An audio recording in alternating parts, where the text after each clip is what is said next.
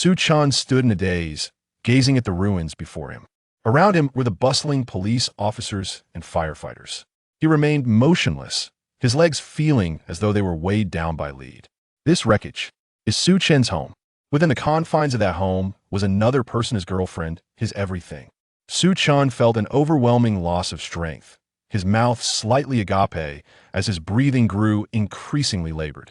Tears would not come. He was at a loss for how to convey his emotions. An orphan raised in indifference, Su Chan found warmth in the presence of Shun Qingwei, the light that illuminated his cold heart, infusing his eyes with hope for life. Shun Qingwei never judged his background or his poverty. Su Chan felt a profound sense of trepidation regarding this love, struggling to accept it. He told Shun Qingwei, "You are too good, I cannot accept your love." Yet, she stood at the edge of the rooftop, challenging him. "I don't care. I ask you, will you accept my love, or watch me jump? Choose." As she stepped back, Su Chen's heart raced, and in a panic, he chose to accept her love. From that moment on, they were together. The chill in Su Chen's heart began to thaw, warmed by her affection. He worked harder than ever, vowing to provide Shun Qingwei with a better life. By day, he delivered takeout, and by night, he drove for rideshare services. He lived frugally, eventually saving enough to build a house in the suburbs. After 5 months, it was completed with minimal furnishings. No longer would he have to rent a place or share a kitchen and bathroom with others. However, just one day after moving in, a monstrous beast appeared, reducing his newly built home to rubble. The air was thick with the scent of blood. Tears began to flow uncontrollably from Su Chen's eyes. Don't die." The tumultuous waves of emotion left him paralyzed. This couldn't be real. This was a safe zone. How could a beast appear here? No, it couldn't be. Indeed, this was the realm of armored warriors, a world filled with dark fiends, orcs, and monstrous beasts. The safe zone was supposed to be a government-controlled area. Su Chan fumbled with his phone, dialing Shun Qingyu's number. Beep, beep, beep, busy signal. He hung up, feeling as though his soul had departed, and redialed, but each attempt yielded the same result.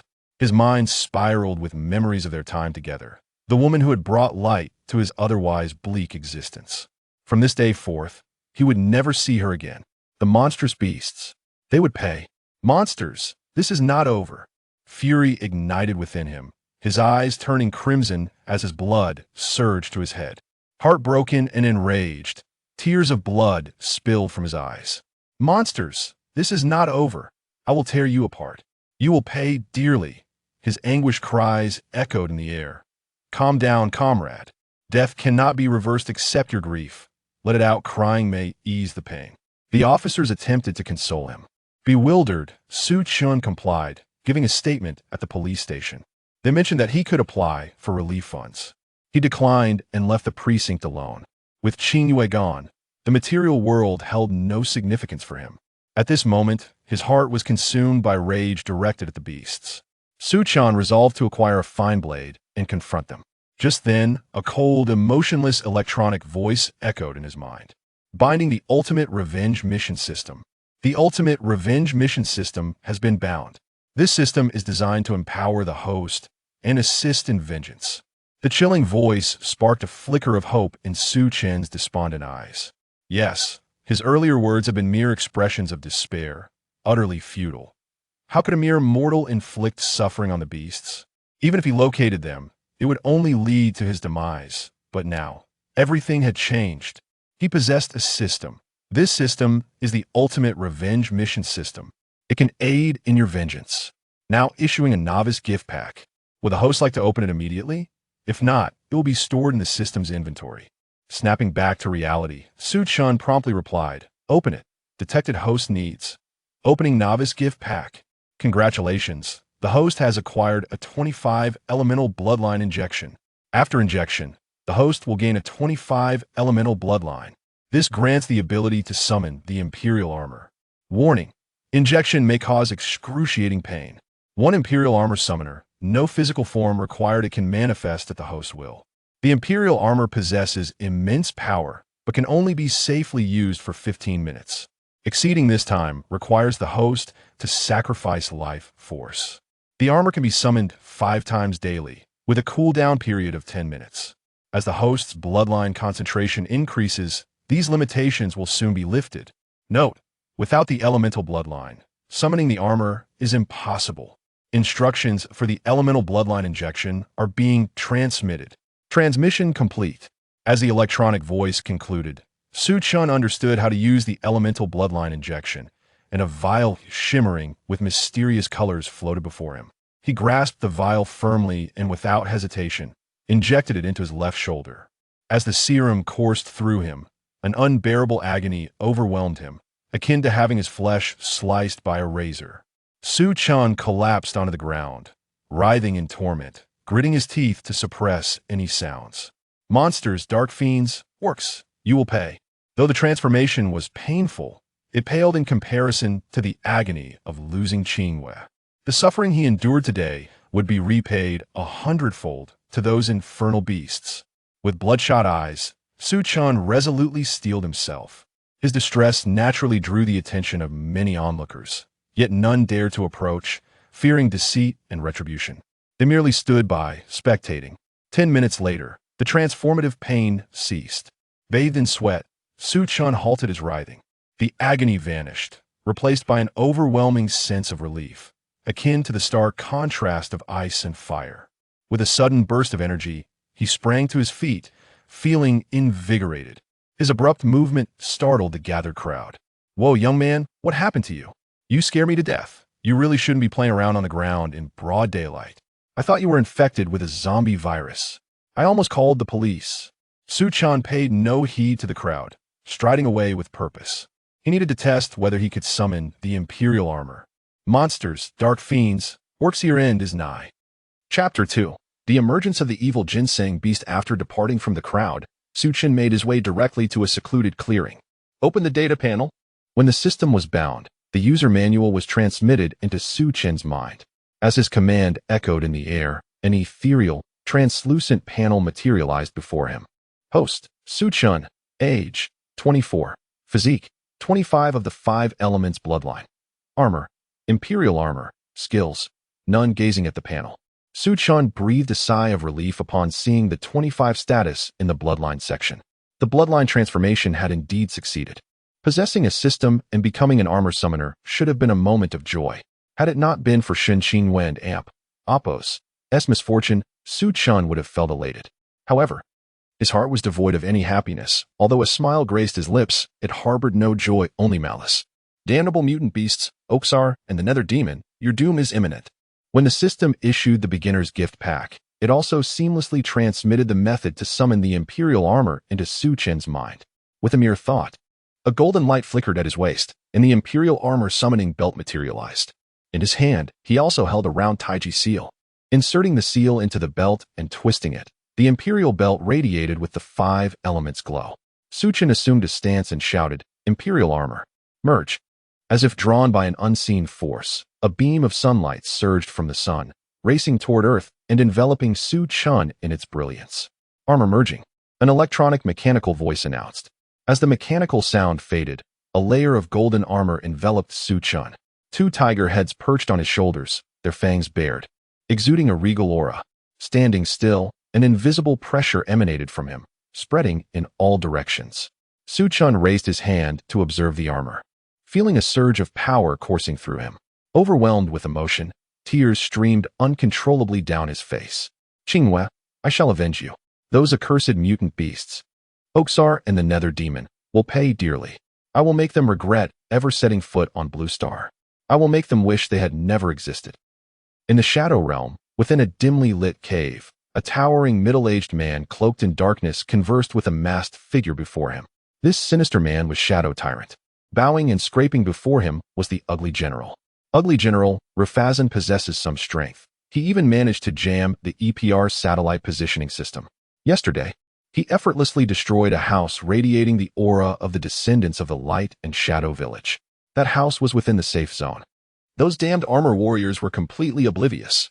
The Ugly General chimed in with a laugh, "All thanks to your exceptional leadership, Lord Shadow Tyrant." "Splendid. The descendants of the Light and Shadow Village deserve to perish." Shadow Tyrant nodded and began issuing commands to the Ugly General. "You have a new mission." He ascended to a dais, palms joined, murmuring incantations. Soon, powerful electric currents crackled through the cave, accompanied by thunderous roars. Shadow Tyrant spread his arms, and a dozen golden magic seals materialized before him. The ugly general gaped in awe, his knees buckling as he fell to the ground, exclaiming, "What a spectacle! Truly a magnificent sight." Shadow Tyrant plucked one of the floating magic seals and swiftly inserted it into a molecular construction machine. "Evil Ginseng Beast, you shall be the one." In the conversion chamber, electric sparks flickered, and shortly thereafter, a blue, one-eyed mutant beast emerged with a deafening roar. This creature was the Evil Ginseng Beast. Shadow Tyrant proclaimed, "Ugly General, your task is to lead the Evil Ginseng Beast to slaughter the descendants of the Light and Shadow Village." After delivering his orders, Shadow Tyrant approached the Evil Ginseng Beast and tossed 2 negative energy capsules into its mouth. These capsules, provided by Rafazan, would enhance the beast and amp Oppo's strength, making it even more formidable and malevolent. Upon consuming the capsules, the Evil Ginseng Beast erupted with a foul stench. "Aya, the descendants of the Light and Shadow Village must die. The armor warriors must perish." The ugly general shouted enthusiastically, "What a sight! Truly a magnificent sight." Following Shadow Tyrant's command, the Evil Ginseng Beast departed from Shadow Mountain, while the ugly general trailed behind, incessantly shouting, "What a sight!" Shadow Tyrant watched the pair leave, unleashing a maniacal laugh. "Armor warriors, your defeat is inevitable. Victory belongs to the Shadow Realm. Ha ha." Meanwhile, Su Chun received a notification. Ding. Task issued. Eliminate a mutant beast. Completion reward. Shura armor summoning device. Failure. Exceeding human limits. Performing 200 push-ups, each a challenge to the host and Oppo's willpower. Terrifying. Excruciating. Upon hearing the reward for completing the task, Su Chun raised an eyebrow. The new Shura armor sounded formidable. This reward was promising. The Imperial armor had a limit on its summoning frequency due to his temporarily impure bloodline. If he could acquire another set of armor, his strength would significantly increase. As for eliminating a mutant beast, Su Chen's goal was to eradicate all mutant beasts. The consequences of failure were merely 200 push-ups. As for the terrifying pain of exceeding human limits, what was more painful than losing Qinghua? He was undoubtedly accepting this task. With a flick of his hand, a golden gate appeared before him. Su Chen stepped through it.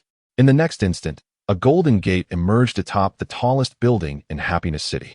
Su Chen emerged from within, surveying the surroundings as he keenly searched for the presence of a mutant beast.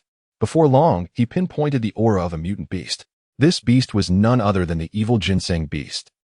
The ugly general, following closely behind the Evil Ginseng Beast, was seething with frustration. Their initial target had been the first primary school, intending to eradicate all the new bloodlines of the Light and Shadow Village. However, upon sensing the presence of the descendants along the way, the Evil Ginseng Beast diverted its course, ignoring the primary target. The ugly general suggested they first deal with the larger target and return to address the smaller one later. But the Evil Ginseng Beast swatted him with a claw, leaving the ugly general's face swollen, nearly dislodging his mask. The ugly general was nearly infuriated. Yet, despite the Evil Ginseng Beast's simple-mindedness, it had restrained its strength. Otherwise, the ugly general would have been sent flying with a single swipe. The Evil Ginseng Beast bellowed. The Evil Ginseng Beast goes wherever it pleases.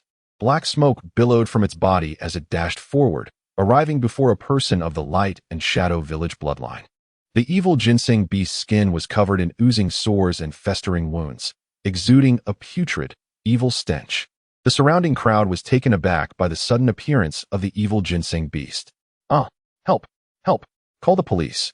It's a mutant beast. How could a mutant beast appear here? Where are the armor warriors? Armor warriors, come save us." The malevolent creature roared in fury. Silence, accompanied by its thunderous bellow. It began to unleash its corrosive venom in all directions. Chapter 3. The defeat of Dongshan. The EPR laboratory was aglow with the incessant flashing of red alert lights, heralding the emergence of dark forces.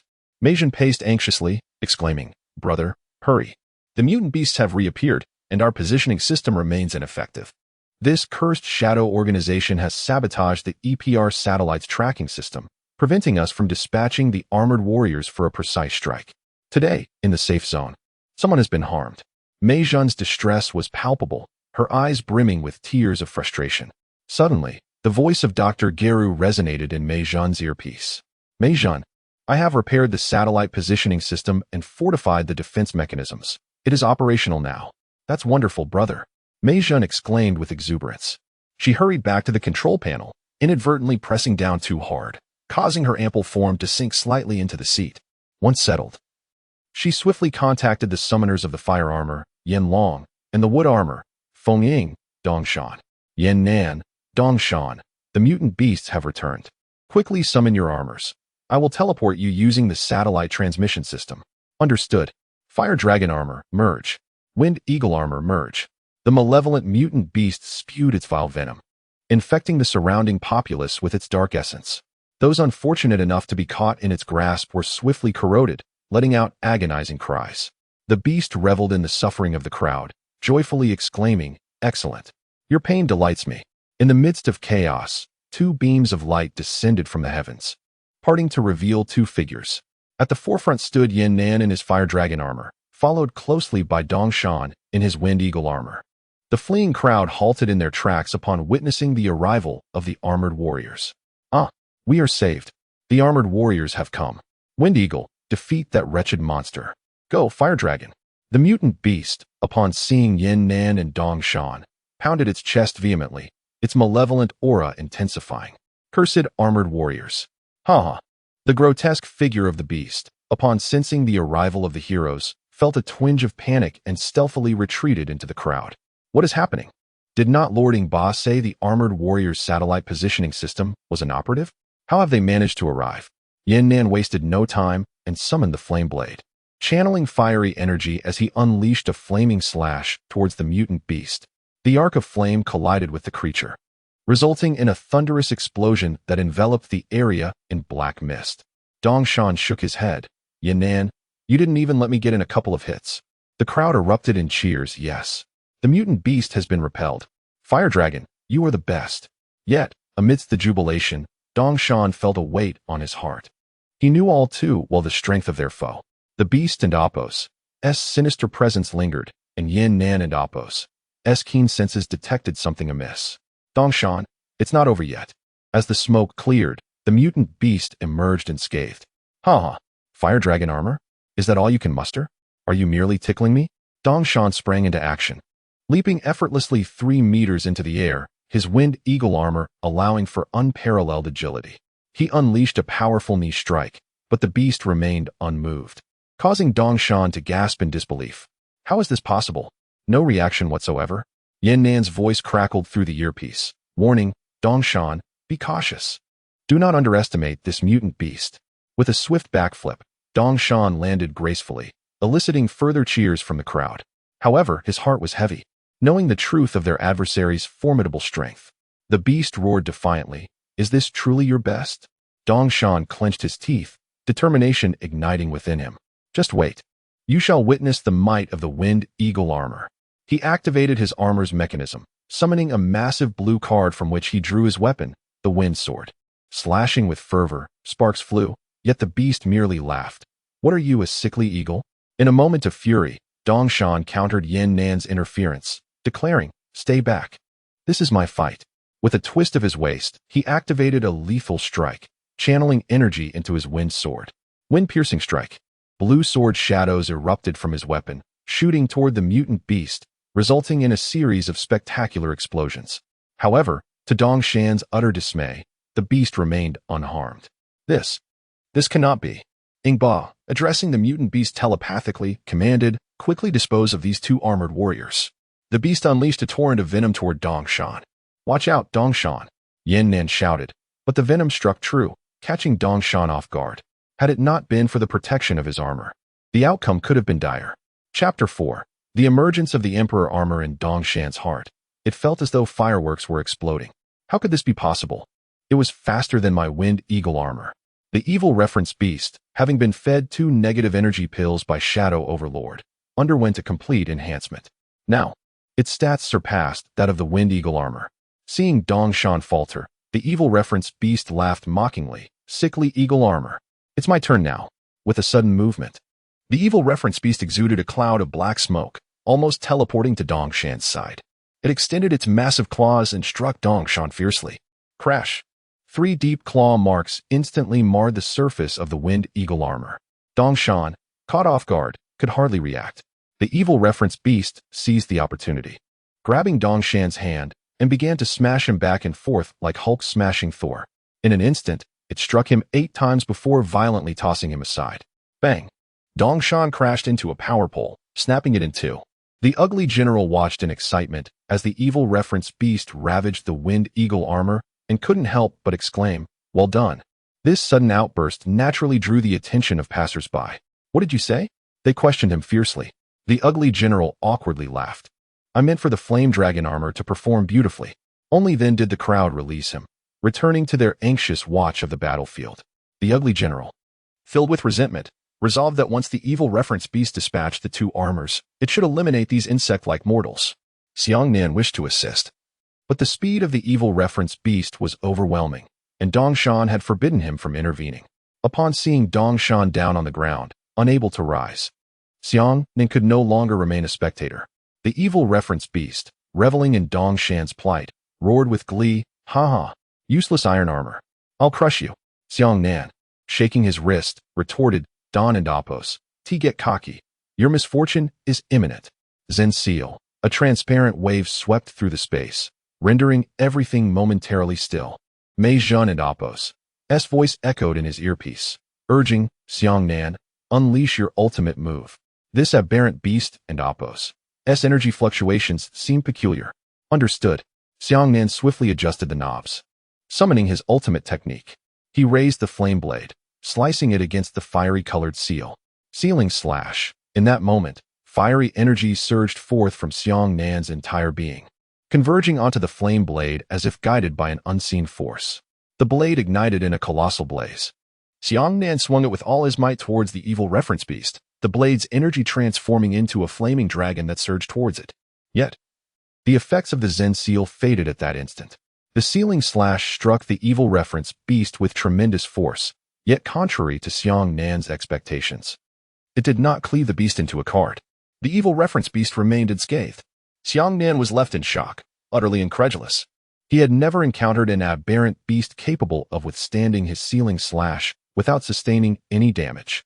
Stunned, Xiangnan stood frozen, while the evil reference beast would not grant him the luxury of contemplation. It shook its body, forcefully spewing forth waves of dark green venom. Xiangnan could only barely fend it off with the flame blade. Each swing drained his energy considerably, just as he was struggling to cope. The evil reference beast flashed forward, standing before him in an instant. "Dongshan, be careful," Dongshan weakly shouted. "Watch out." Mei Jun cried out in urgency. But it was futile. The evil reference beast crossed its claws and struck Xiangnan twice. Sparks flew as the immense force sent Xiangnan flying. He, too, was left incapacitated. First, the Wind Eagle armor fell, followed by the Flame Dragon armor. The scene left the onlookers in utter disbelief. They had always seen the armored warriors triumph over evil forces. Now, the armored warriors had been defeated. It was over. Both Wind Eagle and Flame Dragon had fallen. Who could save us now? Run. Fool. Do you think you can outrun an aberrant beast? What should we do? The crowd erupted into chaos, pessimistic sentiments spilling forth. The ugly general was nearly leaping with joy. This was exhilarating. Mei Jun's mind raced, contemplating how to respond. The aberrant beast and Apos' strength was overwhelming. Dongshan and Xiangnan were no match for it. Panic gripped her, beads of sweat forming on her smooth forehead. There was no choice but to flee. The best strategy was to retreat. She urgently asked, "Dongshan, Xiangnan, retreat now." Xiangnan coughed twice and inquired, "If we retreat, what about the crowd?" Mei Jun quickly devised a calm plan. "Dongshan, you are the fastest. Take the crowd away one by one." Xiangnan, buy us time. Don and Apos, engage directly. Fight while retreating. Xiangnan replied decisively, "Understood." Dongshan nodded in agreement. Just as Mei Jun finalized her strategy, an unexpected event occurred. Su Chen descended from the sky. He arrived at the building just as Mei Jun was strategizing with Dongshan and Xiangnan. A magnetic field of imperial energy enveloped Su Chen, instantly severing communication with Mei Jun, Dongshan, and Xiangnan. Mei Jun shouted anxiously, "Dongshan, Xiangnan, what happened? What in Apos' going on?" But neither could respond. The terrifying Emperor armor, radiating its magnetic field, disrupted the nearby communication signals.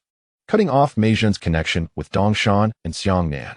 Both Dongshan and Xiangnan stood in stunned silence upon seeing Su Chun, their mouths agape, as if they could fit an egg inside. A new armor. They were all too familiar with it. This was the Emperor armor, the highest authority of the Ming realm.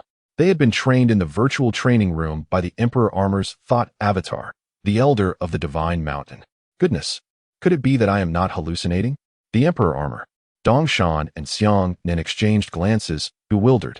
Su Chen's appearance turned the previously panicked crowd, now steeped in despair, into waves of cheers. A new armored warrior had emerged. We are saved. How wonderful. I thought I would meet my end today. I've decided not to order takeout today. I'll dine out on something nice. Xiangnan, weak but resolute, called out to Su Chen, be careful. It's incredibly fast. After uttering this warning, he felt it was unnecessary. Come on, this was the Emperor armor, the king of armors. What was he even cautioning about?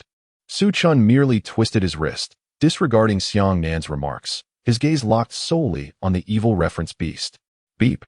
Aberrant beast detected. Beep. Designated target for vengeance identified. Hearing the cold, synthesized voice of the system in his mind, Su Chen's lips curled into a cruel smirk. Damn it, I finally found you. Chapter 5. The tragic malevolent beast. Upon hearing the cheers of the crowd, the malevolent beast let out a furious howl, enraged. How dare they cheer when death is imminent? I demand fear. The creature relished in the negative energy birthed from human despair. The more negativity there was, the stronger it would become.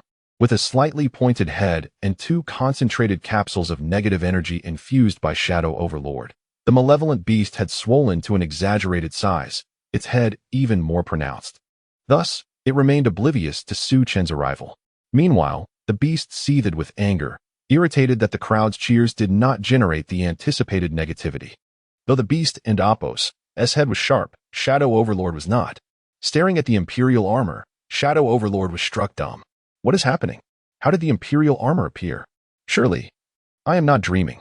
This is impossible, absolutely impossible. Shadow Overlord quickly transmitted a message to the malevolent beast. Fool, look ahead. Only then did the beast notice Su Chun, who had ill intentions. A new armor? None of them could match the malevolent beast.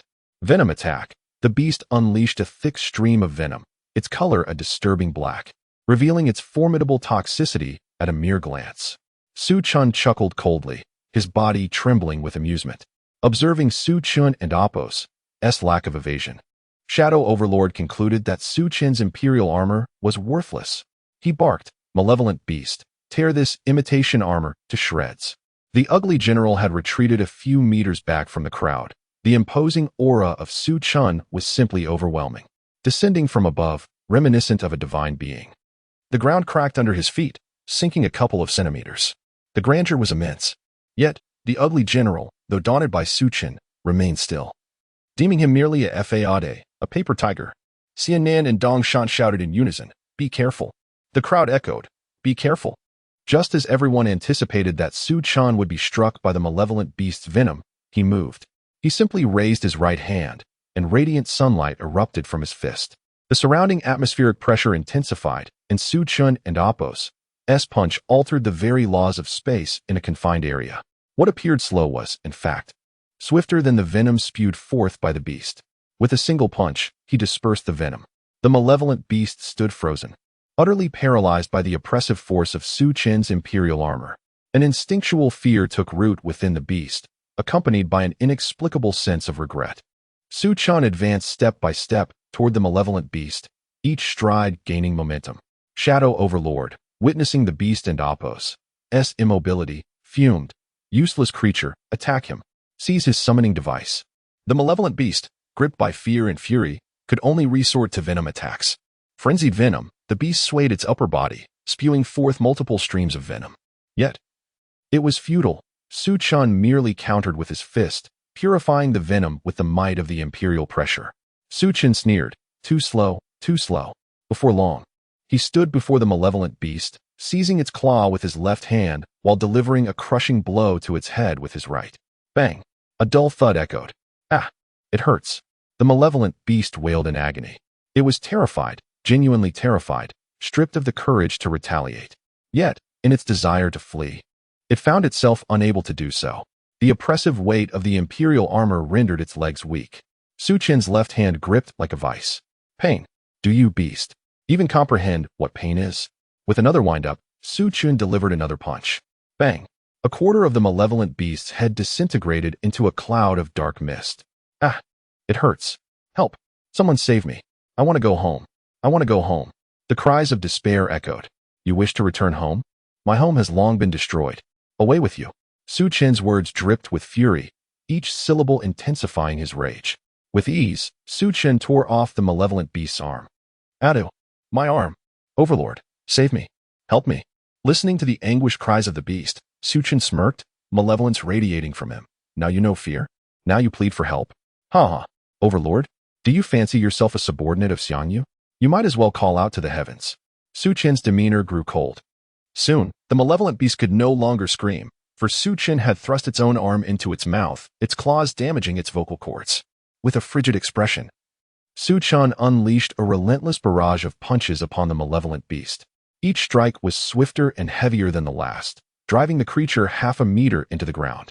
The scene fell silent, devoid of any sound except for the echo of Su Chen's strikes. He mechanically continued to pummel the beast, yet his inner rage only deepened, growing more intense. The malevolent beast, in utter despair, could not fathom such cruelty from a warrior in armor. Was and Apos, it supposed to be sealed? Seal the malevolent beast quickly. Please, seal it before it's too late. The ugly general, witnessing the carnage, was bewildered. Is this a warrior in armor? Is this a hero? He couldn't bear to watch any longer and prepared to sneak away. The onlookers, however, were ecstatic at Su Chen's display of power. Oh, the armored warrior is incredible. Strike harder. This wretched beast doesn't stand a chance. Dong Shan was dumbfounded. The malevolent beast, in Su Chen's grasp, was utterly defenseless. It didn't even dare to move. Xian Nin also stared in disbelief at Su Chen's relentless assault. If he wasn't mistaken, Su Chen hadn't even unleashed a single skill. He was purely relying on his fists and feet to subdue a creature that could not be vanquished by the sealing techniques. Watching Su Chen's cold fists, Xian Nin shivered. What is happening? The armor, which symbolizes justice and light, emanates an unsettling darkness from Su Chen just as the ugly general was about to slip away unnoticed. Shadow Overlord and Apos' voice echoed. Ugly general, what are you doing? Feeling guilty, the ugly general replied, Overlord, this armored warrior is far too powerful. We stand no chance at all. I can't be of any assistance. I should retreat. Shadow Overlord roared in anger. You useless creature. Fool. The malevolent beast has yet to be sealed. As long as it returns, consuming a concentrated capsule of negative energy will suffice. Did I not instruct you to bring the hypnotic soul-transferring stickers? Apply them to a few humans. Irritated, the ugly general felt a surge of resentment toward Shadow Overlord. If it weren't for the malevolent beast's own recklessness in coming here, how would they have encountered the armored warrior and been reduced to this state of pleading? Am I the fool? That beast is the true embodiment of stupidity. However, after listening to the words of the film Overlord, the ugly general also breathed a sigh of relief, as long as he did not have to take the stage himself. Placing a sticker was still a feasible option. Chapter 6. Should the abnormal beast be punished? In order to execute Ing Ba's orders, the grotesque general stealthily returned to the crowd. Once amidst the throng, he feigned enthusiasm, exclaiming, oh, the armored warrior is magnificent. Oh, the armored warrior is formidable. While rallying the crowd, he discreetly retrieved a hypnotic charm from his pocket and surreptitiously affixed it to 5 individuals. The moment it adhered, a dense cloud of black mist emanated from the charm before dissipating into nothingness. The grotesque general then unobtrusively distanced himself from the crowd, positioning himself for a swift escape. Why have you instructed me to apply this hypnotic charm? He pondered internally. Do you intend for these mortals to rescue the abnormal beast? This charm, a coveted treasure obtained from Lufa, had consumed considerable time to refine. Lufa had already seized control, harvesting negative energy at will. The charm's purpose was to allow Ingba to manipulate a person's physical form from afar. But what use is controlling mere flesh? Would you have these fragile mortals confront the abnormal beast? Even the abnormal beast cannot contend with the new armored warrior. What purpose do these mortals serve? It is no wonder the grotesque general found himself questioning profoundly. Upon sensing the general and Apos' doubts, Ingba sneered, Fool, why can and Apos? Do you think for yourself? The grotesque general, with a sycophantic tone, replied, I am but a simpleton, I beseech you to enlighten me. Despite his outward subservience, he harbored ambitions of usurping Ing Ba's position, merely awaiting the opportune moment. Ing Ba, with a smirk, remarked, I do not control these humans to engage in battle with that wretched armored warrior. Rather, I intend to coerce, to morally bind him. He is the armored warrior, a paragon of virtue, and would never disregard the lives of these mortals. Upon hearing this, the grotesque general and Apo's eyes widened in astonishment, and he exclaimed, what an eye-opener. Truly enlightening. The abnormal beast shall be saved. You are incredibly astute, my lord. Ing Ba, dismissing the general and Apo's flattery with a scoff, began to weave a spell, muttering the incantation provided by Lufa. Soon, the 5 individuals under the charm's influence exhibited signs of dark energy emanating from their eyes and trembled violently. Within a minute, they had completely succumbed to Ing Ba's will. Meanwhile, Su Chun continued to pummel the abnormal beast, which was barely clinging to life. With a spectacular somersault, the 5 controlled individuals leaped from the crowd, landing 5 meters away from Su Chun. What just flew by? Someone exclaimed. Did you not see that? Something just passed. No, I didn't. Ing Ba seized the moment, commanding the 5 under his control in unison. Halt. Spare the beast. Su Chun, who had been relentlessly striking the abnormal beast, paused. You, the armored warrior, cease your assault. If you do not comply, I shall unleash a self-destruct on these 5 individuals. 5 lives are at stake. Ing Ba and Apo's declaration instantly captured the attention of everyone present. Shi Nan, discerning the dark influence over the 5, recognized the perilous situation. If the abnormal beast were not released, those 5 lives would surely perish. Yet, if they let the abnormal beast go, capturing it again would prove challenging. Despite its grievous condition, the abnormal beast could recover if fed with negative energy. Though severely injured, it was only a matter of time before it returned to full strength. This formidable creature could not be allowed to escape. Shi Nan clenched his fists, torn between the impending loss of 5 lives and the risk of letting the beast go. What to do? Dong Shan felt a profound despair. The situation was dire. The shadowy forces were utterly shameless, resorting to such underhanded tactics. Have some decency. If you have the courage, fight openly, he shouted in frustration. Dong Shan and Apo's outburst resonated with passers-by who joined in support. Indeed, how despicable. The Windhawk is right. If you have the guts, fight fairly. At that moment, Ing Ba laughed maniacally. What a joke. Do you think you were strong? Without the Emperor armor, you would have been defeated long ago. Go call your mother. Dong Shan's face flushed crimson, unable to refute. He had narrowly escaped disintegration just moments prior. Without his armor, he was no match for the abnormal beast. The weight of his powerlessness bore down on him like never before. Shi Nan, through the earpiece, urged, Dong Shan, arguing is futile, let us see how he chooses. Their hearts sank. Indeed, words held no weight in this situation. 5 lives hung in the balance. It seemed the abnormal beast would be released today. At that moment, all eyes turned to Su Chun, eager to witness his decision. With a smile, Su Chun raised his right hand and struck down with tremendous force. A resounding thud echoed as he unleashed 120 layers of power, obliterating the abnormal beast's head into nothingness. Shi Nan and Dong Shan were left in shock. The grotesque general questioned his existence. Ing Ba was rendered speechless, beginning to doubt the effectiveness of the hypnotic charm. Had Su Chun truly not heard his words? This was utterly bizarre. How could he disregard 5 lives? What was transpiring? Was he the villain, or was it Ing Ba? Who could clarify this confusion? Panic-stricken, Ing Ba commanded the 5 individuals in unison, Stop. Emperor, are you deaf? If you strike again, I will make these 5 vanish. Did you not hear my warning? Su Chun remained silent, instead tearing off one of the abnormal beast's arms and tossing it into the air. With another punch, infused with the blazing light of the sun, he rendered the beast into oblivion. The grotesque general and Ing Ba were both aghast. What was happening? The more Ing Ba spoke, the more fervent Su Chun became. Emperor, what on earth are you doing? You are the righteous armored warrior. How can you disregard the lives of 5 people? Have you not realized the cruelty of your actions? How can you not simply seal the abnormal beast? Should it endure such torment? What if it wishes to reform? Chapter 7. Sinan. Are we truly going to save the enhanced beast? Upon hearing Ing Ba's words, Su Chun rose to his feet, his foot pressing down upon the broken body of the malevolent beast.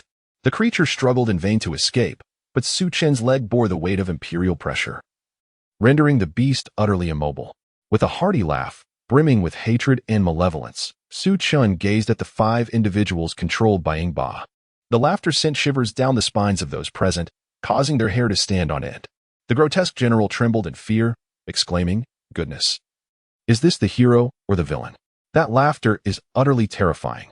Seeing Su Chun pause, Ingba finally exhaled a sigh of relief, albeit momentarily deriding Su Chun in his thoughts. "I, Ingba, do not believe you truly care for the lives of those 5. After reveling in his mirth, Su Chun pointed vehemently at the malevolent beast beneath him, bellowing, "Can it truly change for the better? By what right does this creature deserve redemption? What gives it the privilege to live sealed away? Who can bring my Qinghua back? Who, I ask, can restore my beloved Qinghua? Answer me." His voice, augmented by the imperial armor, resonated like a dragon's roar, exploding in the ears of the crowd. Ingba was left bewildered by Su Chen's tirade, questioning, "What is going on? Who is this Qinghua? Why am I being insulted? Is he mad?" Sinan, observing Su Chen's increasingly unstable demeanor, felt a sense of foreboding. It was clear to him that Su Chun would not relent in his pursuit of the malevolent beast, putting the lives of the 5 innocent humans in jeopardy. This situation could not be allowed to escalate. Sinan spoke urgently into his earpiece. "Dongshan, the emperor's state is unstable. We must prevent him from killing the malevolent beast." Dongshan was taken aback by Sinan's words, frozen in shock as if encased in ice. He stammered, "Sinan, what are you saying? We are going to save the enhanced beast?" With a heavy sigh, Sinan replied, "Otherwise, shall we stand idly by and watch 5 innocent lives extinguish? There will always be another chance to seal the beast. But isn't the enhanced beast unable to be killed? It can only be sealed," Dongshan retorted. Sinan shook his head. "I am not entirely sure. I merely have an instinctive feeling that he could completely obliterate the malevolent beast." "Enough talk. Time is of the essence. Can you still activate the Zen seal?" "Yes." In unison, they extended their hands, intertwining them. As their palms met, ripples of energy emanated forth. Buzz, Zen seal. This space was now under the dominion of Sinan and Dongshan. Sinan swiftly approached Su Chun, while Dongshan leaped ahead to stand before him. Although Sinan and Apos' strategy was meticulously crafted, an unfortunate reality dawned. Su Chun was impervious to the effects of the Zen seal. The imperial armor negated any influence from the elemental armor, despite Su Chen's bloodline not being entirely pure. Narrowing his eyes slightly, Su Chen sought to discern the intentions of the two. Dongshan, feeling the oppressive weight of Su Chen's aura, found his heart racing. "What do we do now, Sinan? Remove his foot and rescue the malevolent beast." "Dongshan, are we truly going to save the enhanced beast?" Silence enveloped them, both ensnared in a web of moral conflict. It was a question fraught with complexity. If they allowed the beast to escape, it would undoubtedly revert to its malevolent ways upon recovery. Yet, failing to act would result in the cessation of 5 vibrant lives. It was a dilemma akin to an unsolvable trolley problem. Chapter 8. You are unworthy of your armor. After a moment of hesitation, Sinan made a decision. As the captain, it was his responsibility to act. He resolved to rescue the evil ginseng beast from Su Chen's grasp. Sinan could not bear to witness the innocent bystanders perish before his eyes. Gritting his teeth, he declared, "Dongshan, we must save the evil ginseng beast. We cannot stand idly by while innocent lives are lost here. You go and move his foot. I will keep watch." Dongshan nodded in agreement. Sinan and Dongshan were in close proximity to Su Chun, thus their plan was overheard clearly. Upon hearing Sinan's intention to rescue the evil ginseng beast, Su Chun chuckled. As a warrior clad in armor, he found it absurd to be associated with a beast. These 2 fools were utterly unworthy of their armor. Soon, a cold smile spread across Su Chen's face. If the armored warriors before him were truly capable, his girlfriend would not have perished. Now, to speak of mercy in this moment was revolting. Today, he would eliminate the evil ginseng beast. Not even Jesus could intervene. After Sinan made his decision, Dongshan prepared to move Su Chen's foot, while Sinan remained vigilant, watching Su Chen closely. Just as Dongshan braved the emperor's oppressive aura to approach Su Chen's foot, an unforeseen event transpired. With the power of the emperor surging, a radiant light enveloped Su Chen's left leg. Sinan's eyes widened in alarm as he realized the danger, urgently warning, "Dongshan, be careful." But it was too late. Everything was too late. By the time Dongshan sensed the imminent threat, it was already beyond his control. Su Chun and Apos' leg, infused with the brilliance of the sun and an overwhelming presence, was upon Dongshan and Apos' face. The woodwind eagle armor was indeed known for its speed, yet it was merely swifter among the 5 elemental armors. When faced with the ultimate manifestation of light and shadow, the Emperor armor, it could only concede defeat. The only recourse for Dongshan was to shield his head with his arm. Bang!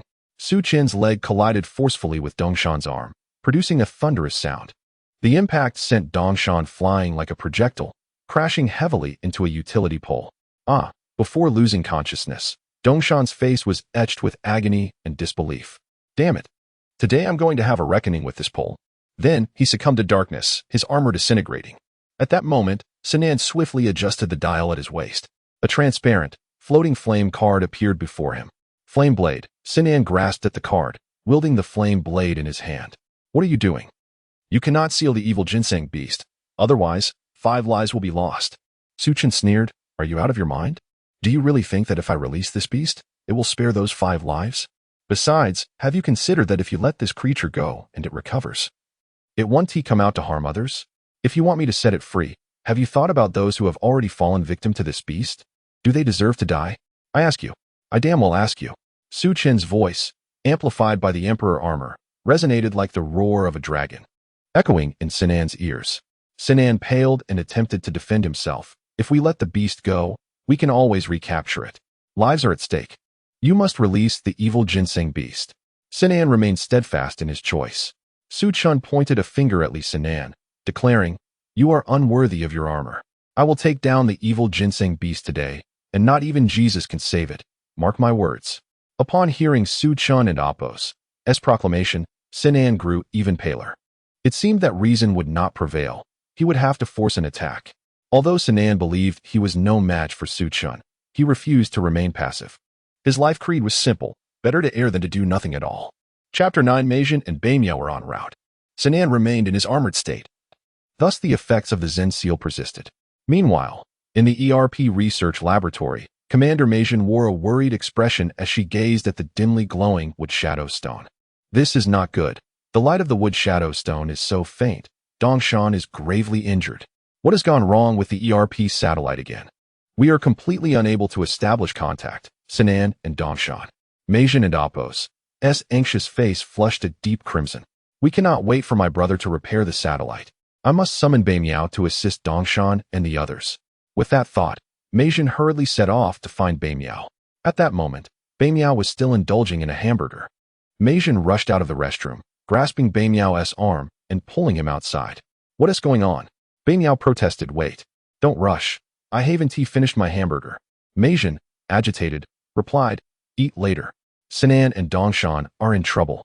Beimiao hastily devoured the last of his hamburger upon hearing the news of Sinan's predicament, narrowing his eyes in concern. Deep down, Beimiao had long coveted the position of captain. What has happened? He inquired. The wood shadow stone's glow has dimmed, and Dongshan is in distress. Sinan and Dongshan are on a mission together, and the satellite has malfunctioned. We can no longer reach them. Meijin frowned, adjusting the miniature positioning device in her hand. We must go help. Beimiao nodded and asked, Why not teleport me over? This Captain Sinan is unfit. If I were there, Dongshan would certainly not be injured. Alas, the satellite is inoperable. We cannot teleport. Fortunately, we have confirmed Sinan and Dongshan's last known location. Quickly, get in the car. You drive, and I will guide you. Meijin exclaimed with excitement. Meanwhile, on Su Chen's side, Sinan swiftly twisted the knobs, preparing to unleash 2 strikes using the flame dragon armor and Apos' ultimate skill. His energy was nearly depleted, but knowing Su Chen and Apos' formidable strength, he resolved to give it his all. Regardless of the outcome, he would not hold back. Demon Sealing Slash. Sinan raised the blazing blade with both hands, delivering a fierce slash towards the lethal talisman before him. In an instant, flames surged around them. The blazing blade ignited with searing fire. The sheer energy contained within the 2 lethal talismans made Sinan's hands tremble, and beads of sweat began to trickle down his forehead. Flames coiled around the blade, flickering in and out of sight. In the next moment, Sinan roared, Flame Dragon Armor, Ultimate, Demon Sealing Slash. He flickered as he closed the distance to Su Chen. When he was merely 2 meters away, he leapt high into the air. The blazing blade arced above Su Chen's head, unleashing a ferocious burst of fiery energy. He struck downwards twice with the blade, sending 2 waves of flame energy hurtling towards Su Chun. Though mildly irritated by Sinan's relentless assault, Su Chun remained unfazed.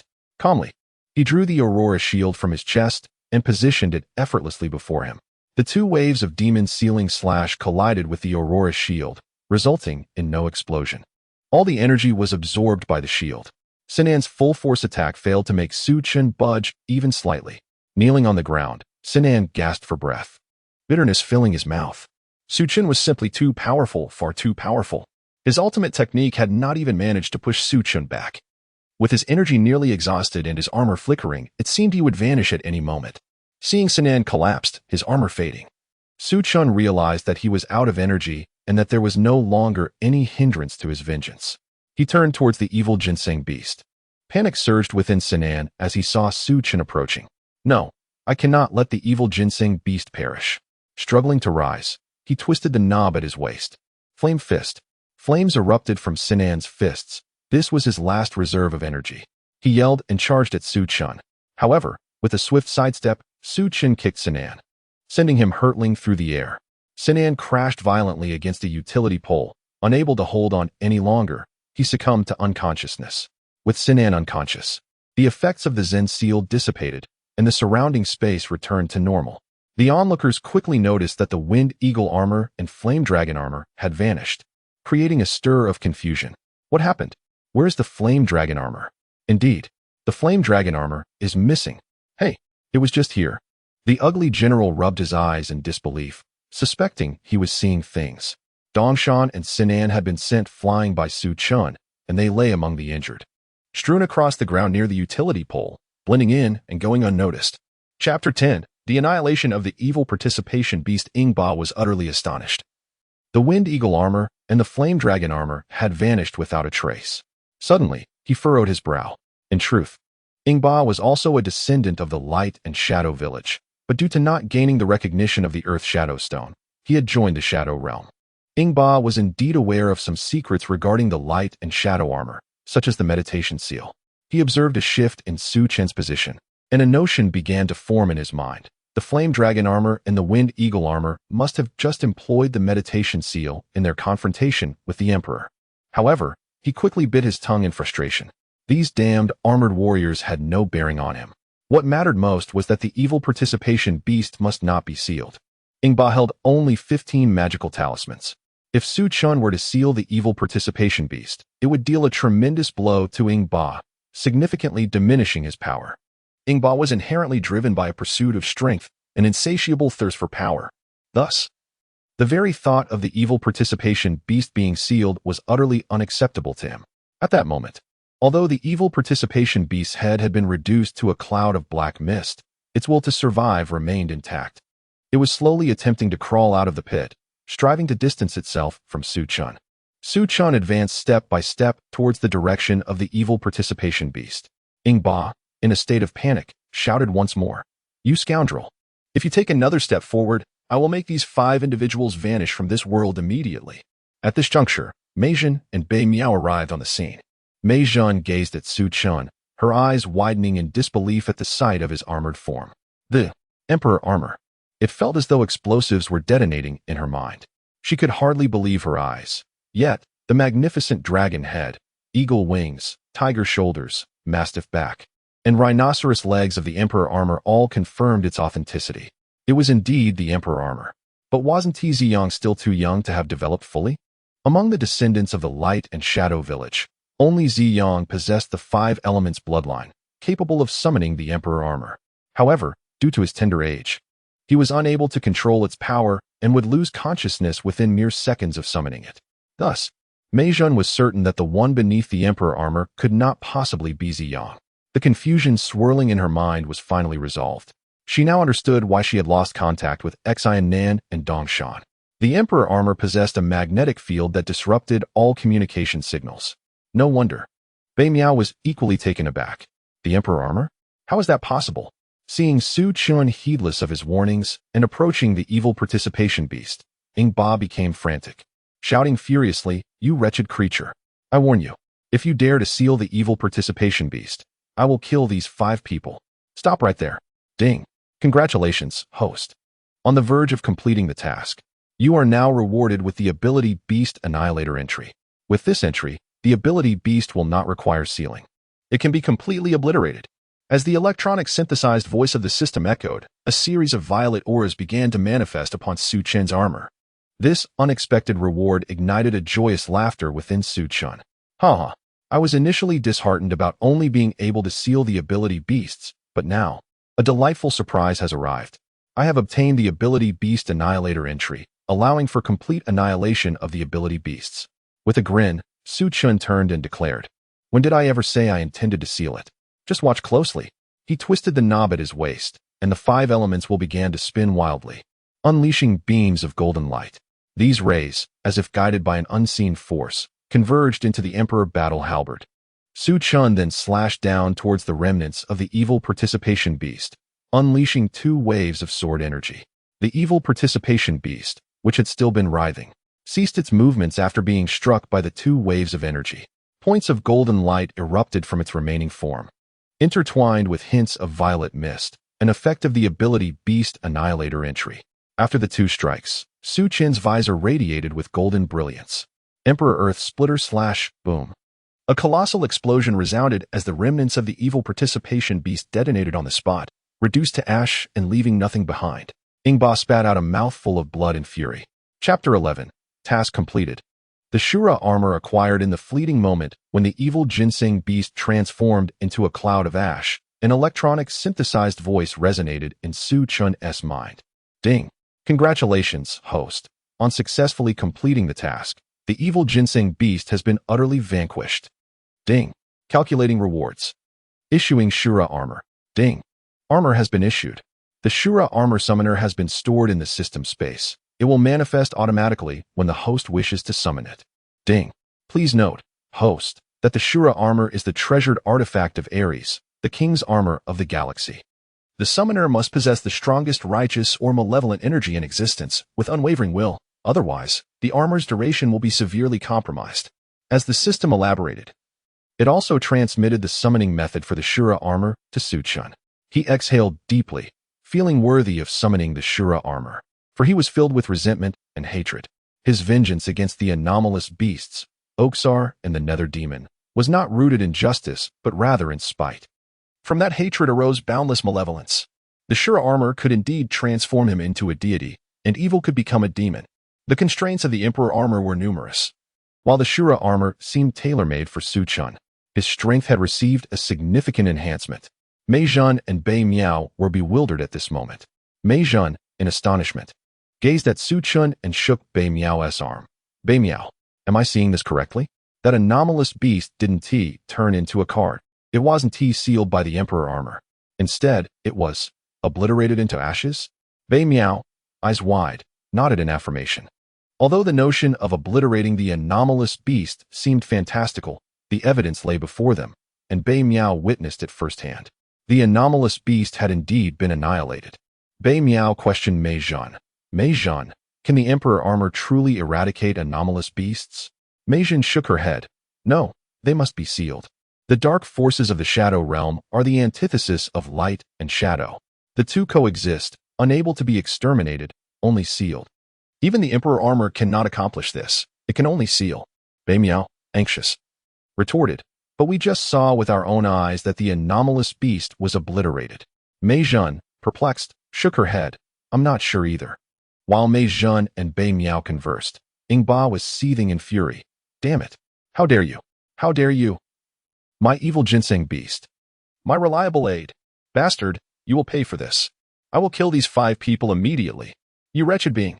Ingba, and I will not rest until you pay. Mei Zhen and Bei Miao naturally overheard Ingba's outburst. Mei Zhen panicked. What should we do? What should we do? 5 innocent lives are at stake. Where is Xi and Nan? Where is Dong Shan? Where are they? Bei Miao, as the armor summoner, possessed heightened senses due to the armor's enhancement. Upon hearing Mei Zhen's words, he began to search. Soon, he spotted Dong Shan and Xi and Nan on a nearby utility pole.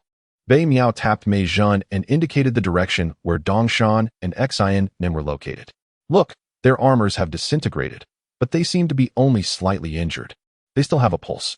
Bei Miao remarked. I told you, Let me handle the task.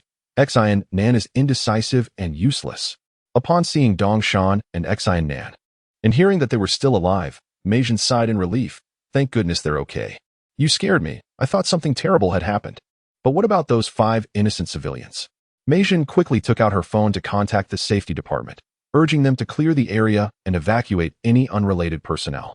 Listening to Ing Ba's threats, Su Chen laughed and exclaimed, "You trash, insect, scum. You think you can coerce me into submission? What are you? You dare threaten me? Let me make it clear today. I, Su Chen, will individually eliminate each of your so-called anomalous beasts, the Nether Demon and Oksar. I will make you regret ever coming into this world. Whatever you intend to do now is futile resistance, utterly ineffective. For every malicious act you commit, I will return it 1,000-fold. Even if you beg me now, I will not spare you." Every word Su Chen uttered resonated with the Emperor's dragon roar, his presence overwhelming. Bei Miao observed Su Chen, contemplating. After today's events, Xian Nin would undoubtedly be unfit to be captain. That position was rightfully his. Su Chen possessed formidable strength. How splendid it would be if he could have him as a subordinate. Mei Jun was still fretting over what to do. Before long, personnel from the safety department arrived to clear the scene. The grotesque figure trembled with fear, thinking, "I have done what I needed to. Can I leave now? This new armor is terrifyingly malevolent. So cruel." The grotesque figure's heart raced, still beating erratically. With the arrival of the safety team, he hurriedly retreated amidst the crowd. Once the area was cleared, only 5 individuals remained under Ing Ba's control: Mei Jun, Bei Miao, Dongshan, and Xian Nan. In a cave, Ing Ba furiously wiped the blood from the corner of his mouth. "So you wish to be arrogant, do you? Just wait." Ing Ba began to chant a spell. "Mishi Mishi, you shall not be trash. If you do not transform into trash, then I shall. Obey my command. Souls descend. Burn your life." As Ing Ba finished his incantation, the 5 individuals suddenly ignited, emitting wretched cries. In no time, their lives were utterly extinguished. "Bastard, just wait. You will pay for your reckless actions today. You will regret it. You shall surely regret it." Ing Ba roared amid the flames consuming the 5. Su Chen observed coldly, pondering the futility of empty threats. Clenching his fists, the defeat of the evil ginseng beast alleviated much of his pent-up frustration. Ing Ba glared at Su Chen through the flames, wishing desperately to tear him apart. Su Chen, however, retaliated with a cold punch, the aura of the Emperor shattering the flames into nothingness. Ding. 15 minutes have elapsed. Does the host choose to burn their life? If no response is given, the armor will automatically disarm. Su Chen chose not to continue donning the Emperor armor. Ding. No intention of continued armament detected. Disarming immediately. As the system's voice faded, the Emperor armor adorning Su Chen began to dissolve into ethereal golden particles, slowly dissipating. Su Chen's figure began to reappear. With matters resolved, he decided to depart. Yet, an unexpected turn of events unfolded. "Hey, Emperor Armor Summoner. You're not just going to walk away, are you?" Bei Miao called out. Su Chen frowned, but did not turn back. Feeling disregarded, Bei Miao's pride was wounded. He had intended to leverage Su Chen's actions to undermine him, hoping to persuade him to support his claim as the captain of the armor squad. However, to his surprise, Su Chen ignored him completely and began to leave. Unable to tolerate this slight, Bei Miao hastily pursued him. Mei Jun, stop him. Don't let him go. Chapter 12. The Shura Armor, Merge. Bei Miao was running at an astonishing speed, leaving Mei Jun unable to halt his advance. His teeth were nearly ground to dust with frustration. How dare this scoundrel disregard him? So what if he could summon an imperial armor? His black rhinoceros armor was equally formidable. He had observed Su Chen's battle with the evil ginseng beast with clarity. Su Chen's technique was utterly chaotic, devoid of skill. Bei Miao believed that the evil ginseng beast was merely too foolish to realize it was being toyed with. If it were him, he would have easily outmaneuvered Su Chen. Bei Miao distinctly sensed that when Su Chen's imperial armor disintegrated, the energy emanating from him plummeted drastically, to a terrifying extent.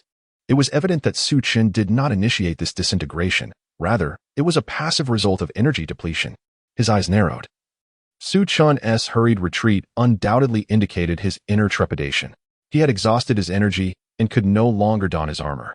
With this realization, a wicked smile crept across Bei Miao's face as he swiftly maneuvered to position himself behind Su Chen, gripping his shoulder. "You brat. After committing such a grave error, Do you think you can simply walk away? Su Chen halted, shaking off Bei Miao's grip, and irritably retorted, "What do you want?" "Oh, what do I want? You just caused the deaths of 5 people. You dare to ask me that?" Bei Miao responded sarcastically. Mei Zhen shouted, "Bei Miao, don't act recklessly." Unfortunately, her plea fell on deaf ears.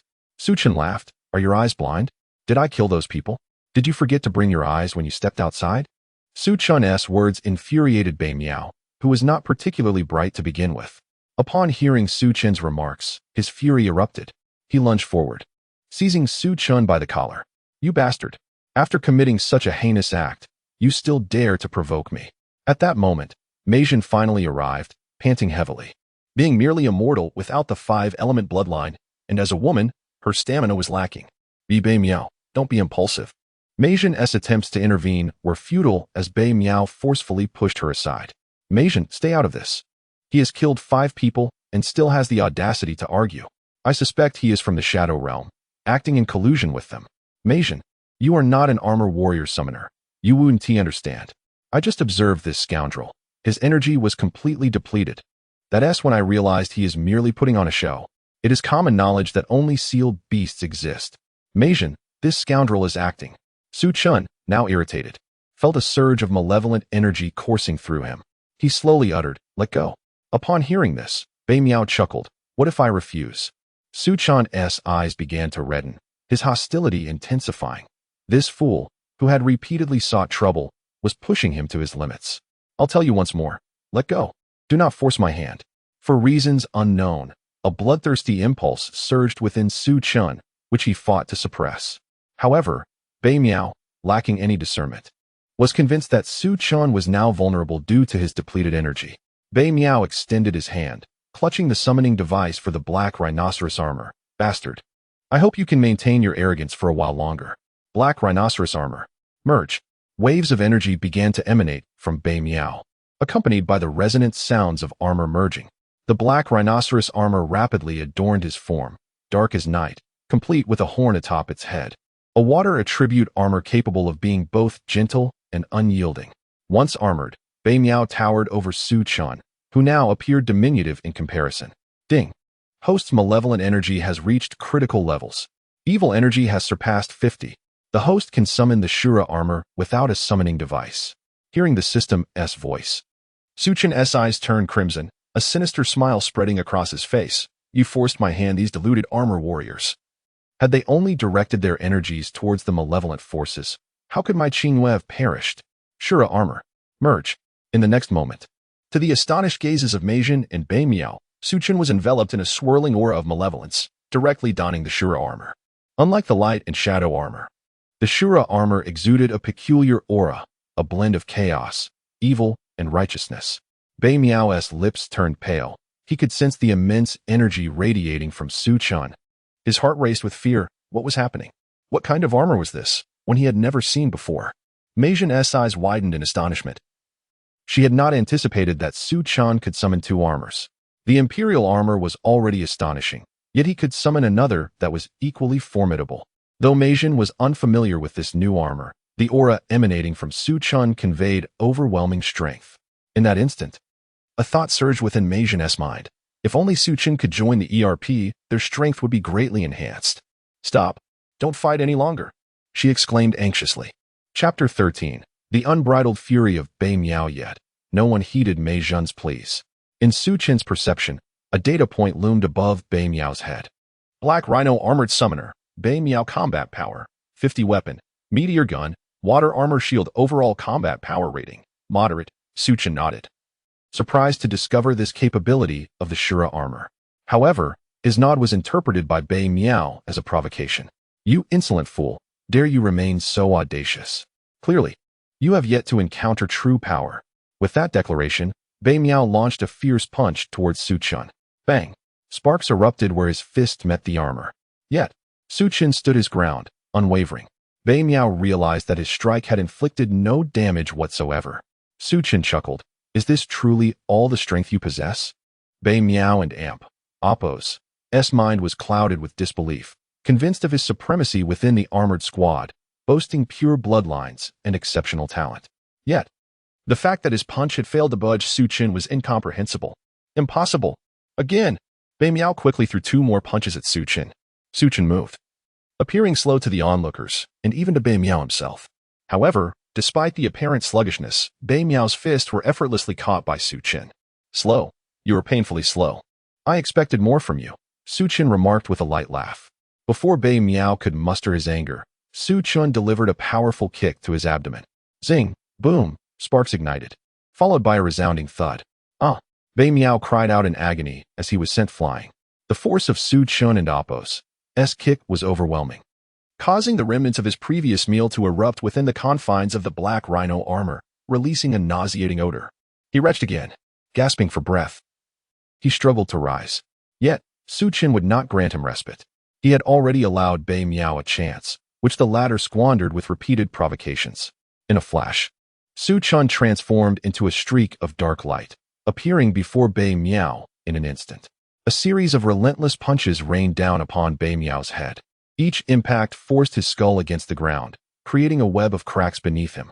Bei Miao's own vomit was forcibly swallowed back down with each blow. Within the confines of the black rhino armor, Bei Miao and Appo's eyes burned crimson, filled with humiliation. This was a disgrace he had never endured before, having his head pounded into the ground while being forced to consume his own vomit. Yet, he could not afford to purge it completely. Doing so would prevent him from making any threats. With great effort, he suppressed the urge to expel it, desperately swallowing the remnants. Thankfully, the black rhino armor was the most defensively robust among the 5-element armors. Under Su Chen's tempestuous assault, Bei Miao's physique sustained minimal damage. Finally, having swallowed the last remnants, he could speak. Tears threatened to spill from his eyes, overwhelmed by the humiliation. Damn you! You seek death. Just wait until I rise. I will make you pay dearly. Su Chen was taken aback. This fighter could still articulate threats. Clearly, he possessed some strength, likely due to his previous lack of adversity. Su Chen smirked wickedly, resolving to ensure Bei Miao faced repercussions today. With a foot planted upon Bei Miao's head, Su Chen taunted, "Fool, you still wish to act tough?" He continued to stomp down upon Bei Miao's skull, each step heavier than the last. Eventually, Bei Miao could endure no more. With a surge, the hidden energy within his back exploded forth. Bei Miao twisted the dial at his waist. Water armor shield, a small green shield materialized, interposing itself between Su Chen's foot and Bei Miao's head. Su Chen found himself unable to apply further pressure. Bei Miao's eyes glowed with rage, filled with a desire for vengeance against Su Chen. Today, he would make Su Chen pay. Slamming his right hand onto the ground, he utilized the surface's force to break free from Su Chen's grasp. Mei Zhen, in a frenzy, implored, "Stop fighting. Please, everyone calm down." Both Su Chen and Bei Miao were now armored, and Mei Zhen dared not intervene, resorting instead to verbal mediation from the sidelines. However, her words had no effect on Bei Miao, whose fury surged. Nor did they sway Su Chen, whose malevolent intent was palpable. Despite Mei Zhen's beauty, Su Chen's heart remained impervious to her charms. Mei Zhen could only watch in frustration as Bei Miao regained his footing, distancing himself from Su Chen. With fury boiling within him, Bei Miao pointed an accusing finger at Su Chen, bellowing, "Trash. I will see you dead today." As he spoke, he swiftly adjusted the dial at his waist. A green lethal sticker materialized before him. Raging waterfall strike. Bei Miao twisted the dial once more, drawing forth his signature weapon, the meteor gun. Lightly touching the strike imprint, the lethal sticker's energy concentrated at the tip of the meteor gun. Water energy rapidly coalesced, drawing moisture from the surrounding air, converging upon Bei Miao's weapon. "You wretch, even if you beg for mercy today, I shall not relent." Chapter 14. Do you truly believe victory is assured? Bai Ming's eyes were bloodshot as he unleashed what he believed to be his most formidable strike. The torrent of water surged forth, transformed into a swirling vortex, hurtling towards Su Chen. Witnessing Bai Ming's obstinacy ignited a flicker of murderous intent within Su Chen. The malevolent energy emanating from him began to spread uncontrollably, swirling in a violet haze around his form. With a deft motion of his hands, Su Chen gathered this sinister energy, the purple aura coalescing before him. In an instant, he successfully crystallized a sphere of dark energy. At that moment, the torrent was merely 3 meters away from him. Su Chen had completed his energy accumulation. Shura's 100 breaks, Su Chen unleashed a torrent of malevolent energy towards Bai Ming. The sound of explosive force reverberated through the air, Each wave of energy emitted from Su Chun bore the weight of 1,000 mountains. In the face of Su Chun and Appos, Shura and Appos, 100 breaks, Biming and Appos, torrent was rendered insignificant, swiftly dissipated. Almost instantaneously upon contact, the torrent was obliterated. Su Chen's, Shura's 100 breaks surged relentlessly towards Biming. Impossible. This cannot be happening. This is my most proud technique, the torrent. How could it be so effortlessly shattered? Biming's mind was consumed with disbelief. Meijin shrieked in alarm, "Show mercy. Biming, be careful." She was deeply astonished. She knew well of Biming's prowess. Yet, to see his ultimate technique dismantled so easily by Su Chun was shocking. However, Meijin's pleas did not slow Su Chen's onslaught. Instead, they only fueled his ferocity. Biming had persistently provoked him, and countless chances had already been extended. Ding. Detection indicates that the host's wrath is intensifying. The anomalous energy is amplifying. Su Chen's, Shura's 100 breaks continued to rain down upon Biming.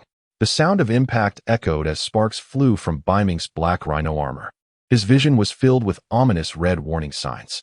Biming felt a surge of desperation and rage. He could not allow this to continue, lest his armor be shattered into pieces. What to do? What to do? Biming strained to twist the dial at his waist, summoning the water armor shield. The emergence of the shield provided him with a brief respite.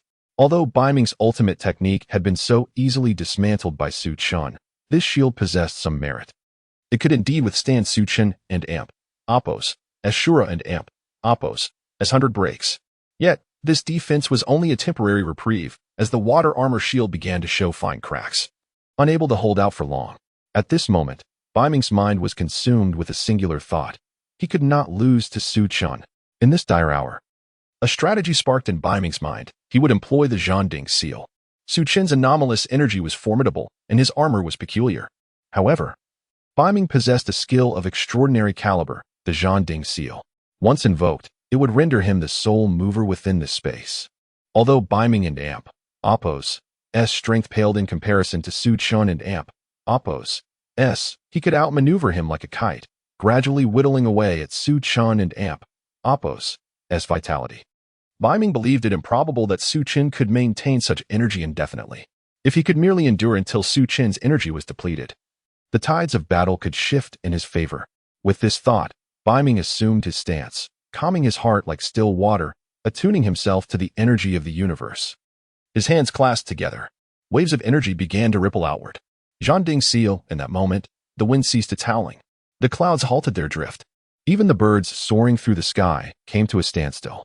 Meijin stood frozen in place, her expression fraught with urgency. This was the Zhangding seal, a skill of extraordinary potency inherent to the light and shadow armor. Even Su Chen's Shura's 100 breaks, with its unleashed dark energy, came to a standstill. Biming erupted into maniacal laughter. Ha ha ha. You pride yourself on your formidable energy? Yet here, under my Zhangding seal, you are rendered as helpless as a dead dog. Ha ha ha ha. With that, Biming turned the dial at his waist, seizing the meteor gun once more. He was resolved to see Su Chun perish. Just as Biming reveled in his newfound confidence, Su Chen's voice rang out. Did you truly believe victory was assured? How can such a feeble energy of yours hope to immobilize me? Biming and Appos' face fell in astonishment, nearly dropping the meteor gun from his grasp. Chapter 15. The Annihilation of Gods and Demons. Biming was utterly astonished. He had never experienced a failure with his Zen seal before. Yet now, it seemed utterly ineffective against Su Chun. It was hard to believe, truly hard to comprehend. Impossible. How could my Zen seal hold no power over you? Upon seeing Biming frozen in disbelief, Su Chun erupted into laughter. Ha ha ha ha. You foolish insect. As he spoke, Su Chun summoned the Azura Hellblade. I have afforded you numerous chances, yet you failed to cherish them. With a sudden bend of his knee, Su Chen's leg muscles tightened, emanating waves of potent energy. A torrent of purple malevolence surged from his being. In the next moment, he leaped forward like an arrow released from a bow. The Azura Hellblade enveloped in purple energy, its runes emitting an eerie glow. Even the slightest release of energy from Su Chun sent Biming trembling. Before he could even mount a defense, Biming realized he was no match for Su Chun. Even if he could unleash a lethal technique at this moment, it would be futile. Moreover, his anomalous energy was insufficient for a decisive strike. Clenching his teeth, Biming resolved to retreat as the best strategy. He assessed his remaining energy, and concluded that he could only execute the Zen seal once more. Although it would not affect Su Chun, it could delay his onslaught, providing Bai Ming a chance to escape. Gritting his teeth, he turned with great effort. This humiliation would surely be avenged in the future. There was no shame in retreating. If he could not win, he would simply return stronger. He would diligently train in the virtual training room upon his return and reclaim his honor. Summoning every ounce of strength, Bai Ming unleashed the final strike of the Zen seal. Transparent ripples manifested around him. However, this time, he had truly miscalculated. He could not even delay Su Chen's attack. Su Chen observed Bai Ming's actions with keen interest and, fully charged with energy, remarked with a smile, "Now you think of fleeing? It is too late." As Su Chun executed the annihilation of gods and demons, Bai Ming felt an overwhelming sense of being locked in place, unable to escape. Darkness engulfed his heart. In the next instant, the annihilation of gods and demons struck forcefully against Bai Ming's back. Bang! He was sent flying over 100 meters, his armor disintegrating upon impact. The moment Bai Ming's armor shattered, the effects of the Zen seal dissipated. The clouds began to drift once more, and the birds resumed their flight. Mei Jin, too, emerged from her state of paralysis. As she returned to normal, she beheld Bai Ming, incapacitated on the ground 100 meters away.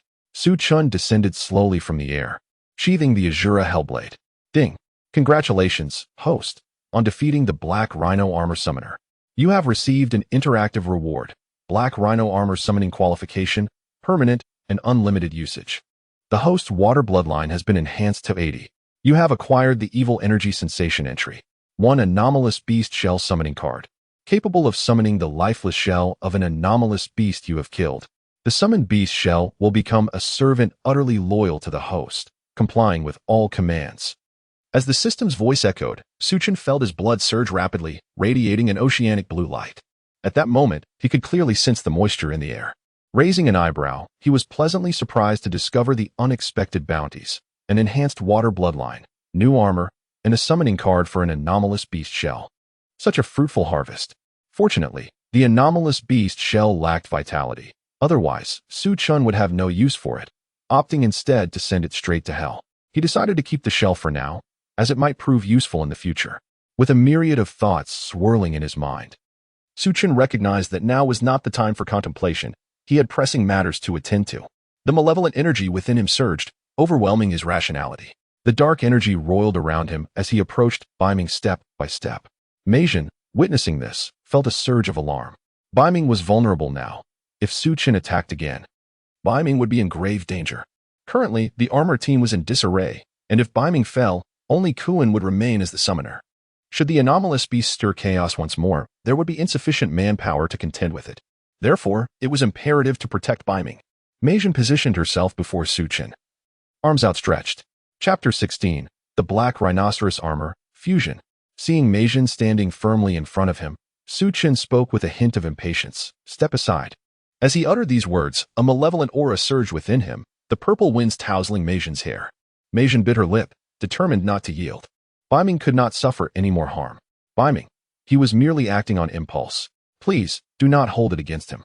However, once Su Chun donned the Shura armor, a transformation enveloped his demeanor. In that moment, he lost control of the raging purple energy, startling Mei Jin. Her cry pierced through the tumult, bringing Su Chen back to his senses, momentarily bewildered by his own actions. He relinquished the armor, and upon witnessing his return to normalcy, Mei Jin let out a sigh of relief. Thank you, she murmured. Su Chen shook his head and pointed at Bai Ming, who lay unconscious on the ground. Is this the caliber of your armored team? Mei Jin felt a twinge of embarrassment. Bai Ming, he was a bit reckless. She hesitated, then continued. Would you consider joining our ERP team? You can summon the Emperor armor. I noticed your disdain for the mutant beasts when you faced them earlier. If you join us, we have satellites that can pinpoint the location of evil energy. At the mention of the ERP's capabilities, Su Chen's eyes brimmed with tears. If they could truly locate the beasts, then why did they so easily infiltrate the safe zones? When Xingwen met her tragic fate, where was your ERP? His voice trembled with rage. You can locate them? Mei Jin froze, unsure of what had gone awry in her words, sensing Su Chen's rising agitation. Yes, our ERP possesses satellite tracking devices. Su Chen clenched his teeth. Then why didn't Indapos you locate Huan Yuishan this morning? What were you doing? As Mei Jin heard the name Huan Yuishan, her complexion drained of color, realizing that Su Chen's loved ones had likely fallen victim. Yet, she was powerless. The satellites had been jammed, rendering them ineffective. "I apologize. This morning our satellites were indeed blocked," she replied weakly. "Why now? Why not sooner or later?" Su Chen shook his head, coldly pointing at Beiming's prone form. "Is this the best your team can offer? Join you? Huh. We are not allies. Let each of us hunt our own mutant beasts." Had it not been for the evil energy sensation that Su Chen had acquired, he might have considered joining any ERP. But now, with this newfound power, he required no satellite assistance. His own system was far superior to any easily jammed satellite. With that, he turned to depart. Ding. "Congratulations, host, for triggering the character interaction reward. You have received a bonus of 10 million. A limitless mysterious black card has been placed in the system backpack, available for your immediate use." Meijin watched sorrowfully as Su Chen walked further away. On the way, Su Chen scrutinized the black card in his hand. 10 million? How effortlessly it had come to him. Yet, given the choice, he would not have opted to bind himself to this system. All he longed for was a tranquil existence with his wife in a safe world, growing old together and ultimately departing this life side by side. As these thoughts coursed through his mind, tears streamed uncontrollably down Su Chen's cheeks. "Qingwei, we have money now. 10 million. We can stop working. I can take you to play on the grasslands." He wiped his tears away. He could not afford to be so weak. Until he had vanquished the forces of evil, he would not permit himself to falter. Once he had steadied his emotions, Su Chen proceeded to the columbarium to retrieve Shen Qingyue's ashes. Earlier, in his haste to confront the mutant beasts, he had neglected to do so. After securing the ashes, he visited the real estate market, purchasing a $5 million villa in the city center, paying in full. The saleswoman was left astonished. She had never encountered such lavishness, especially from someone so young. Though he seemed a bit distant, she felt compelled to seize the opportunity. However, Su Chen did not afford her the chance to speak, promptly shutting the door behind him, leaving the saleswoman fuming in frustration. Inside, he unleashed his pent-up emotions upon the sandbag, striking it with fervor for half an hour. After a thorough workout, drenched in sweat, he took a shower, feeling significantly more composed. "System, how do I summon the black rhinoceros armor?" he inquired. Ding. Host need detected. Ding. Host only needs to activate the water bloodline residing within the heart to summon the water black rhinoceros armor. After hearing the system's instructions, Su Chen placed his hand over his heart, furrowing his brow. The bloodline energy was contained within his heart? How was he to activate it? He questioned the system, but it offered no further guidance. Taking a deep breath, Su Chen closed his eyes, clearing his mind to sense the power dwelling within. If anyone were to stand beside him at that moment, they would witness a green tendril writhing at his heart, the vibrant blood infused with a torrent of raw energy. As he attempted to draw forth this green blood, an unbearable pain coursed through him. Su Chen's face paled, teeth clenched tightly. He had to succeed in awakening the water bloodline. Despite the agony and torment, he persevered with unwavering resolve. He was determined to gain strength, to eliminate all mutant beasts. The Auxer and the spectral demon. Power was his utmost necessity. Finally, after 5 grueling minutes, he successfully summoned forth the green blood. Dark green patterns began to emerge on Su Chen and Apos' handsome visage. Buzz, a resonant hum reverberated within Su Chen and Apos' mind. He felt an awakening, as if he could summon the black rhinoceros armor. The dark green energy of water surged around him, enveloping Su Chen. Black rhinoceros armor. Merge. Chapter 17. Changing the captain. As Su Chen's voice fell, a surge of dark green energy began to erupt from him. In a swift motion, he was enveloped in black armor. Unlike the black rhinoceros armor summoned by Bei Miao, Su Chen's black rhinoceros armor emanated a purple malevolence from its eyes, accompanied by swirling dark green mist. After summoning the black rhinoceros armor, Su Chen felt a newfound ability to command all the moisture in the air around him. With a mere thought, the vapor began to swirl and spread throughout the room, accompanied by the sound of crashing waves. Raising his hands, Su Chen examined the dark green patterns on his palms. He felt an overwhelming sense of strength. Using the black rhinoceros armor made him feel invincible. He believed he could crush Bei Miao with a single punch. With a flick of his wrist, the armor dissipated, and he sank into the sofa, opening his data panel. Host, Su Chen, age, 24, bloodline, basic 5 elements bloodline, concentration, 25 water element bloodline, concentration, 80, armor. Emperor armor, Shura armor.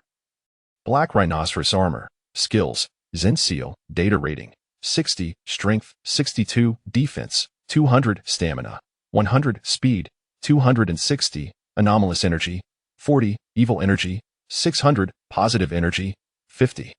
Overall evaluation, excellent combat capability. But low anomalous energy, battles should be swift. Su Chen nodded. An anomalous energy rating of only 40 was insufficient for prolonged combat. He pondered, how can I enhance my anomalous energy? Beep. Host's demand detected. Beep. Methods to enhance anomalous energy. Actively endure pain. Long-distance running, boxing, and other exhausting activities can strengthen the host's anomalous energy. However, these methods yield slow results. The fastest way to augment anomalous energy is to slay anomalous beasts, nether demons, and oxers. Su Chen narrowed his eyes. With the evil energy sensing ability he possessed, he could efficiently locate anomalous beasts. Yet, he remained uncertain about how to utilize this ability. Contemplating this, he inquired, System, how do I use the evil energy sensing ability? Beep. No need for the host to learn. This ability is passive.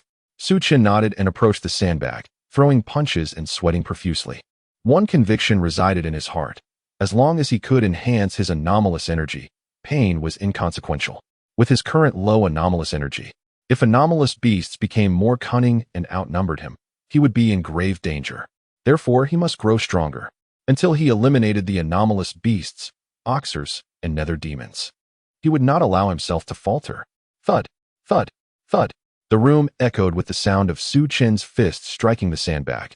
Anomalous energy 1. Anomalous energy 0. 5. Anomalous energy.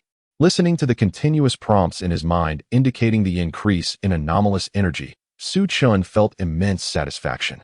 Let the pain intensify. Meanwhile, at the First People's Hospital of Happiness City, in the patient room, Meijin and Kuan-Zhang looked anxiously at the several patients in beds. The doctor soon arrived to examine Bei Miao, Dongshan, and Xian-Nan. Meijin, waiting impatiently, asked, Doctor, are they all right? The doctor nodded, indicating Dongshan and Bei Miao. These two are fine, just minor concussions and muscle strains. They need some rest. He then pointed to Xian-Nan. This one, however, has a leg fracture and will require several months of recovery without exertion to prevent long-term damage. Meijin sighed. Xian-Nan's injury posed a significant problem. He was the most reliable member of the team, and with his injury, the captaincy position was now vacant. After the doctor departed, Kuan-Zhang, brimming with excitement, asked Meijin, is it true that someone can summon two armors? Upon hearing Kuan-Zhang and Appo's words, Meijin recalled Su Chen and Appo's resolute departure and sighed. Yes. Bei Miao was knocked unconscious by him. Kuan-Zhang gasped in disbelief. Wow. Bei Miao is so formidable, yet he was knocked out. Is this person really that strong? He can summon 2 sets of armor. Why don't you recruit him into the ERP? Meijin sighed, not responding to Kuan-Zhang's query. Noticing her silence, Kuan-Zhang scratched his head and ceased his inquiries. Half an hour later, Bei Miao regained consciousness first. No. His memories were trapped in the moment Su Chen unleashed a devastating blow. The fear of being locked onto still loomed in Bei Miao's mind. Meijin hurriedly reassured him. It's all right. You're in the hospital. Gasping for breath, Bei Miao surveyed his surroundings, confirming he was indeed in a hospital. His breathing gradually calmed. Meijin sighed again. I told you not to act impulsively. Upon realizing Su Chen was absent, Bei Miao sighed with relief, then clenched his teeth and exclaimed, I was just not in good form today. Otherwise, I would have made him flee like a frightened rat. A rotten orange is just a rotten orange. My analysis was not wrong. That person is definitely in league with the Shadow Tyrant. They were putting on an act, due to his excessive excitement. A sharp pain surged through Bei Miao and Appo's head, prompting him to cry out in agony. It hurts. Meijin chuckled in exasperation. All right, calm down and be quiet for a moment. At that moment, Dongshan also regained consciousness. Looking at the crowd around him, he hurriedly asked, what happened to the 5 people controlled by the Shadow Tyrant? Meijin sighed. What do you think happened? Listening to Meijin's words, Dongshan fell into silence. It seemed the situation had indeed taken a turn for the worse. He then continued, Meijin, did you notice the person who can summon the Emperor armor? Pausing, he recalled Su Chen and Appo's formidable power. Meijin, his strength is extraordinary. If he could join us. Before Meijin could respond, Bei Miao interjected, What makes him strong? If I had been prepared, I would have definitely made him cry for mercy. A rotten orange is just a rotten orange. He is no good person. He is absolutely a spy from the Shadow Realm, deceiving us. Mei Jun rolled her eyes at Bei Miao. She had witnessed the confrontation clearly. Su Chun had been overpowering Bei Miao. Sensing Mei Jun and Appo's disapproval, Bei Miao felt a twinge of uncertainty. Nevertheless, he stubbornly declared, "When I return, I will train diligently." Mei Jun nodded. It seemed that a little setback had been beneficial for Bei Miao. He was now aware of the need for hard work. Previously, he had been insufferably arrogant, believing himself invincible, neglecting training, and assuming his natural talent would suffice. Now, he was beginning to entertain the idea of proactive practice, which was encouraging. Mei Jun contemplated the situation. With Xian Nen requiring rest and unable to summon armor, the team needed a new captain. As she considered this, Bei Miao's eyes suddenly lit up. He had long harbored disdain for Xian Nan and aspired to take his place as captain. Chapter 18. Aren't you aiming to fulfill your mother's wish? Before Mei Jun could finish her words, Bei Miao exclaimed with excitement, "I'll do it. I must be the captain." Kun Chong scratched his head, indifferent to who took on the role. Dongshan harbored no particular desire for the captaincy either. His gaze remained fixed on the still unconscious Xian Nan, his eyes brimming with concern. Mei Jun remained silent, deep in thought. The first image that sprang to her mind regarding the team captain was surprisingly Su Chun. At this thought, Mei Jun shook her head bitterly. If Su Chun were to join ERP, she would undoubtedly advocate for him to take the lead, even if it meant suppressing Bei Miao's objections. Unfortunately, it was certain that Su Chun would never join ERP. This realization left Mei Jun feeling deeply unsettled. She looked at the enthusiastic Bei Miao and internally shook her head. To be honest, Bei Miao was merely slightly more gifted and possessed a purer lineage. In Mei Jun's eyes, Bei Miao's character was quite lacking. She furrowed her brow at this thought.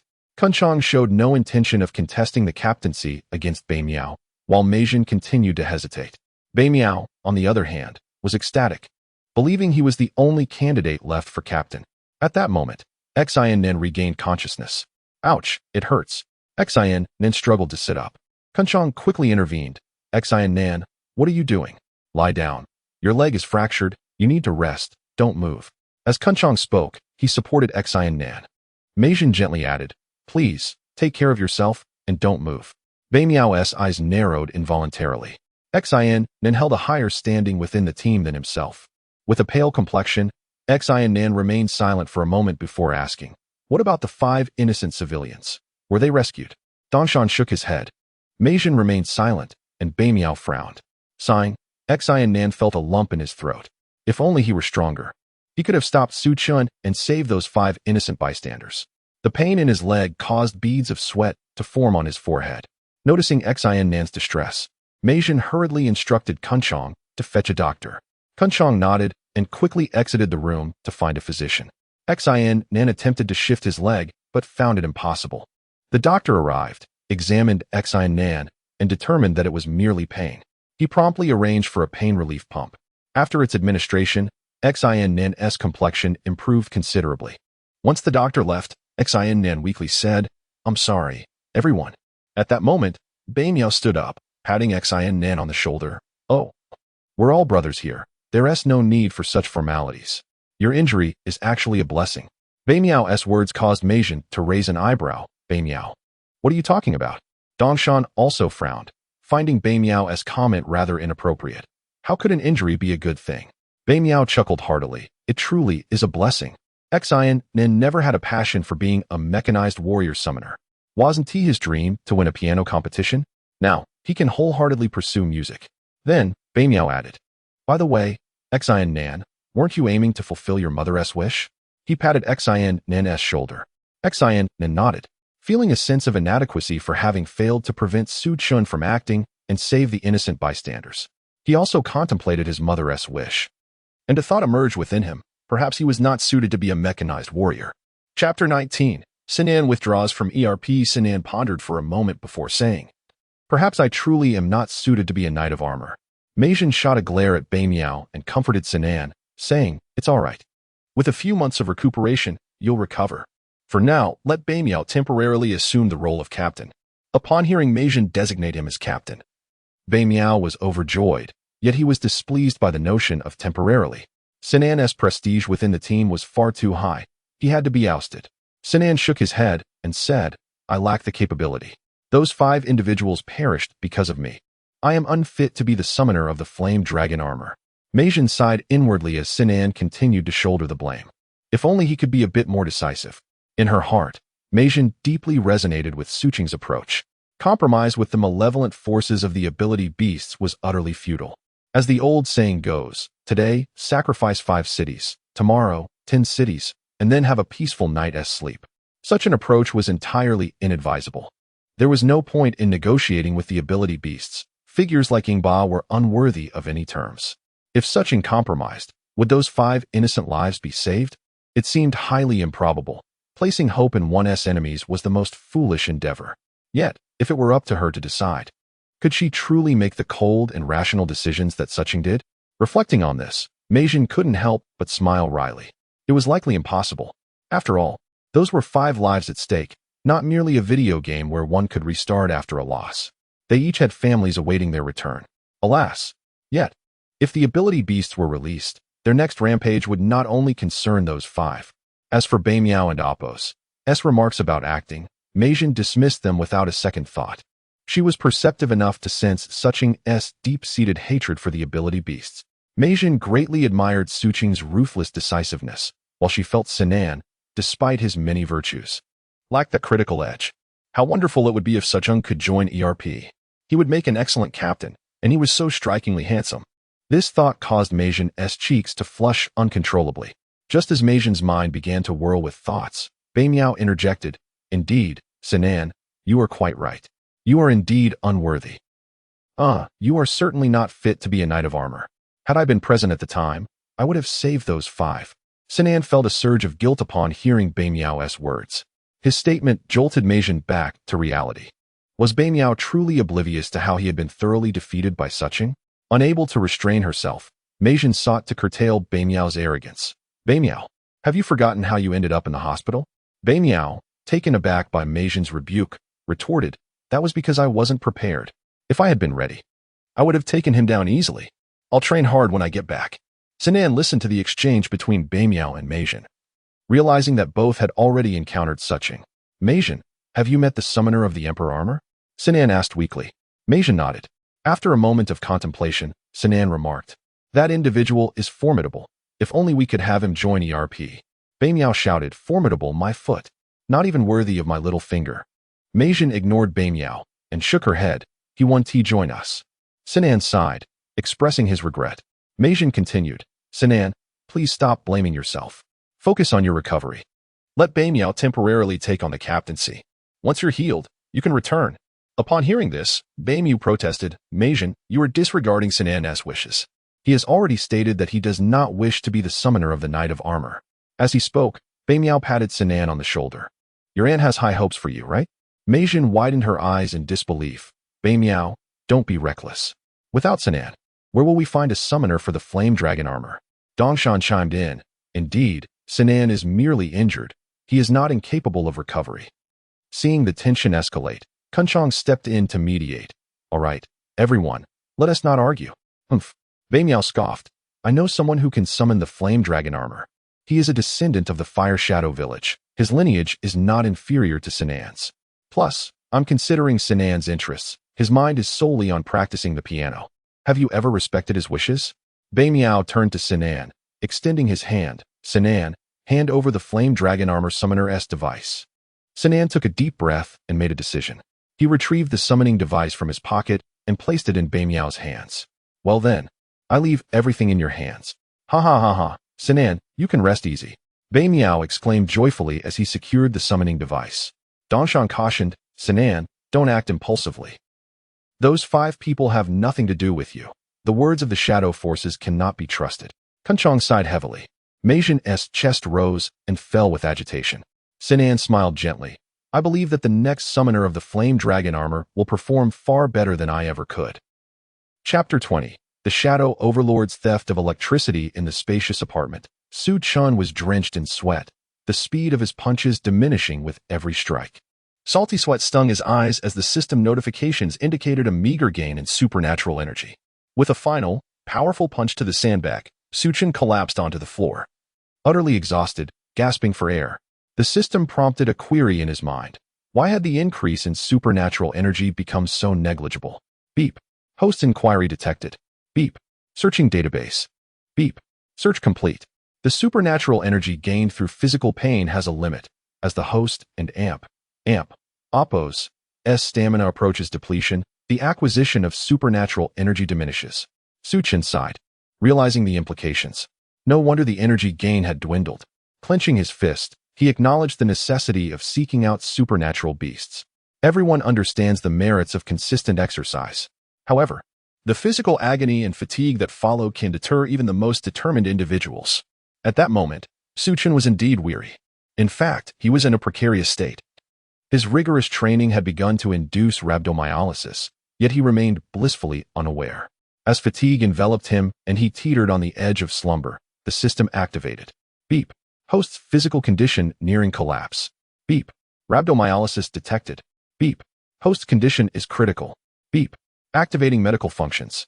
With the system's proclamation, a deep green light emanated from Suchin's heart, and the moisture in the air began to coalesce around him. The bloodline of water surged forth. Under the influence of the vapor, his injured body commenced repair, fortification, and restoration to health. The apartment resonated with the sound of crashing waves accompanied by the deep green glow. 5 minutes later, Suchin's body was fully restored. He opened his eyes, a flicker of deep green light dancing within them. Springing from the ground, he unleashed a punch imbued with the force of the verdant wind. His physical attributes had been enhanced. Rhabdomyolysis? Suchin was familiar with the term. He had read reports about individuals who, after prolonged inactivity, engaged in excessive exercise, leading to this condition, acute renal failure, a life-threatening situation. A pang of fear coursed through him, not of death itself, but of the possibility of not annihilating those accursed supernatural beasts and shadow demons before his demise. Beep. Host need not worry. The system continuously monitors the host's physiological status. Therefore, please proceed with confidence and exceed your physical limits to enhance supernatural energy. Nodding in agreement, Suchin felt reassured to push beyond his boundaries. He accessed his data panel. Host, Suchin, age, 24, bloodline, basic 5 elements bloodline, concentration 25, superior water bloodline, concentration 80, armor, Emperor's armor, Shura armor, Black Rhinoceros armor, skill, Zen seal, data rating, 61, strength, 62, defense, 200, endurance, 100, speed, 260, supernatural energy, 42, evil energy, 600, positive energy, 50. Suchin gazed at the supernatural energy value displayed on the panel, nodding in satisfaction. Although the increase was modest, any progress was still progress. As the ancient proverb states, a journey of 1,000 miles begins with a single step. With diligent effort, even a metal rod can be ground into a needle. Maintaining a positive mindset, Suchin did not expect to achieve greatness instantaneously. He believed in perseverance and hard work. Initially intending to take a shower, he realized he felt quite refreshed. Evidently, the system had assisted in cleansing his body during the healing process. Feeling the remnants of vapor swirling within the room, he stepped outside, heading straight for the motorcycle shop. Waiting for the malevolent energy alarm was futile. He needed to take the initiative. In the cave, the shadow overlord wore a troubled expression. The ugly general, witnessing this, decided to approach with a proposal. Overlord, though the new armored warrior is formidable, we can outsmart them. Hearing the ugly general's words, the shadow overlord scoffed. Spit it out. With a sycophantic grin, the ugly general replied, I have an infallible strategy. We shall unleash all your supernatural beasts at once.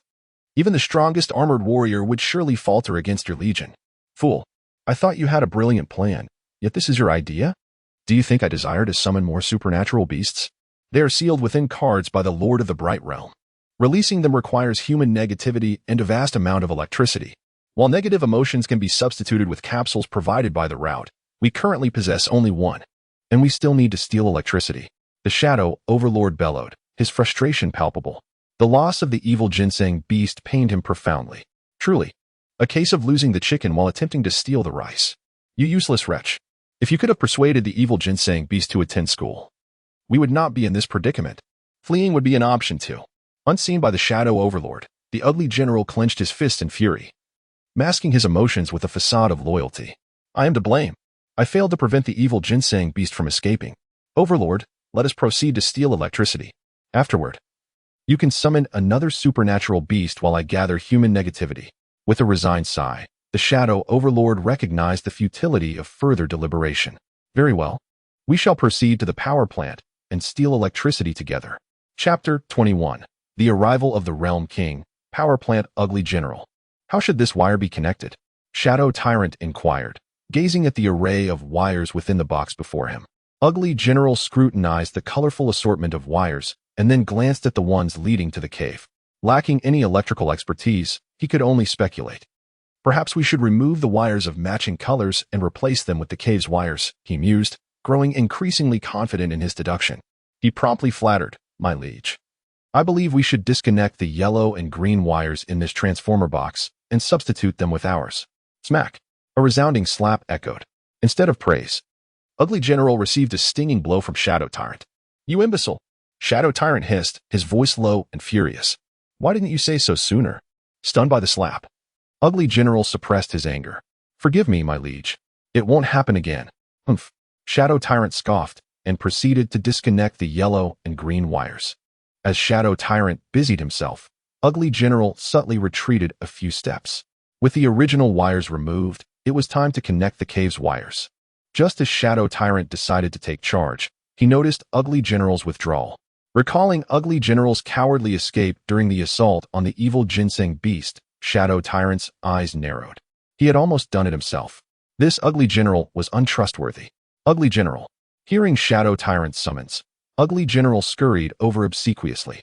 My liege, at your service. Shadow Tyrant grinned, handing Ugly General the cave's wires. Here, you connect these wires. Ugly General's eyes widened. Me? Ah, I. Shadow Tyrant frowned. What? Is there a problem? Ugly General coughed. Cough. No. No. Then get to it. Ugly General reluctantly took the wires, his heart pounding. He gritted his teeth and connected them to the empty slots in the transformer box. The moment the circuit closed, sparks erupted, dancing wildly along the wires. In the next instant, Shadow Tyrant and Ugly General began convulsing uncontrollably. Ugh, ugh, ugh. The two were jolted in a bizarre, involuntary dance. A minute later, the transformer box emitted a final burst of sparks and exploded, sending Shadow Tyrant and Ugly General flying. They landed in disarray, their hair standing on end and their faces smeared with soot. After a couple of minutes, Shadow Tyrant shakily sat up, coughing violently. Cough, cough, cough. He spat out black fumes. You blithering idiot. What in the world are you doing? Ugly General sat up, trembling. And my liege. The wires must have been connected the wrong way.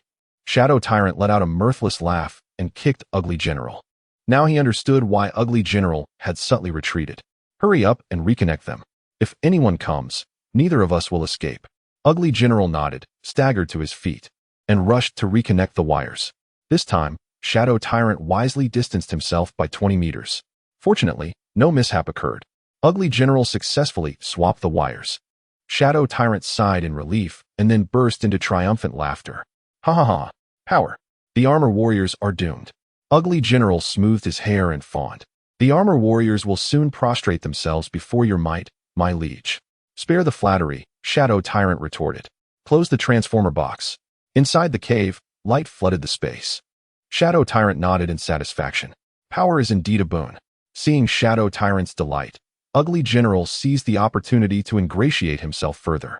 My liege, with the new evil energy beasts we summon, we will harvest negative energy and then summon even more.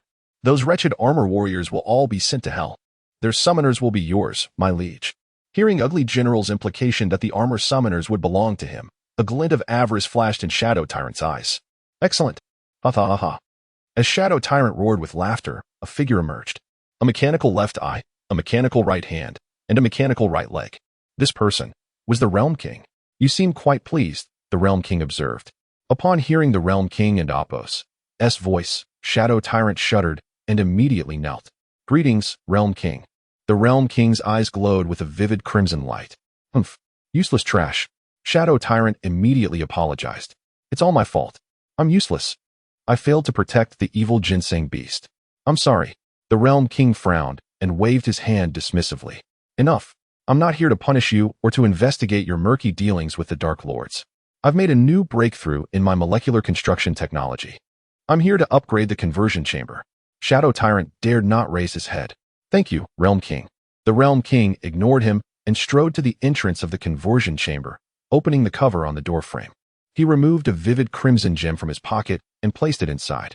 As soon as the gem was revealed, an aura of malevolence permeated the cave, and mournful wails echoed through the air. Shadow Tyrant and Ugly General trembled in terror. It was utterly horrifying. After inserting the gem, the Realm King closed the cover. The malevolent aura vanished instantly, and the conversion chamber pulsed with a blood-red light, appearing eerily sinister. Once finished, the Realm King turned to Shadow Tyrant. The conversion chamber can now fuse with humans. I trust one don't need to instruct you on what to do next? Hearing the Realm King's words, Ugly General exclaimed excitedly, a revelation. Truly a revelation. My liege, the armor warriors are finished. Shadow Tyrant was utterly bewildered. How could the armor warriors be finished? Ugly General, perhaps overly excited, shook Shadow Tyrant incessantly. Annoyed, Shadow Tyrant kicked Ugly General to the ground. Undeterred, Ugly General lay on the ground, shouting, a revelation. Truly a revelation. The Realm King ignored the raving Ugly General and questioned Shadow Tyrant. Describe the situation to me in detail. Shadow Tyrant immediately recounted the events with utmost deference, describing Su Chen's bravery, the power of Su Chen's Emperor armor, and how Su Chen disregarded the lives of the 5 people he controlled to defeat the evil ginseng beast. Su Chen did not seal the beast, but obliterated it. The Realm King listened with his eyes closed. Shadow Tyrant, recalling how Su Chen had ignored his warnings, was so enraged that tears streamed down his face. That damned armor warrior dared to disregard my warnings. It infuriates me. The Realm King scoffed. Fool, if you only issue threats, he will feel nothing. You must elicit cries of anguish from humans. Only then will you stir the armor warrior's inner goodness and justice. Emperor Armor, are you certain you weren't mistaken? Shadow Tyrant nodded earnestly. No, it was indeed the Emperor Armor. The gaze of the King of the Realm was suffused with a greedy glimmer. Very well. Your task is to capture a few humans, bring them to the transformation chamber, and then proceed to annihilate the descendants of the Light and Shadow Village. Absorb their negative energy. Once they enter the transformation chamber, those humans will be entirely under our command. Pay special attention to the Emperor and Appos' armor. If the opportunity arises, seize the summoning device for me. The corner of Shadow Overlord and Appos' mouth twitched. Understood. Chapter 22. The Dark Emperor's armor. Su Chen procured a tricycle motorcycle and traversed the city, in search of traces of the extraordinary beasts, the nether demons, and the oxes. Regrettably, he felt no semblance of a response. He was engulfed in confusion as he rode his tricycle. A yearning surged within him to confront an extraordinary beast. As dusk gradually cloaked the sky in darkness, Su Chen arrived at the tipsy bar, seeking solace in intoxication to numb the anguish within his heart. In a secluded corner of the bar, he consumed drink after drink, wishing to lose himself in a stupor to escape the torment. Alas, he found it impossible to become inebriated. With his 5 elements bloodline, particularly his prominent water attribute, his liver's capacity was astonishing. The alcohol he ingested was swiftly metabolized. While he continued to drink, a strikingly dressed waitress placed a cocktail on his table. Sir, this is a gift from our owner. Su Chen raised an eyebrow, his gaze drawn to the waitress's long, fair legs. He intended to stare, yet it was difficult to look away.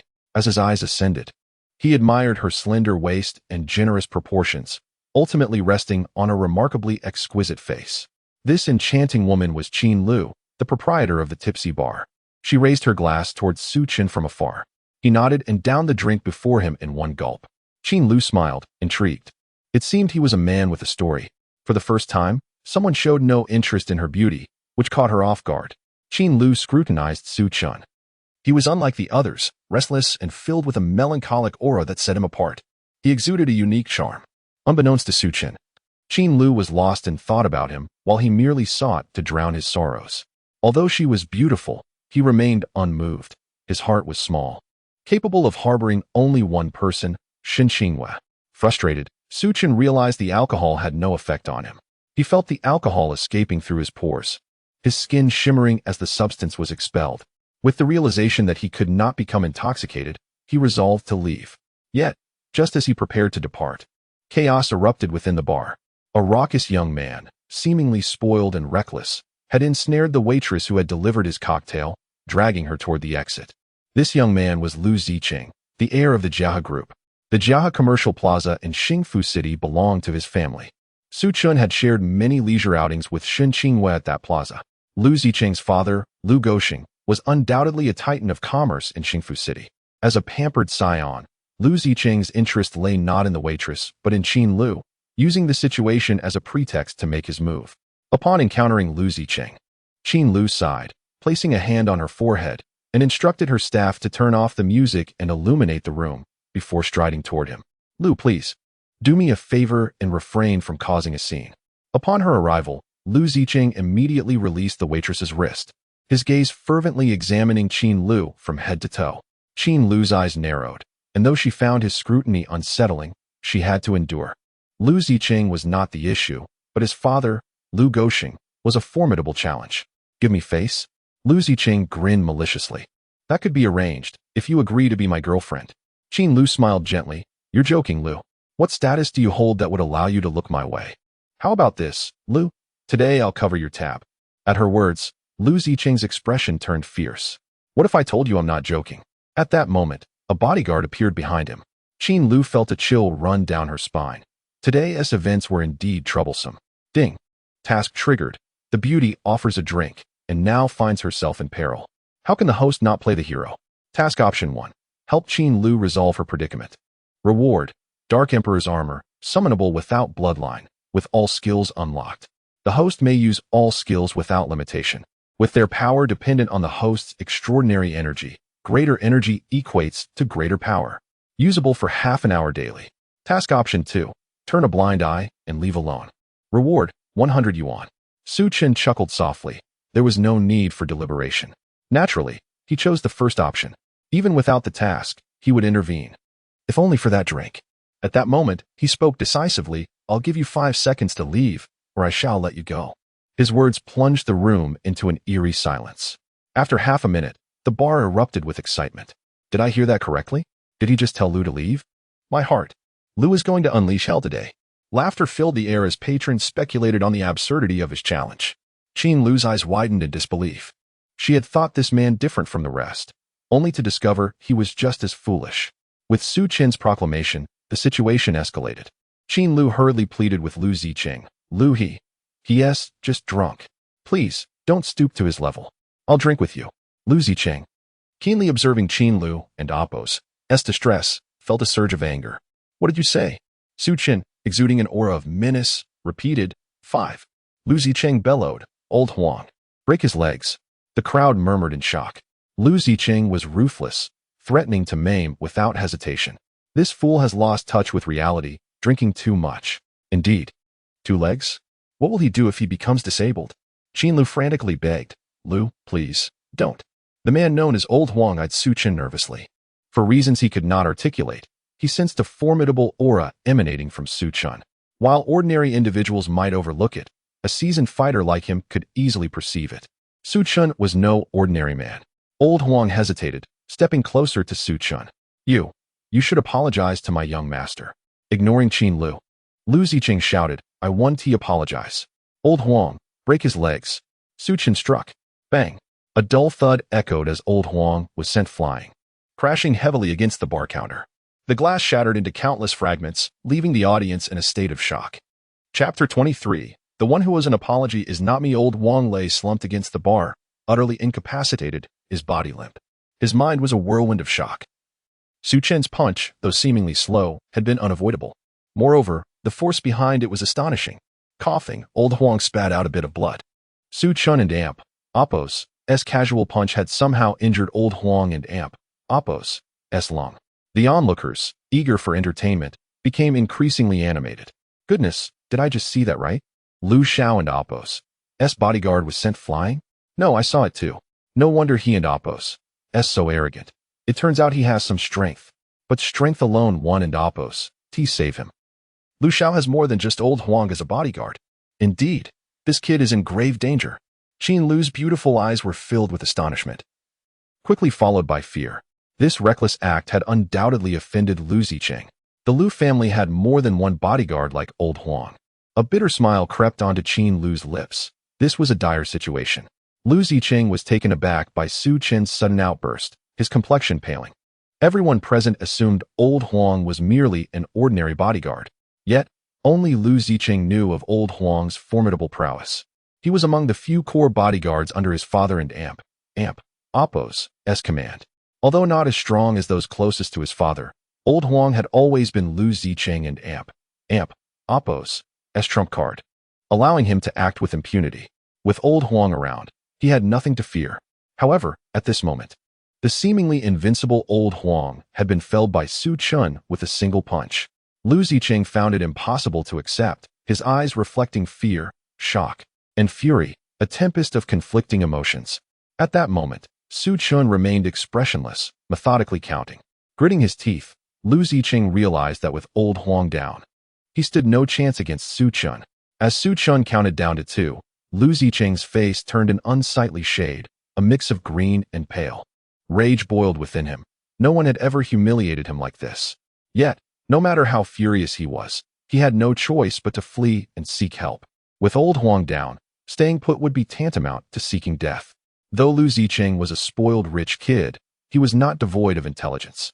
He resolved to retreat for now, planning to return later to reclaim his honor. Before Su Chun could count to 1, Lu Ziqing hastily exited, practically running. He departed without uttering a word, leaving the crowd in stunned silence. What just happened? I have no idea. Did young Master Lu really just leave? Come on. You don't get it. Young Master Lu is going back to fetch reinforcements. True, he seemed to only bring one person with him. It's reasonable he would seek backup. Su Chun sighed, frustrated that this scoundrel had backed down. He still had plenty of pent-up anger to release. Someone shouted at Su Chun, "You should run. Young Master Lu will definitely return with help. Yes, hurry and leave. Get out of Happiness City. The Lu family's influence is beyond your imagination." Qin Lu approached Su Chun, anxiously tugging at his sleeve. "Go, you need to leave. Lu Ziqing is not someone you can easily offend. If his father arrives, you won't be able to escape. You're being reckless. You may be strong, but how can you face the Lu family alone?" Su Chun remained unmoved, devoid of any signal from the system confirming the completion of his task. He understood that this matter was far from over. The situation hadn't been resolved, and the reward was still unattained. He had no intention of leaving. Seeing that Su Chun was unresponsive, Qin Lu was beside herself with worry. "What are you waiting for? Hurry and escape." Su Chun calmly replied, "I do not need to flee." As his words left his lips, Qin Lu felt an overwhelming surge of malevolence emanating from him, causing her to struggle for breath. In her eyes, Su Chun resembled a ferocious tiger descending from the mountains. His aura was fleeting yet intense. Qin Lu's eyes widened in realization. She was convinced that her earlier sensations were not mere illusions. She sensed that Su Chun was capable of handling any situation. Unable to dissuade him, Qin Lu gritted her teeth and instructed others to take Old Huang to the hospital. The crowd continued to murmur among themselves. Incredible. He offended young Master Lu and isn't even running. It's hard to comprehend. Is he truly not concerned for his life? How intriguing. I want to leave. I want to see how this drama unfolds. Unperturbed by the surrounding clamor, Su Chun returned to the bar, continuing to sip his drink. Though the alcohol wouldn't intoxicate him, he needed some distraction to stave off boredom. 10 minutes later, just as Su Chun began to grow impatient, Lu Ziqing returned, accompanied by his father, Lu Goxing. All eyes turned towards them, and the onlookers fell silent.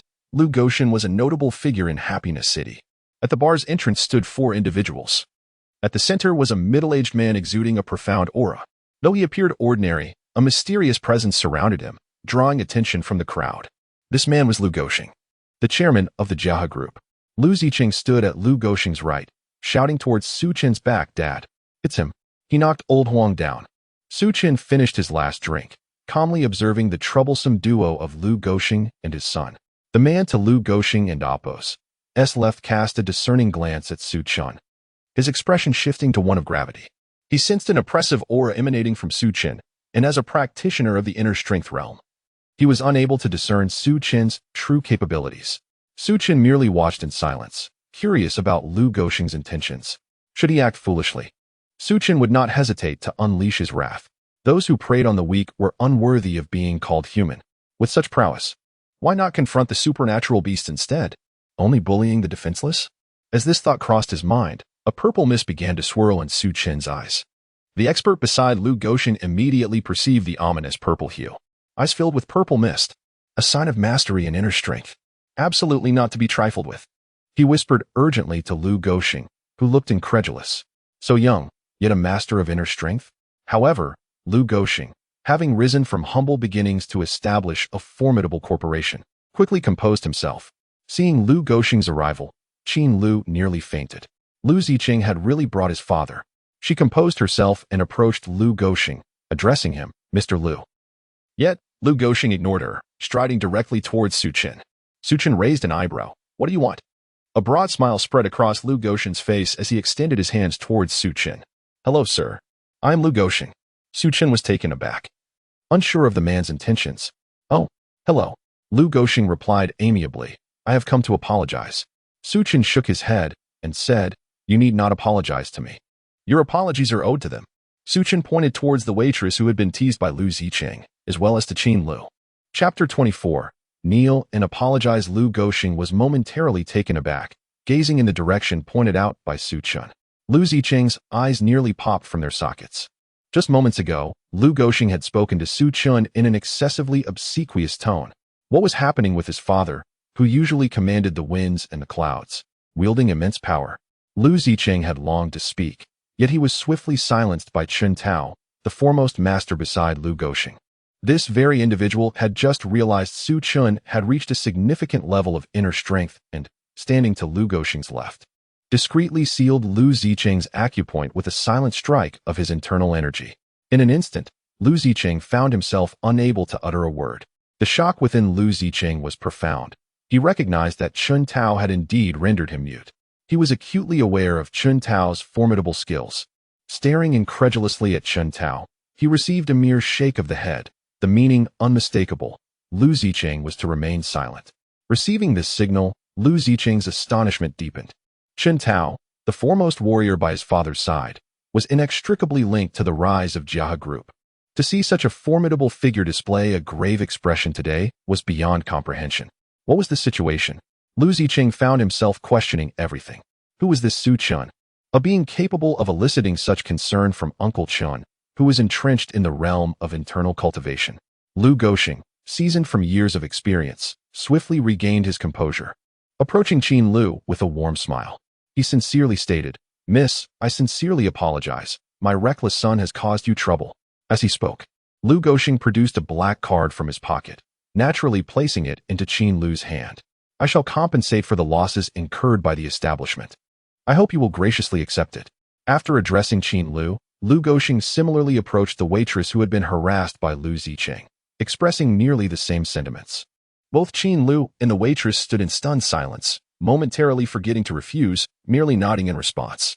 Qin Lu was in a state of shock, her heart racing. What was happening? What was occurring? She felt utterly disoriented, unable to comprehend the recent turn of events. The head of Jia Group, a significant figure in Happiness City, was apologizing to her? Her heart raced with excitement. The waitress was on the verge of tears, clutching the black card gifted by Lu Goshen, unsure of how to react.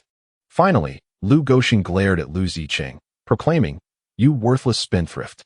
Kneel down and prostrate yourself before this young lady to apologize. Upon hearing Lu Goshen's words, the patrons in the bar erupted in disbelief. What was happening? I must have misheard. Did President Lu just command his precious son to kneel? I surely heard that correctly. This cannot be a dream, can it? Why are you pinching me? Are you doubting your own reality? I and Oppos am pinching you to confirm. This development is utterly beyond expectation. Lu Ziqing's eyes widened in horror, fixated on Lu Goshen. What? I must apologize? And kneel? Impossible. Absolutely impossible. Of course, Lu Ziqing could not articulate these thoughts aloud. They echoed solely within his mind. Qin Lu, dazed, observed the father-son duo, feeling as though she were trapped in a dream. She could never have anticipated such a turn of events. Initially, she assumed Lu Goshen's arrival was to cause trouble. She had even contemplated pleading on his behalf. Yet, she never imagined the situation would take such a dramatic twist. The influential figure of Happiness City, Lu Goshen, was compelling his son to kneel and apologize. Qin Lu noticed that in the presence of Su Chen, Lu Goshen exuded no trace of his usual authoritative demeanor, only humility remained. Chapter 25: A New Crisis. Undercurrents rising. Lu Zicheng remained motionless, failing to kneel as instructed by Lu Goxing. Lu Goxing subtly signaled Chen Tao, who immediately comprehended the cue. Secretly unleashing a hidden force at Lu Zicheng's knee, Lu Zicheng, engulfed in existential doubt, felt his knee buckle and he collapsed onto the ground. Qin Lu, in a state of panic, exclaimed, "President Lu." Unfortunately, Lu Goxing did not afford her the opportunity to finish her sentence. He swiftly approached Su Chun, inquiring, "May I ask your name, sir?" Su Chun raised an eyebrow and replied coolly, "Su Chun." Lu Goxing nodded. "Mr. Su, are you satisfied with this resolution?" "Rest assured. I will discipline my son properly upon my return." Upon Lu Goxing's words, an electronic synthesized voice echoed in Su Chen's mind. "Ding. Congratulations, host, for completing the task. Reward, Dark Emperor armor." As the system's voice faded, Su Chen's mind filled with the instructions for utilizing the Dark Emperor armor. It seemed the predicament had been resolved. Otherwise, the system would not have issued a reward. Observing Lu Goxing's humble demeanor, Su Chen nodded in approval of his approach. Lu Goxing, seeing Su Chen's nod, smiled, though the sincerity of that smile remained uncertain. "As long as Mr. Su is satisfied," he declared, before departing. Chen Tao assisted Lu Zicheng, closely trailing Lu Goxing.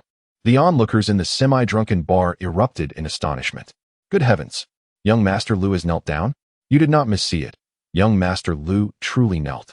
The lowly demeanor of Lu Zicheng left everyone questioning the identity of this young man.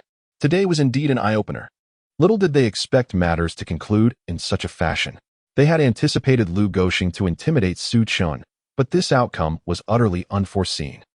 As Su Chun prepared to leave, Qin Lu hastily called out, "Mr. Su, thank you. May I invite you to dinner?" The mysterious melancholy surrounding Su Chun captivated Qin Lu, compelling her to want to know more. She had never been this proactive before, her fair face slightly flushed. Su Chun merely shook his head. He had other matters to attend to, and his presence at the bar had already been a waste of time. Yet, it had brought an unexpected surprise, triggering a task and acquiring the Dark Emperor armor. Though the armor could only be utilized for half an hour each day, he replied, "No need for thanks. I appreciate your drink. Farewell." With that, he departed without a backward glance, leaving Qin Lu in a state of despondency. Inside a luxurious Mercedes-Benz, Lu Goxing wore a grim expression, remaining silent. Lu Zicheng, wide-eyed, stuttered.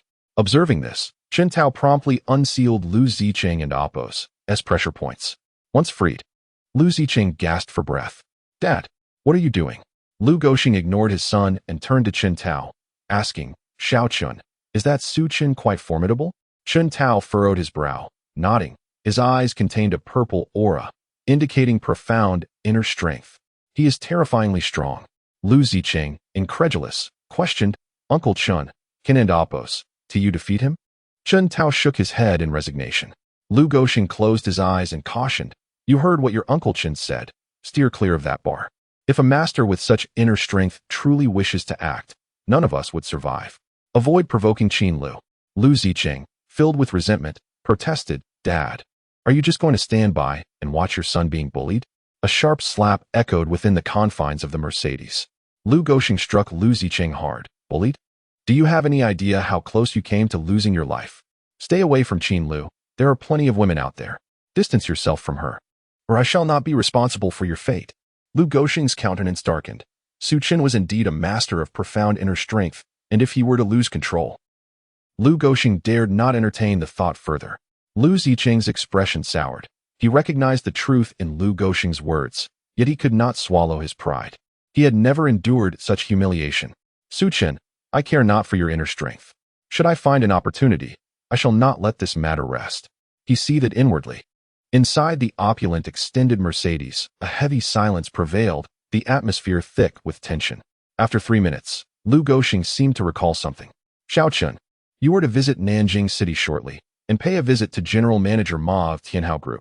Chen Tao's eyes brightened at the mention of Manager Ma. After finishing his instructions, Lu Goxing glanced at the fuming Lu Zicheng with a smile. "You foolish boy. If you seek revenge, you must await the right opportunity. Do you truly believe you can recklessly rush in and seek death? Do you think your father is made of clay?" Lu Zicheng and Appo's expression transformed from cloudy to sunny in an instant. In the following days, Su Chun engaged in extreme physical training for 8 hours daily, using pain to nurture his unique energy. He then spent an additional 8 hours wandering the city on a tricycle, searching for traces of extraordinary beasts.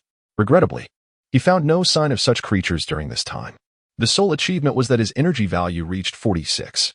The absence of extraordinary beasts was likely due to Ing Ba and Apos' inability to capture a human capable of enduring the transformation chamber. In the shadowy caverns of the Shadow Realm, Ing Ba glared at the two individuals within the transformation chamber, threateningly addressing the ugly general. Ugly general, if these two cannot withstand the process, I shall toss you in as well. The ugly general, drenched in sweat, hastily replied, I consulted Lord Realm King. To succeed in transformation, one must possess a heart filled with malevolence. If their hearts harbor goodness, transformation is nearly impossible. These two have been imprisoned for 20 years. They are the worst of the worst. There should be no issues. Listening to the ugly general's words, Ing Ba scoffed. We shall soon find out if there are any issues. He approached the transformation chamber and inserted 2 magical seals into the slots, pressing the transformation button. Instantly, the chamber was engulfed in red light, accompanied by anguished wails. Ah, it hurts. Help. I don't want to continue. Let me out. Let me out. The pain is unbearable. The two villains within the chamber pounded frantically against the glass door, producing a cacophony of thuds. Ing Ba and the ugly general promptly retreated 3 meters away from the chamber, exchanging glances and grinning wickedly. The chamber blazed with red light, with skulls faintly materializing. As time passed, the cries grew fainter, eventually dwindling to silence. It appeared this transformation was nearing success. Excitement glimmered in Ing Ba and Apos' eyes. Chapter 26. We must obtain Su Chen's data on the other side. At the EPR base, within the virtual training room, Bei Miao relentlessly pummels the Elder of Shinshan. His eyes blaze with fury as he expends every ounce of strength he possesses. It is as if the Elder of Shinshan is not an elderly sage at all, but rather Su Chen, the very individual who had once reduced him to a state of self-revulsion, causing him to lose consciousness like a defeated dog. Despite the ferocity of Bei Miao's strikes, the Elder of Shinshan remains unfazed. He effortlessly counters Bei Miao's onslaught, moving with the grace and fluidity akin to a dragonfly skimming the surface of water. Each technique he employs exudes the charm of Tai Chi. No matter how forcefully Bei Miao attacks, upon contact with the Elder, it feels as if he is striking a cotton cloud. His efforts seem almost futile. Yet even so, Bei Miao does not relent. He yearns for strength. He craves to grow stronger. He desires Su Chen and Apos' demise. The Elder of Shinshan, sensing the turmoil in Bei Miao and Apos' aura, strokes his beard and remarks, in this lifetime, as the master of the water armor, your heart is unsettled, rendering your strikes chaotic. To practice martial arts, one must first achieve tranquility. Without it, the fist becomes erratic. Begin by stabilizing your breath. Furrowing his brow, Bei Miao decides to heed the Elder and Apos' advice. He sits cross-legged, clearing his mind as the essence of water flows around him. 3 minutes later, he opens his eyes, devoid of any distracting thoughts. The Elder nods approvingly. Very well. Your combat talent is exceptional, and your perception is commendable. Do you know the essence of the water fist technique? It lies in the footwork. Your steps must be swift, as tranquil as the undisturbed surface of a lake, yet capable of surging like the tumultuous waves of the sea. Do you understand?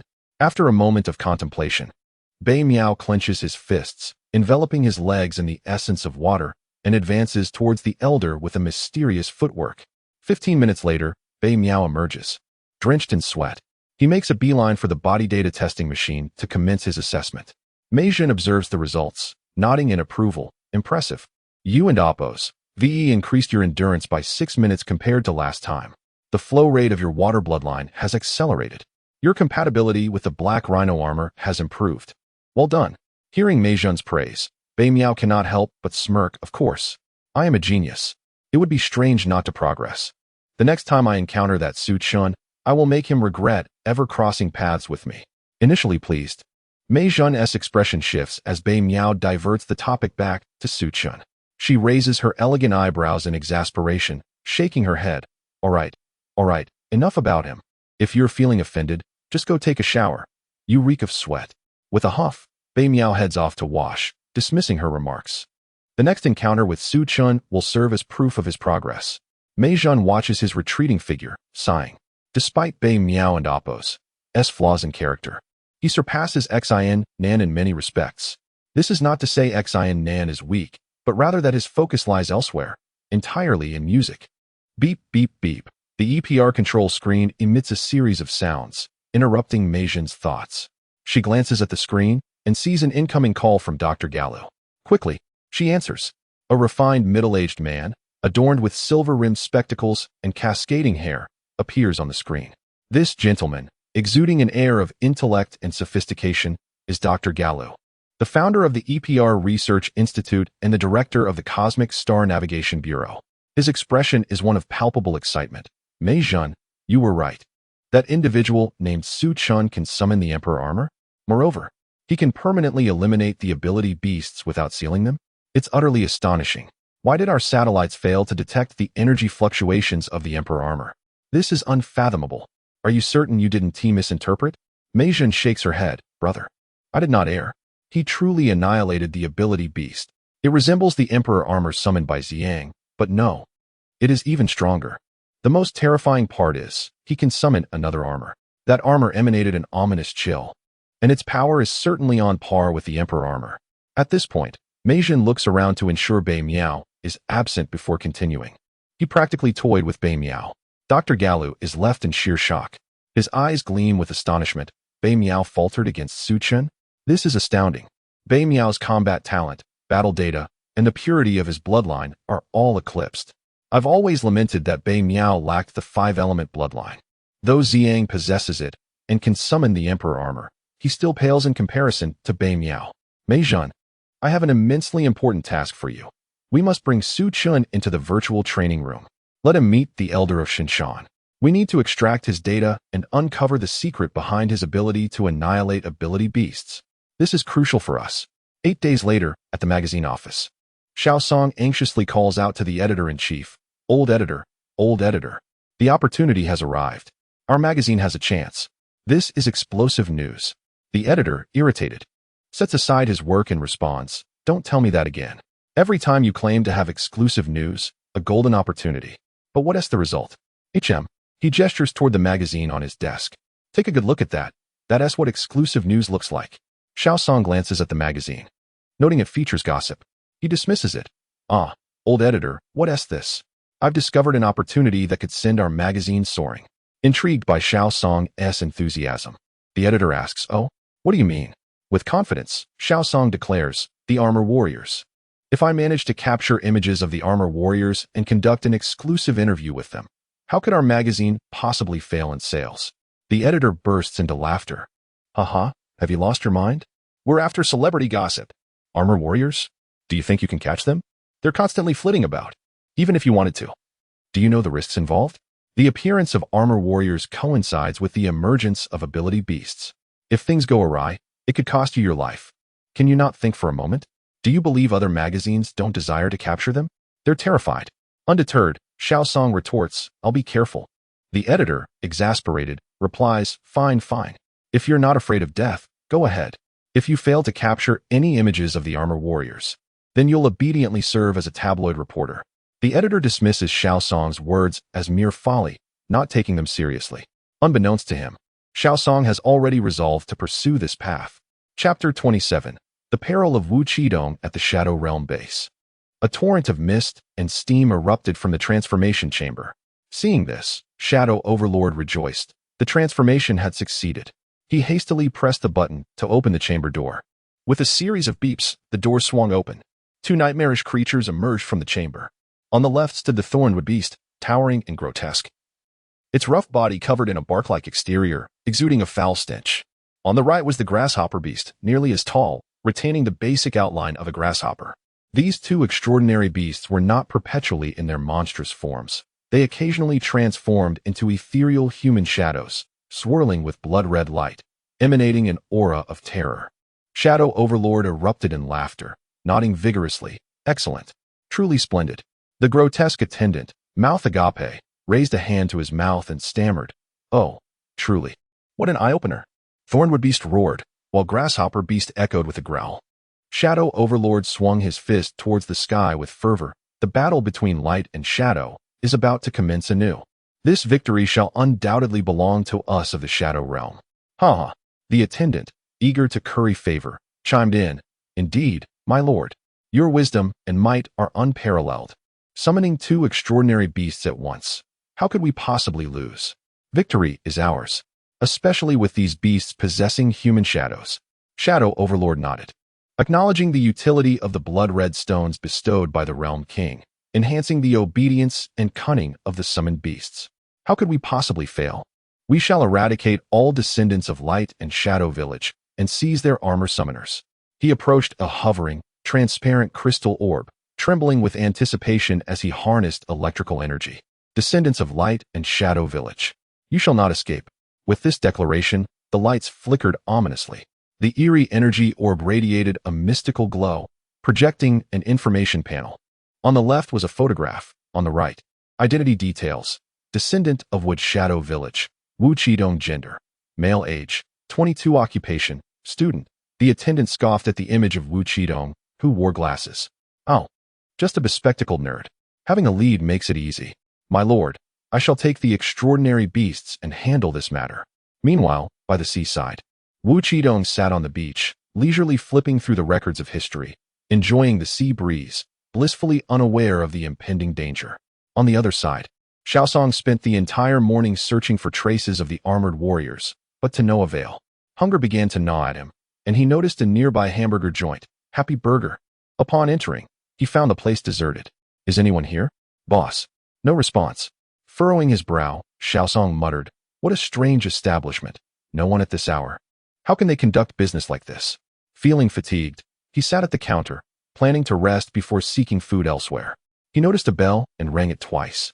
Then turned to watch the television. 2 minutes later, Meijin appeared suddenly from the side, startling Xiaosong. With a smile, she asked, hello, what would you like? Xiaosong, placing a hand on his chest, replied, boss, you appeared out of nowhere. You scared me. What do you have to eat? Meijin responded, we have hamburgers, sandwiches, orange juice. Yogurt, cola. Stop. Just give me a hamburger and a cola. Hurry up, I'm starving. Xiaosong interrupted. Meijin nodded and went to prepare the hamburger. 3 minutes later, she returned with a hamburger and cola, but at that moment, a breaking news segment interrupted the television broadcast. Reports indicated that two extraordinary beasts were heading towards the beach. At this time, Dongshan also arrived, whispering to Meijin, I've detected extraordinary energy fluctuations. Upon hearing about the beast's appearance, Meijin hurried to the base. Xiaosong dashed away even faster, forgetting his cola, and with half-eaten hamburger in mouth, he raced towards the beach. Where extraordinary beasts appeared, armored warriors would surely follow.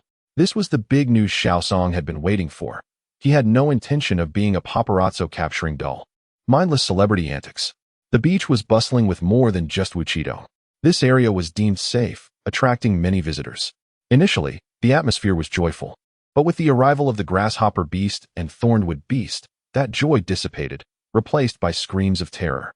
The thornwood beast, bristling with spikes and exuding dark energy, rampaged through the crowd, while the grasshopper beast followed, voraciously absorbing the negative energy of the terrified masses. Fear, tremble. The exhilaration of becoming an extraordinary beast was intoxicating. This was power. The grotesque attendants searched for Wu Qidong among the chaos, intent on fulfilling their mission to eliminate the descendant of Wood Shadow Village. Sweating profusely as he watched the frenzied Thornwood Beast, he shouted, Thornwood Beast, our mission is to eliminate Wu Qidong. We must act swiftly, or the armored warriors will arrive. The grasshopper beast, baring its fangs, glared at the attendant. Then why are you still here? Let us enjoy the slaughter first. The attendant grimaced. These beasts were dumber than he had anticipated. Suddenly, the blaring of police sirens pierced the air as the special police arrived. They unleashed a barrage of ammunition at the Thornwood Beast and Grasshopper Beast. But it proved futile, merely sparking against their hides like a mere tickle. Seeing the special police arrive, the panicked crowd halted in their tracks. Thank goodness. The special police are here. We're saved. Captain Wu observed the immobilized crowd, his frustration boiling over. Damn it, are these people brainless? Why aren't they running? Stop standing around. His anger flared. He had always thought characters in horror or disaster films were intentionally portrayed as dim-witted. Now, he realized that such foolishness truly existed in life, and in abundance. With a megaphone, Captain Wu shouted, "Run. For God's sake, don't stop." Captain Wu understood that his team of special police could only temporarily hold off the mutant beasts, and there was no way to defeat them. They could only delay until the arrival of the armored warriors. Chapter 28. Arrival of Su Chun. Captain Wu's furious roar had little effect. Those who should have fled stood frozen in place, watching the spectacle unfold. Enraged, Captain Wu passed the megaphone to a subordinate, instructing him to shout. He then seized his submachine gun and unleashed a barrage of fire upon the spiked beast, firing wildly. The only option left was to buy time while waiting for the armored warriors to arrive. The special police and Oppos' firepower successfully drew the attention of the spiked beast, which turned its gaze upon Captain Wu and his team of uniformed officers. The beast's bloodlust surged. It had harbored a deep-seated hatred for law enforcement even in its human form, and now, transformed into a supernatural creature, that animosity had only intensified. Damn the police. Aya! The spiked beast let out a furious wail, its deafening roar causing the onlookers to clutch their ears in distress. Yet, the special police's assault did not relent.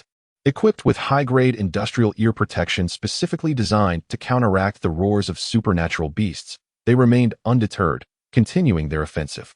Meanwhile, the foolish crowd that had merely watched the chaos was now in a panic, scrambling for safety. "My ears. It hurts. I'm bleeding," cried one. "Let's get out of here," shouted another. The spiked beast's howl had inflicted considerable harm upon the ears of the onlookers. The grasshopper beast exchanged a glance with the spiked beast. The two creatures shared a silent agreement to annihilate the special police.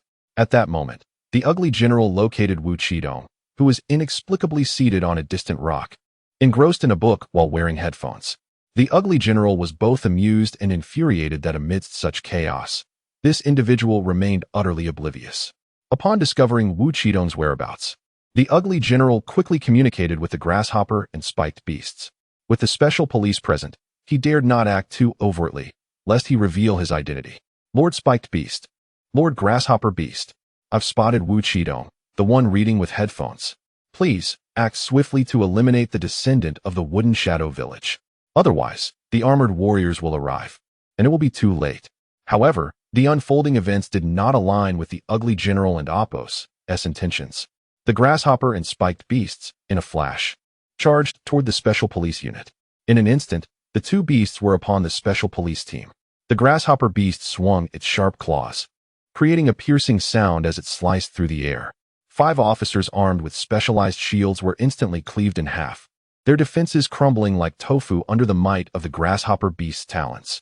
Captain Wu's face turned pale. The supernatural beasts were overwhelming. His mind raced, and he bellowed, "Everyone, scatter! Run!" Captain Wu's command was a desperate attempt to buy time for his remaining officers, sacrificing himself to delay the inevitable. He too began to flee, but the terrifying presence of the spiked and grasshopper beasts extinguished any thoughts of resistance. Captain Wu had hoped this tactic would buy them some time. Yet the reality was far grimmer than he had anticipated. The beasts moved with blinding speed, decimating his team as easily as slicing through vegetables. In mere moments, of the 20-strong unit, only Captain Wu remained. His eyes bulged with fury as he halted, shouting at the spiked and grasshopper beasts, "I and Amp. Oppos, LL curse your ancestors." He fired his weapon frantically. The two beasts reveled in the bloodshed. Nothing brought them more joy than the blood of foul policemen. To them, Captain Wu was but an insignificant ant.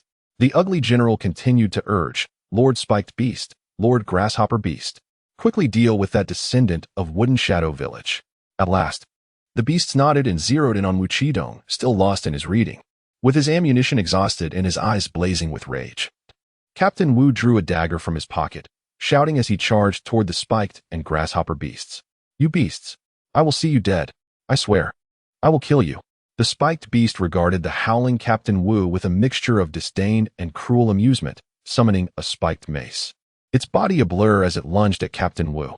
In that moment of despair, as the mace hurtled toward him, Captain Wu's mind flooded with memories of his son, preparing for his upcoming exams, his gentle and loving wife, and his elderly parents. The past raced through his mind like a film reel. Just as he believed his end was nigh, a figure clad in resplendent armor appeared before him, bathed in a golden and violet hue, exuding a misty aura. Su Qin stood like a mountain, blocking the path of the spiked beast's assault. With effortless grace, he grasped the spiked mace, interrupting the impending doom. Apologies for my tardiness. Chapter 29. Do you, beast, also suffer? Ding. Task triggered. Eliminate the 2 malevolent mutant beasts before you. Reward, 200 energy points. Suchin raised an eyebrow.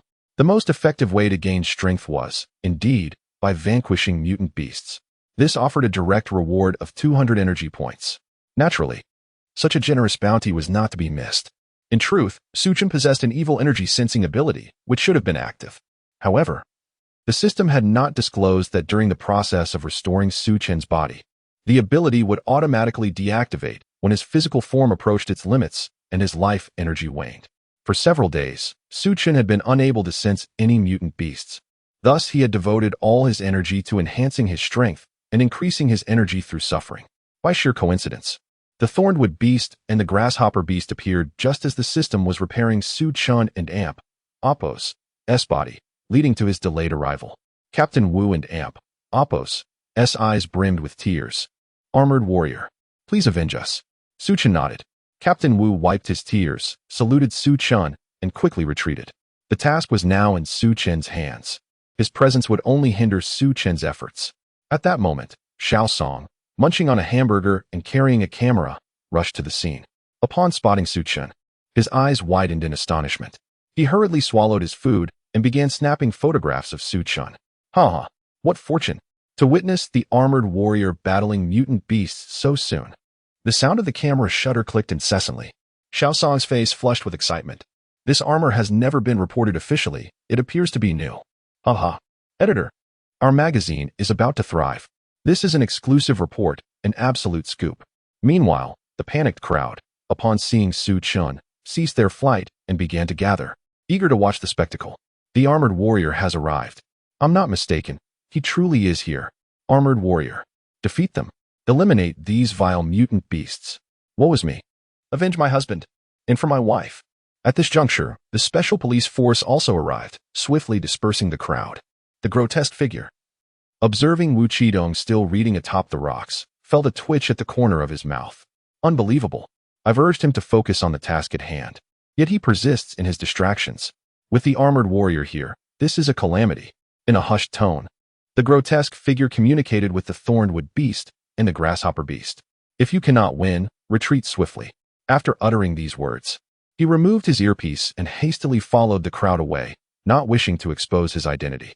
Having exhausted the observation talisman provided by Lu Fa, Ingba was unable to witness the unfolding scene.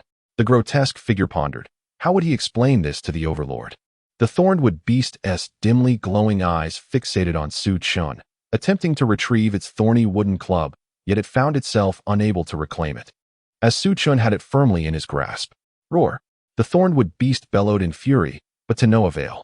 It swung its right hand, launching thousands of spikes at Suchun, yet they proved utterly ineffective, not even sparking against the dark armor he donned.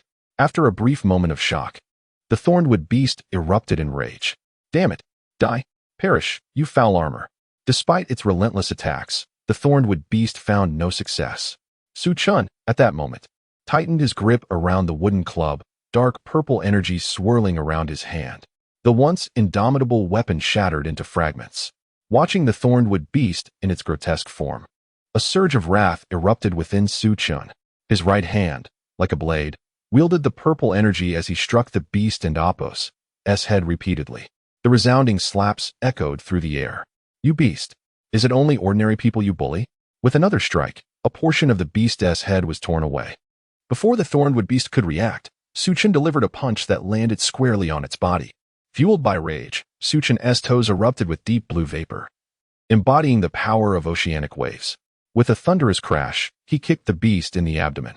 To the astonishment of Captain Wu and Xiao Song, the Thornwood beast was propelled backward by the force of the blow. Its innards disintegrated as if caught in a blender. Ah, it hurts. It hurts so much. Help! My stomach. The Thornwood beast writhed in agony on the ground, crying for aid. All of this transpired in the blink of an eye.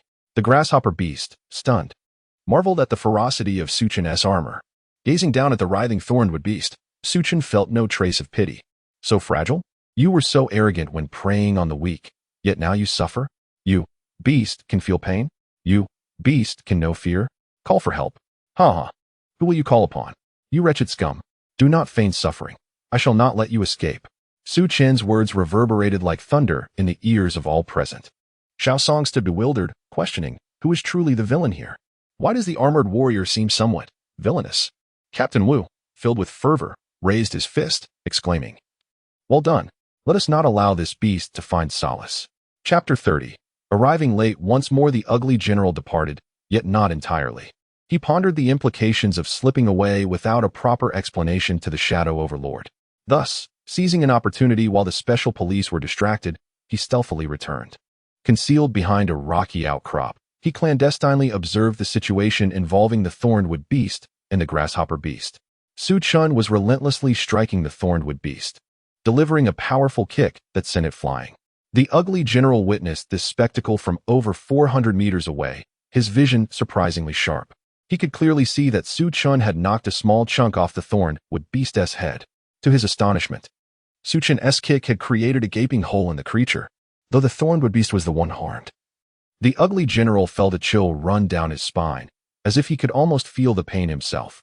He gingerly touched his own head and stomach, imagining the agony of such blows. Goodness, how painful that must be. If such a strike were to land upon him, he would surely be left in disarray. Cold sweat broke out on the ugly general's forehead. The terror was overwhelming. Observing Su Chen's armor, he noted a change in color from the last encounter. Could armor truly change hues? The ugly general nodded frequently, committing this detail to memory. Hearing Su Chun taunt the Thornwood Beast, the corners of his mouth twitched. Such words of cruelty. How could they emanate from the lips of a valiant armored warrior? Fury coursed through him, causing his body to tremble and sweat profusely. Today was indeed a day of chilling rage. Simultaneously, fear gripped his heart. Su Chun was simply too formidable. The Overlord had already enhanced the mutant beasts. And yet the Thornwood Beast and Grasshopper Beast still fell short against Su Chun's might. One kick had them wailing in agony. The horror was palpable. Suddenly, a series of urgent rings from his phone startled the ugly general. Realizing it was his own device, he exhaled in relief. He answered the call, his tone laced with impatience. Hello? Who is it? On the other end, the Shadow Overlord and Apos' laughter echoed, followed by a furious roar. You fool. It's me. I need to know how things went with the Thornwood Beast and the Grasshopper Beast. The ugly general grimaced. Overlord, there was a bit of an incident. The armored warrior has arrived. The Shadow Overlord was taken aback, confusion evident in his voice. So what if the armored warrior has arrived? The Thornwood Beast and Grasshopper Beast have been reinforced. Scratching his head, the ugly general replied, but the Thornwood Beast is already on the ground, howling in pain. What? This cannot be. The Thornwood Beast's combat power is formidable, the Shadow Overlord exclaimed, shock evident in his voice. He furrowed his brow and abruptly ended the call, turning his gaze toward the transformation chamber. What the ugly general was unaware of was that the Shadow Overlord possessed another means to connect with the mutant beasts, entering the transformation chamber to endure an electric shock. The process was excruciatingly intense. Gritting his teeth, the Shadow Overlord vowed to press on. He swiftly entered the transformation chamber, activating the power supply, followed by a chorus of anguished cries. On the beach, 3 beams of light descended from the heavens. Emerging from these radiant columns were 3 distinct armors, heralding the arrival of new armaments. Little Pine quickly aimed the camera at the light columns. The armors that emerged were the Black Rhino armor, the Wind Eagle armor, and the Earth Tiger armor. Chapter 31. This is quite the spectacle. Bei Miao, Dongshan, and Kuan Zhong observed the scene, noticing that Su Chun had arrived first. Kuan Zhong, astonished by the armor adorning Su Chun, exclaimed, the Emperor and Apos' armor. Elder Shin Shan? No, it's different. The aura is not the same as Elder Shin Shan and Apos'. Is this the formidable Su Chun you speak of? His aura is rather peculiar. Dongshan nodded gravely, sensing a sinister transformation in the Emperor's armor that Su Chun wore. Bei Miao scoffed dismissively. What strength? My Black Rhino armor could obliterate him in an instant. Recently, Bei Miao had made significant strides in the virtual training room, now a Silver Tier 3 powerhouse. Not just any Silver Tier 3, but a fully fledged Silver Tier 3. He was merely a star away from ascending to Silver Tier 2. Despite the arduous nature of advancing through ranks, Bei Miao was utterly confident that with a few more days of practice, he would attain Silver Tier 2. Meanwhile, at the EPR base, Commander Mei Jun monitored the synchronized footage of Bei Miao and his companions. This time, Mei Jun was unaffected by Su Qin's Dark Emperor's magnetic field. Dr. Gallo had fortified EPR and Apo's satellites through Ziyang and Apo's 5-star bloodline, ensuring that the surveillance at EPR was entirely impervious to Su Chun and Apo's dark influence. Mei Jun could observe the scene in real time. Upon seeing Su Qin and Apo's Dark Emperor and Apo's armor, she gasped in astonishment. Is this the Emperor and Apo's armor? Why does it have hints of purple and such a heavy aura of malevolence? What is happening here? It was no wonder that Mei Jun was so shocked. The phenomena surrounding Su Chun were far beyond the scope of her research knowledge. Su Chun could inexplicably summon the Emperor and Apo's armor and even a second set of armor. Now, the once noble Emperor and Apo's armor was radiating an aura of evil. Each new occurrence involving Su Chun was relentlessly reshaping Mei Jun and Apo's worldview. Mei Jun and Apo's astonishment was short-lived. The pressing matter was to deal with the mutant beasts. She hastily issued commands to Bei Miao, Dong Shan, and Kuan Zhong. Hurry and assist in combating the mutant beasts. Upon hearing Mei Jun and Apo's orders, Bei Miao snorted disdainfully. Humph. No need for us to intervene. We can merely observe from the sidelines. Dong Shan and Kuan Zhong exchanged glances, uncertain of what to do. Whose orders should they follow? Mei Jun was the commander, yet Bei Miao was the captain. They found themselves in a quandary. Mei Jun clenched her teeth, feeling quite displeased that Bei Miao disregarded her commands. However, since Bei Miao was the captain, she refrained from confronting him directly. Unity within a team was paramount. Thus, Mei Jun chose silence, seizing the opportunity to gather data on Su Qin instead. With Mei Jun's silence, Dong Shan and Kuan Zhong had no choice but to heed Bei Miao's wishes and watch from the sidelines. Su Qin, perceptive as ever, since the arrival of the three armors. However, he paid them little mind. His current level was Golden Tier 3. Su Qin felt that the strength of these three armors was inferior to his own. Moreover, they were merely standing by, observing, which suited Su Qin's intentions perfectly. The mutant beasts were his to slay. He would not permit anyone to interfere. Su Qin strode towards the thornwood beast, which recoiled in terror, retreating frantically. Oh, now you know fear? Su Qin's voice was icy. The grasshopper beast, filled with rage at Su Qin's arrogance, seethed, "Damn armor. Do you truly think I cannot deal with you?"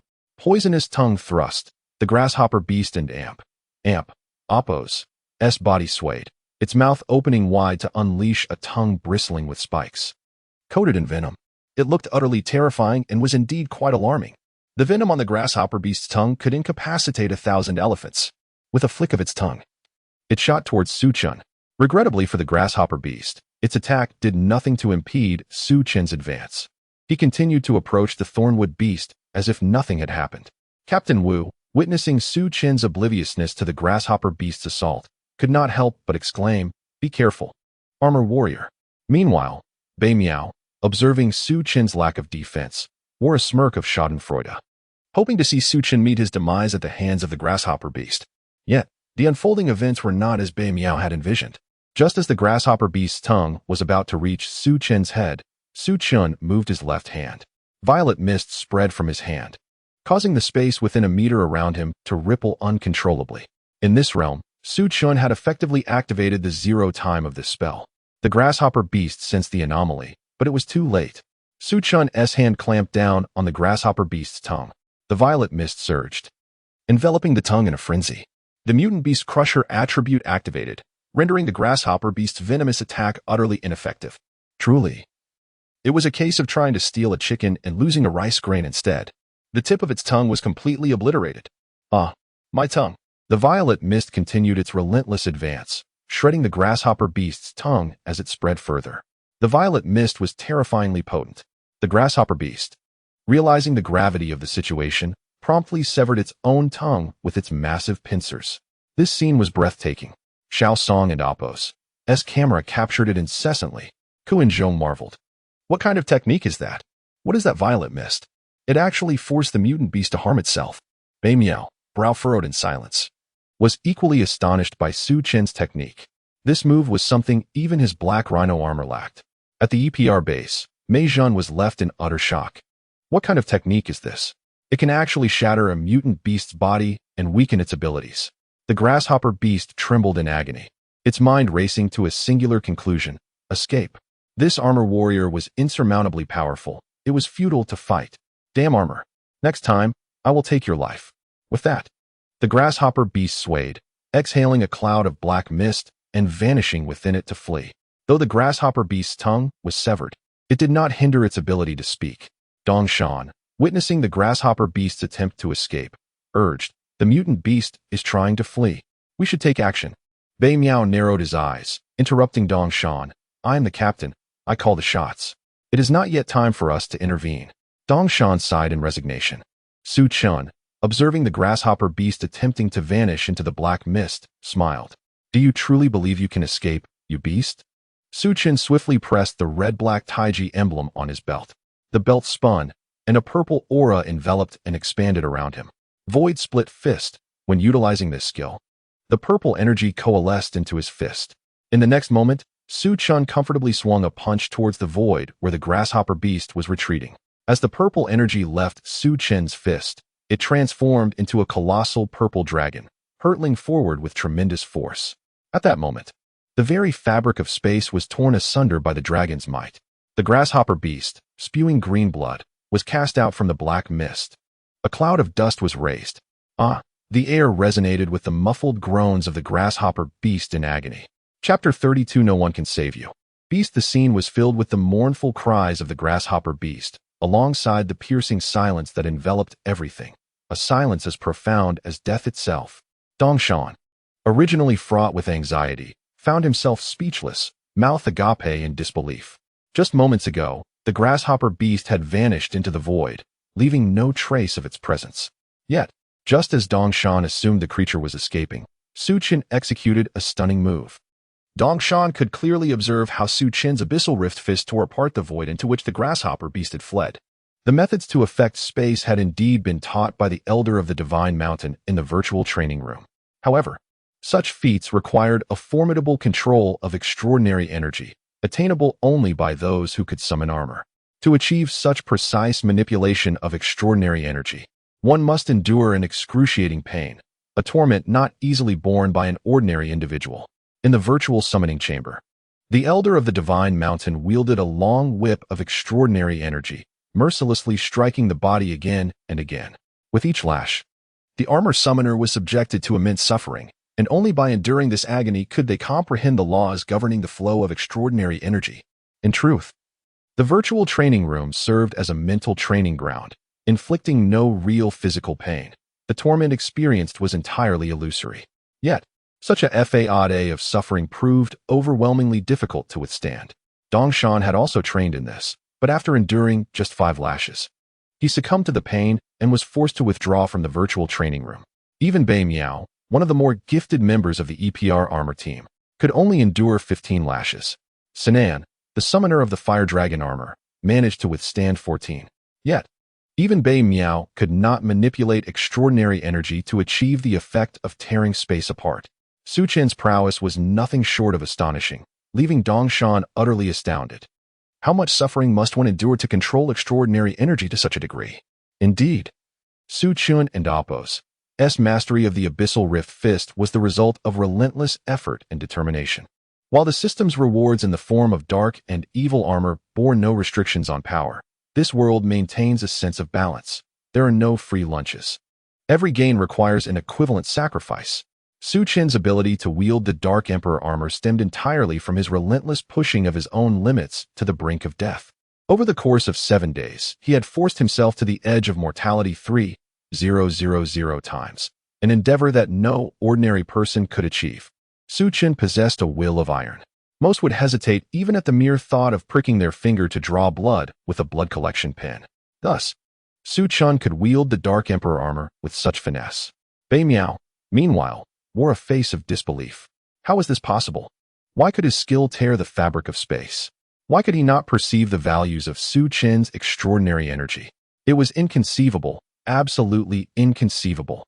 After all, he was a formidable force at the Silver Tier 3 level. Could it be? Was Su Chun's strength truly superior to his own? At this moment, Bei Miao found himself engulfed in a profound existential crisis.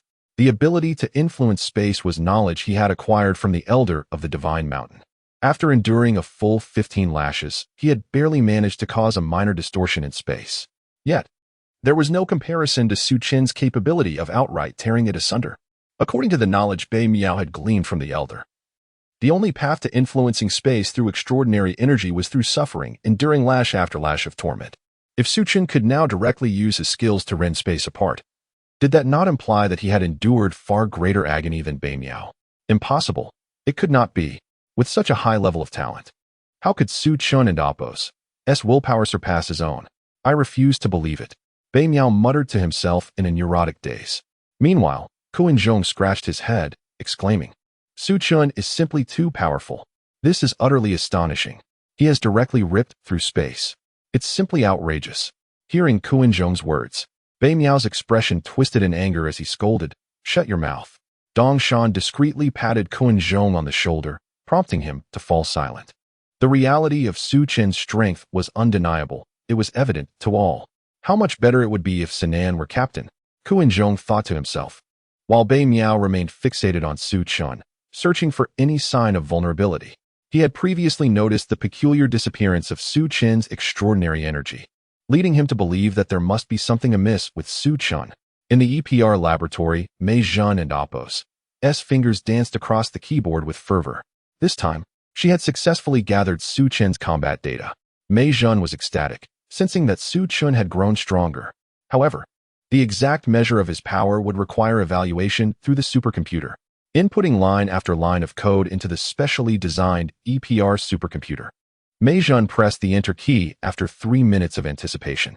The EPR display flickered to life, revealing a figure composed of green zeros and ones representing the Dark Emperor armor.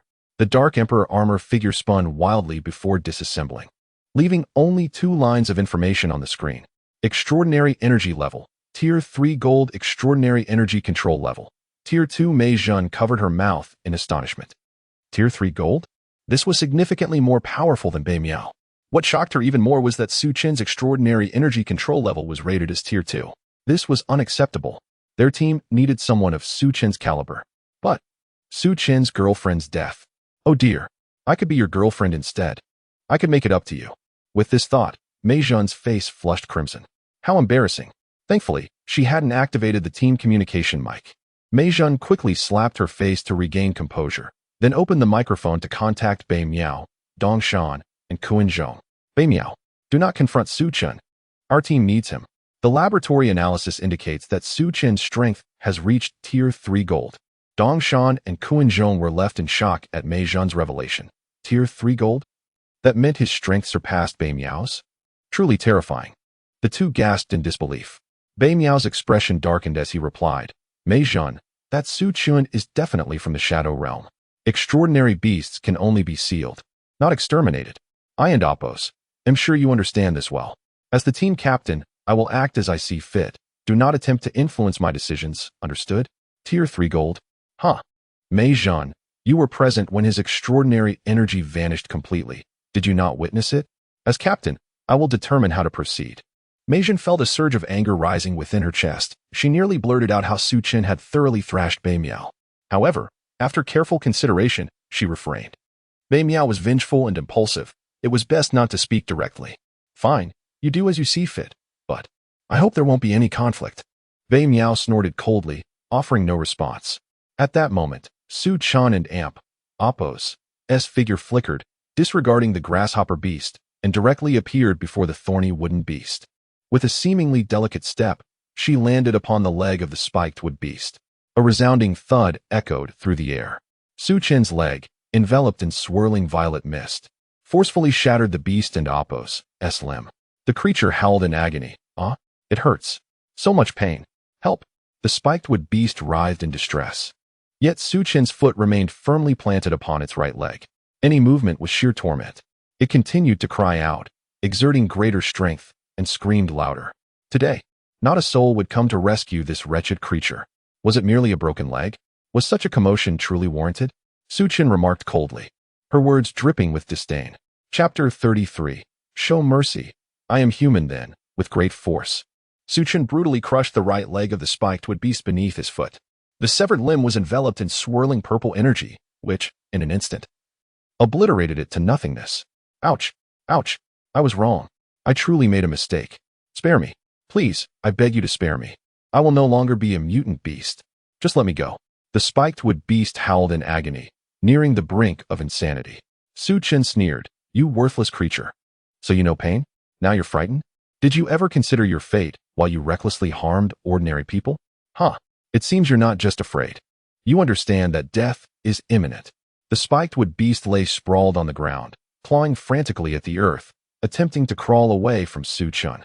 He is no human. He is a devil among devils. Curse it.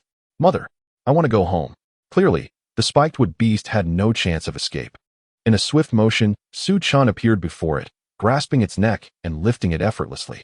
With his right fist swinging round, he rained down blow after blow upon the beast's head. Bang! You think you can run? Spare me. Please, I beg you.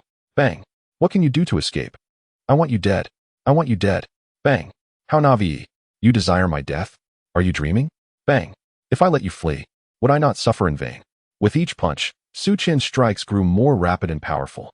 Yet, he relied solely on physical strength, not employing any supernatural abilities. To hasten the demise of the spiked wood beast in such a manner was truly merciful to the wretch. The spiked wood beast, battered and questioning its existence, began to see its life flash before its eyes. Observing from the shadows, the ugly general trembled in awe at Suchin's ferocity. What a revelation! I have never witnessed such bullying of a mutant beast. This armored warrior is akin to a madman. Truly terrifying. The ugly general dared not continue watching, fearing that Suchin might discover his presence and subject him to a similar fate. Dongshan and Kuinzhong stood in stunned silence.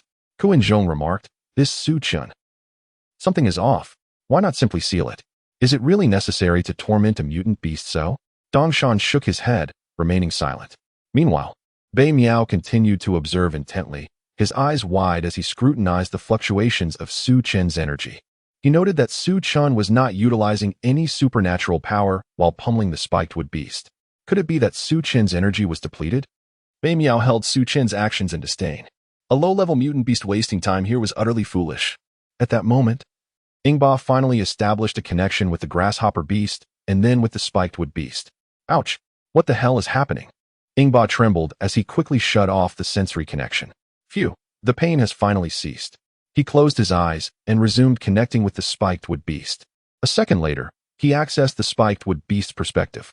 The moment he connected, he was nearly frightened to death, as he was met with the sight of Suchin's fists relentlessly hammering down upon it. Such terrifying skill. This shared vision is incomparably advanced.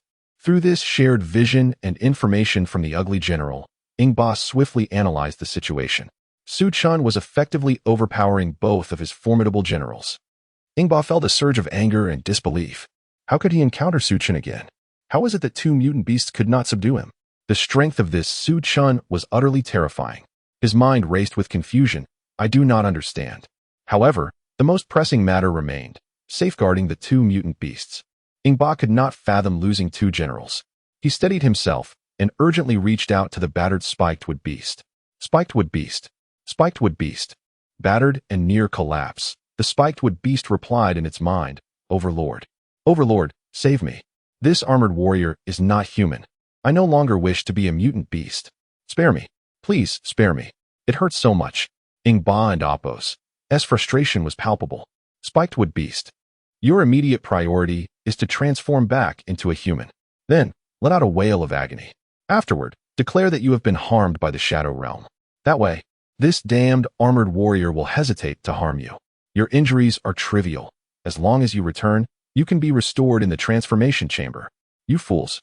I instructed you to prioritize your mission. If you cannot win, then flee. You three imbeciles. That ugly general is the worst of the lot. In an instant, the spiked wood beast's eyes rekindled with hope. Yes, it could temporarily revert to a human form. This was an armored warrior, the embodiment of justice. How could it harm one who is human? As long as it conveyed that it was a victim, this armored warrior would surely refrain from attacking. Brilliant. Truly brilliant. The spiked wood beast hastily channeled its malevolent energy, dark mist erupting from its body. In the next moment, The spiked wood beast transformed into a middle-aged man with a scarred face. The scarred man weakly shouted, "Show mercy. You cannot harm me." To his surprise, Ingba's plan bore fruit. Suchen halted his fists. Seeing Suchen stop, the scarred man exhaled in relief.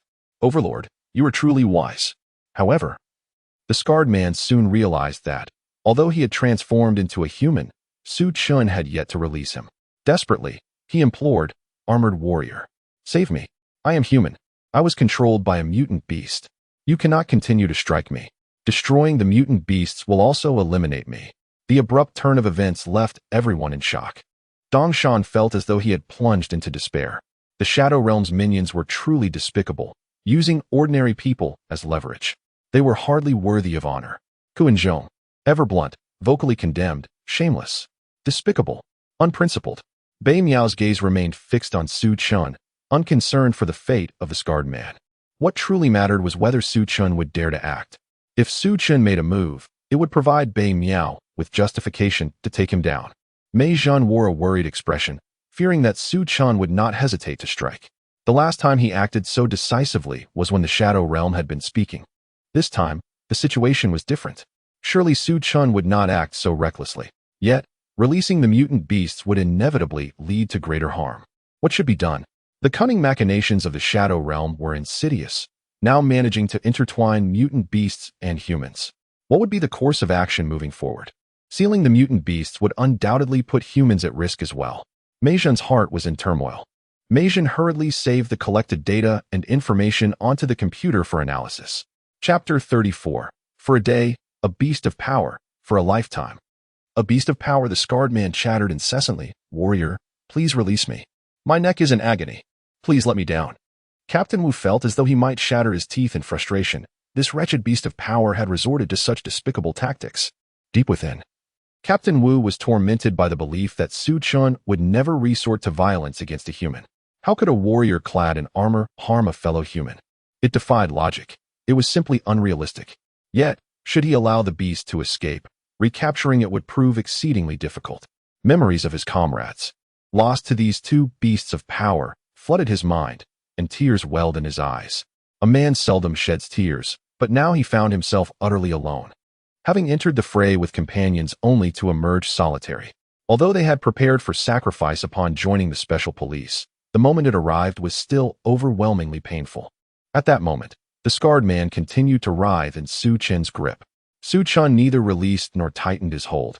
He simply tilted his head, observing the man. Just when everyone assumed Suchen would relent, Ingba was already preparing to pop the champagne. A cruel smile curled upon Suchen's lips as he hurled the scarred man into the sky. The crowd was left in stunned silence. Dongshan's face contorted in shock. What was he attempting? Was he about to seal the beast of power along with the human, without exterminating it? Kuinzhong's expression mirrored astonishment. Suchen was far too resolute. Bei Miao, on the other hand, scoffed. This fool was indeed foolish, brazenly committing murder in public. Ha ha. Soon, I shall make you kneel. At this juncture, the scarred man screamed in terror from the heavens. Help! Help! I want to go home. I want to go home. Ingba, infuriated by Suchen's actions, doubled over in pain, spitting blood. This was illogical. This was wrong. Last time, you acted decisively, disregarding my advances, and vanquished the vile beast. But why this time? As a noble and righteous warrior, how could you harm a human? Who can explain what has transpired in this world? What is going on in Suchen's mind? Someone please tell me. In the EPR laboratory, Mei Zhan, who had been seated to observe, was now on her feet. Her heart raced with unbridled anticipation. Could it be that Suchen was truly about to take action? Surely not. That would be impossible. Suchen must merely be attempting to frighten the beast of power. Yes, that must be it. How could he possibly obliterate both the human and the beast? No. Mei Zhan had met Suchen. She felt he was an extraordinarily kind individual. In that moment, everyone's minds were in a tempest. Only Suchen resolutely raised his arm. The dark oblivion ray surged forth from his arm, enveloped in swirling purple-black energy. Two magnificent dragons, fierce and regal, coiled around his arm, emitting chilling roars. Mei Zhan in the EPR laboratory watched intently as Suchen's energy data appeared on the screen. One-star gold level. This was utterly absurd. At this moment, Suchen unleashed a skill that summoned energy of the one-star gold level. How preposterous. 3-star gold level could erupt with the energy of 1-star gold level. At this instant, the only word resonating in Mei Jun's mind was terrifying. Feeling the energy was sufficiently charged, Su Chun uttered a low incantation and hurled the dark oblivion ray in the direction where the scarred man was descending.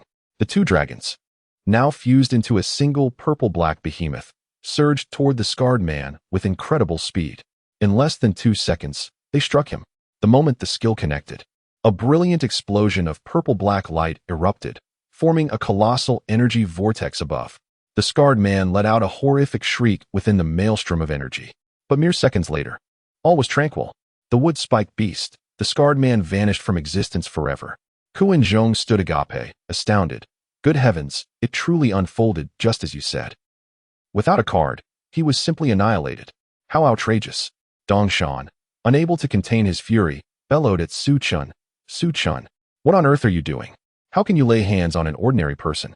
How could you employ a warrior's lethal skill against someone so unremarkable? Are you even still human? Upon hearing Dong Shan and Appo's words, Su Chun and Appo's expression remained unchanged. What am I doing? I am vanquishing a beast of power. The tricks of a beast of power cannot evade my gaze. For a day, a beast of power. For a lifetime, a beast of power. Beasts of power should not exist in this world. I shall eradicate them one by one. At that moment, Ingba, connected to the grasshopper beast, could hear Su Chen's every word. Upon hearing Su Chen's vow to eliminate every beast of power, Ingba spat blood in rage. Damn warrior! You are too arrogant. I will have your head. I, Ingba, shall not rest until you are dead.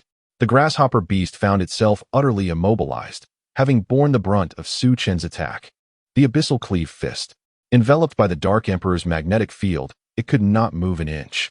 Witnessing the wood-spiked beast's annihilation left the grasshopper beast paralyzed with fear. It had believed that becoming a beast of power would grant it freedom, yet here it was, facing imminent doom on its very first day. I do not want to die. Lord, save me. I do not wish to be a beast of power any longer. I am done. This warrior is too ruthless. I want to go home. Please, let me return. I cannot solve this problem. I cannot do it. Ingba, seething with indignation, shouted, "Useless creature." He quickly assessed the situation and noted that the Wind Eagle warrior had just questioned Su Chun. A plan formed in his mind. He hastily transmitted a message to the grasshopper beast. Fool, transform back into a human and plead for mercy from the Wind Eagle warrior. Seek shelter. Then, find an opportunity to escape. The grasshopper beast nodded rapidly, quickly dissipating its power and transforming into a bald middle-aged man. Thus, the grasshopper beast had assumed human form. No longer under the influence of Su Chen's Dark Emperor's magnetic field, Ingba roared within the bald man's mind. Fool. Hurry and run to plead with the Wind Eagle warrior for help. The bald man nodded frantically, crying out as he dashed toward Dong Shan, Bei Miao, and Kuan Zhong. Help! Wind Eagle warrior. This man is insane. He wants to kill me. Please, save me. Chapter 35. Trying to escape. Upon witnessing the grasshopper beast fleeing in a frenzy, Su Chen scoffed. Trying to escape? With a flick of his wrist and a powerful push from his legs, he left behind a series of spiderweb-like cracks on the ground where he once stood. With a resounding bang, he soared 10 meters into the air, leaping towards the direction where the bald man was fleeing.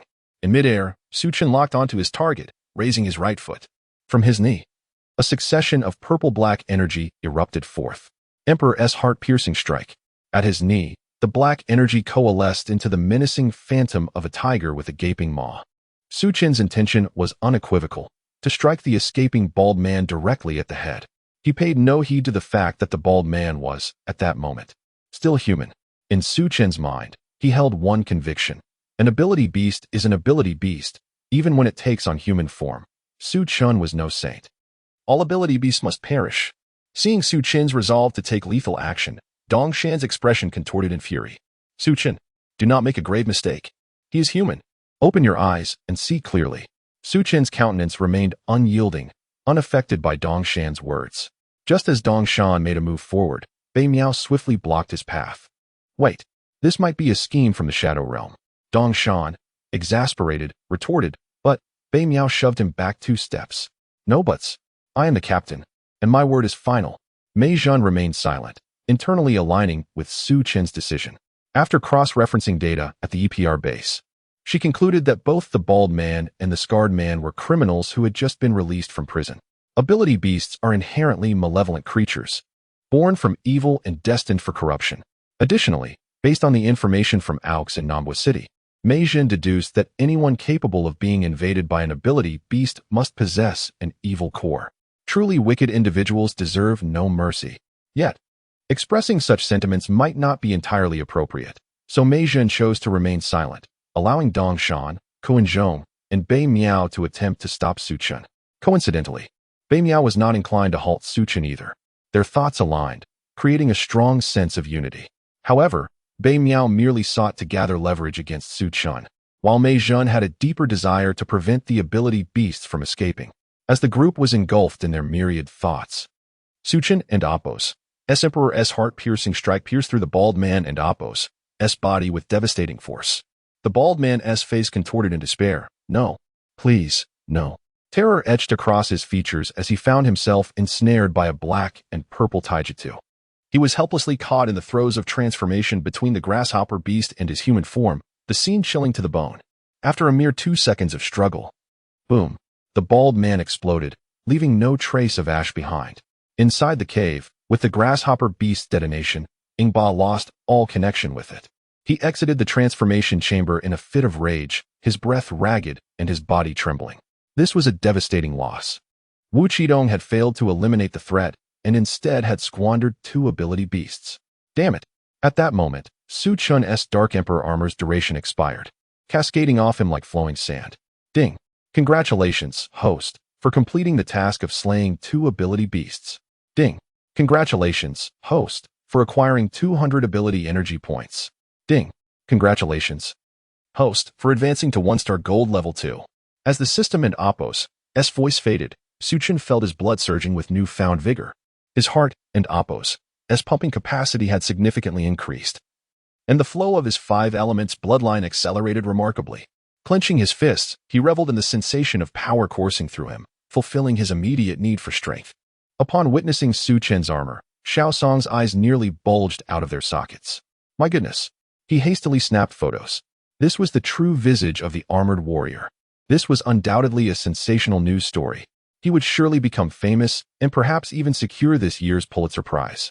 However, Xiao Song's enthusiasm was short-lived as a shadow loomed in front of him. Step aside. Don't block my shot of the armored warrior.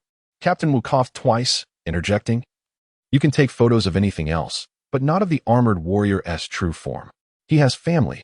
If you publish his identity, what will happen to them if the Shadow Realm finds out? As a journalist, you should have some conscience. Captain Wu's words struck a chord with Xiao Song, who felt a wave of shame wash over him. I didn't think it through. I'll delete it now. He quickly began deleting the incriminating photos from his camera. At that moment, Su Chen approached Captain Wu and said to Xiao Song, It's fine, you can post my photos. Let those ability beasts focus their attention on me. Xiao Song was momentarily taken aback, unsure of how to respond.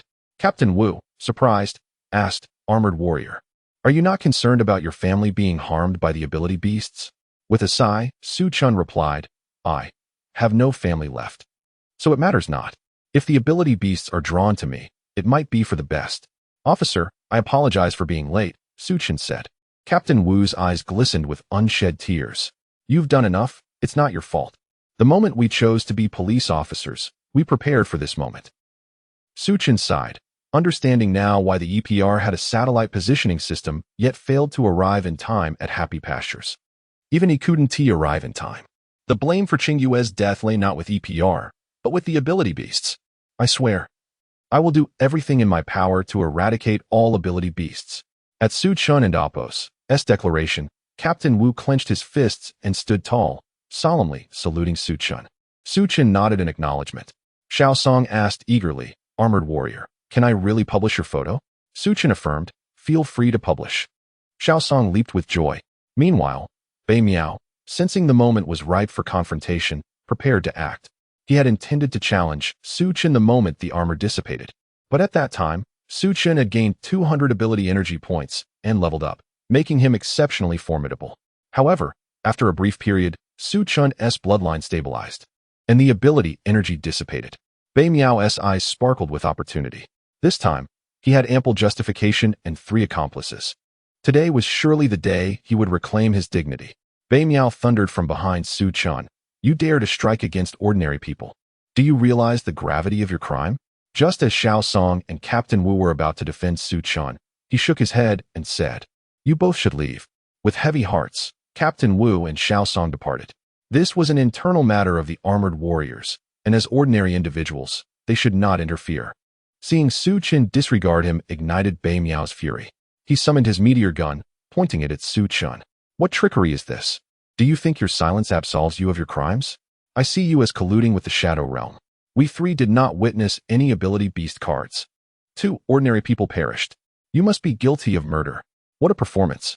Upon witnessing Bei Miao poised to strike at Su Chen, Mei Zhen was instantly alarmed. Bei Miao, do not take action. Kuan Zhong, Dongshan, you 2 must restrain Bei Miao. Su Chen just eliminated a villain. Dongshan let out a cold snort, disregarding Mei Zhen's plea, and instead, he deactivated the communication system. He was now in complete accord with Bei Miao's perspective. Su Chen was indeed a member of the Shadow Realm. Even if he was a wrongdoer, it was imperative that he face the judgment of a court, rather than being subjected to the whims of Su Chen's solitary intervention. This was an egregious abuse of power. Kuan Zhong, on the other hand, was at a loss, standing there in a daze. Chapter 36. The Destruction of Bei Miao's Armor. Ding. Congratulations to the host for triggering an interactive mission. Option 1. Kneel before Bei Miao and beg for mercy. Reward, 500 cash. Option 2. Destroy Bei Miao's armor. Reward, bloodline concentration of wood rises to 80%. Su Chen smiled. Was there even a need for contemplation? The choice was undoubtedly the second task. He had seen through Bei Miao's intentions. He was merely looking for trouble. If it hadn't been for Mei Zhen's intervention last time, Su Chen would have already dealt with him. Kuan Zhong, standing nearby, interjected, Everyone, let us not act impulsively. Perhaps there is a misunderstanding. Bei Miao, upon hearing Kuan Zhong's attempt at diplomacy, roared, What misunderstanding? Are you blind? Did you not see how this brat just committed a crime? Kuan Zhong was at a loss for words. Bei Miao's temper was volatile, and he was unsure how to communicate with him. Thus, he turned to Dongshan for assistance. Brother Dongshan, please talk some sense into him. Calm down. How can we, as armor warriors, turn against one another? If the shadow forces see this, they will mock us. We must unite. No infighting allowed.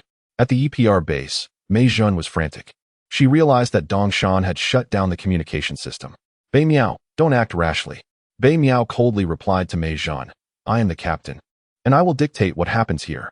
Your directives are unnecessary. A team only needs one leader. After saying this, Bei Miao also disabled the communication system.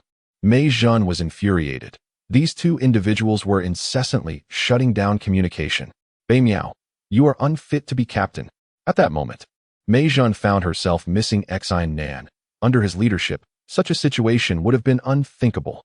Xian Nan and Apos' preoccupation with practicing the piano now seemed a minor flaw compared to Bei Miao and Apos' behavior. Seeing Su Chen silent, Bei Miao became even more convinced that Su Chen lacked sufficient energy. While he knew Su Chen could summon another armor, he felt no fear. With Dongshan and Kuan Zhong on his side, the odds were 3-1. There was no way they could lose. Su Chen's level, as Mei Zhen had mentioned earlier, was indeed impressive, 3-star golden 3. However, Bei Miao believed that Su Chen could not manifest such strength at this moment. Even if Su Chen could summon an armor, they had the advantage. Bei Miao was 3-star silver 3, Dongshan was 2-star silver 4, and Kuan Zhong was 1-star silver 4. It would be a mere joke to subdue an unstable Su Chen.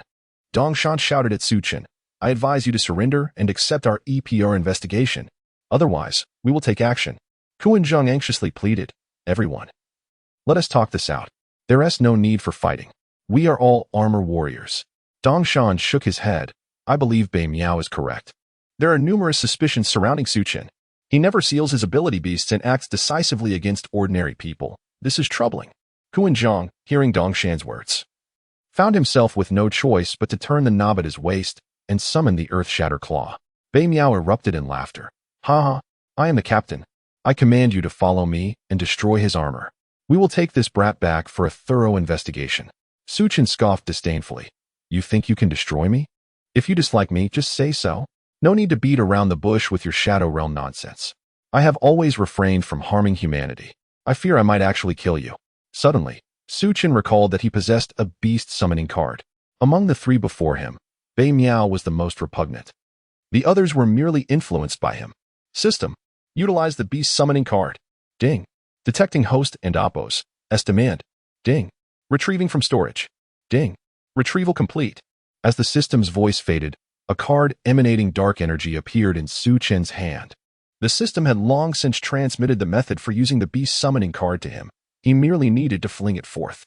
The beast summoned through this card was a lifeless entity, an empty shell that existed solely for battle. With a casual flick, he tossed the card. It shall be you. The Thornwood Beast. In the next moment, the dark card disintegrated in midair, releasing a cloud of ominous mist. As the mist cleared, the Thornwood Beast materialized before Suchun. However, this beast was evidently different from before.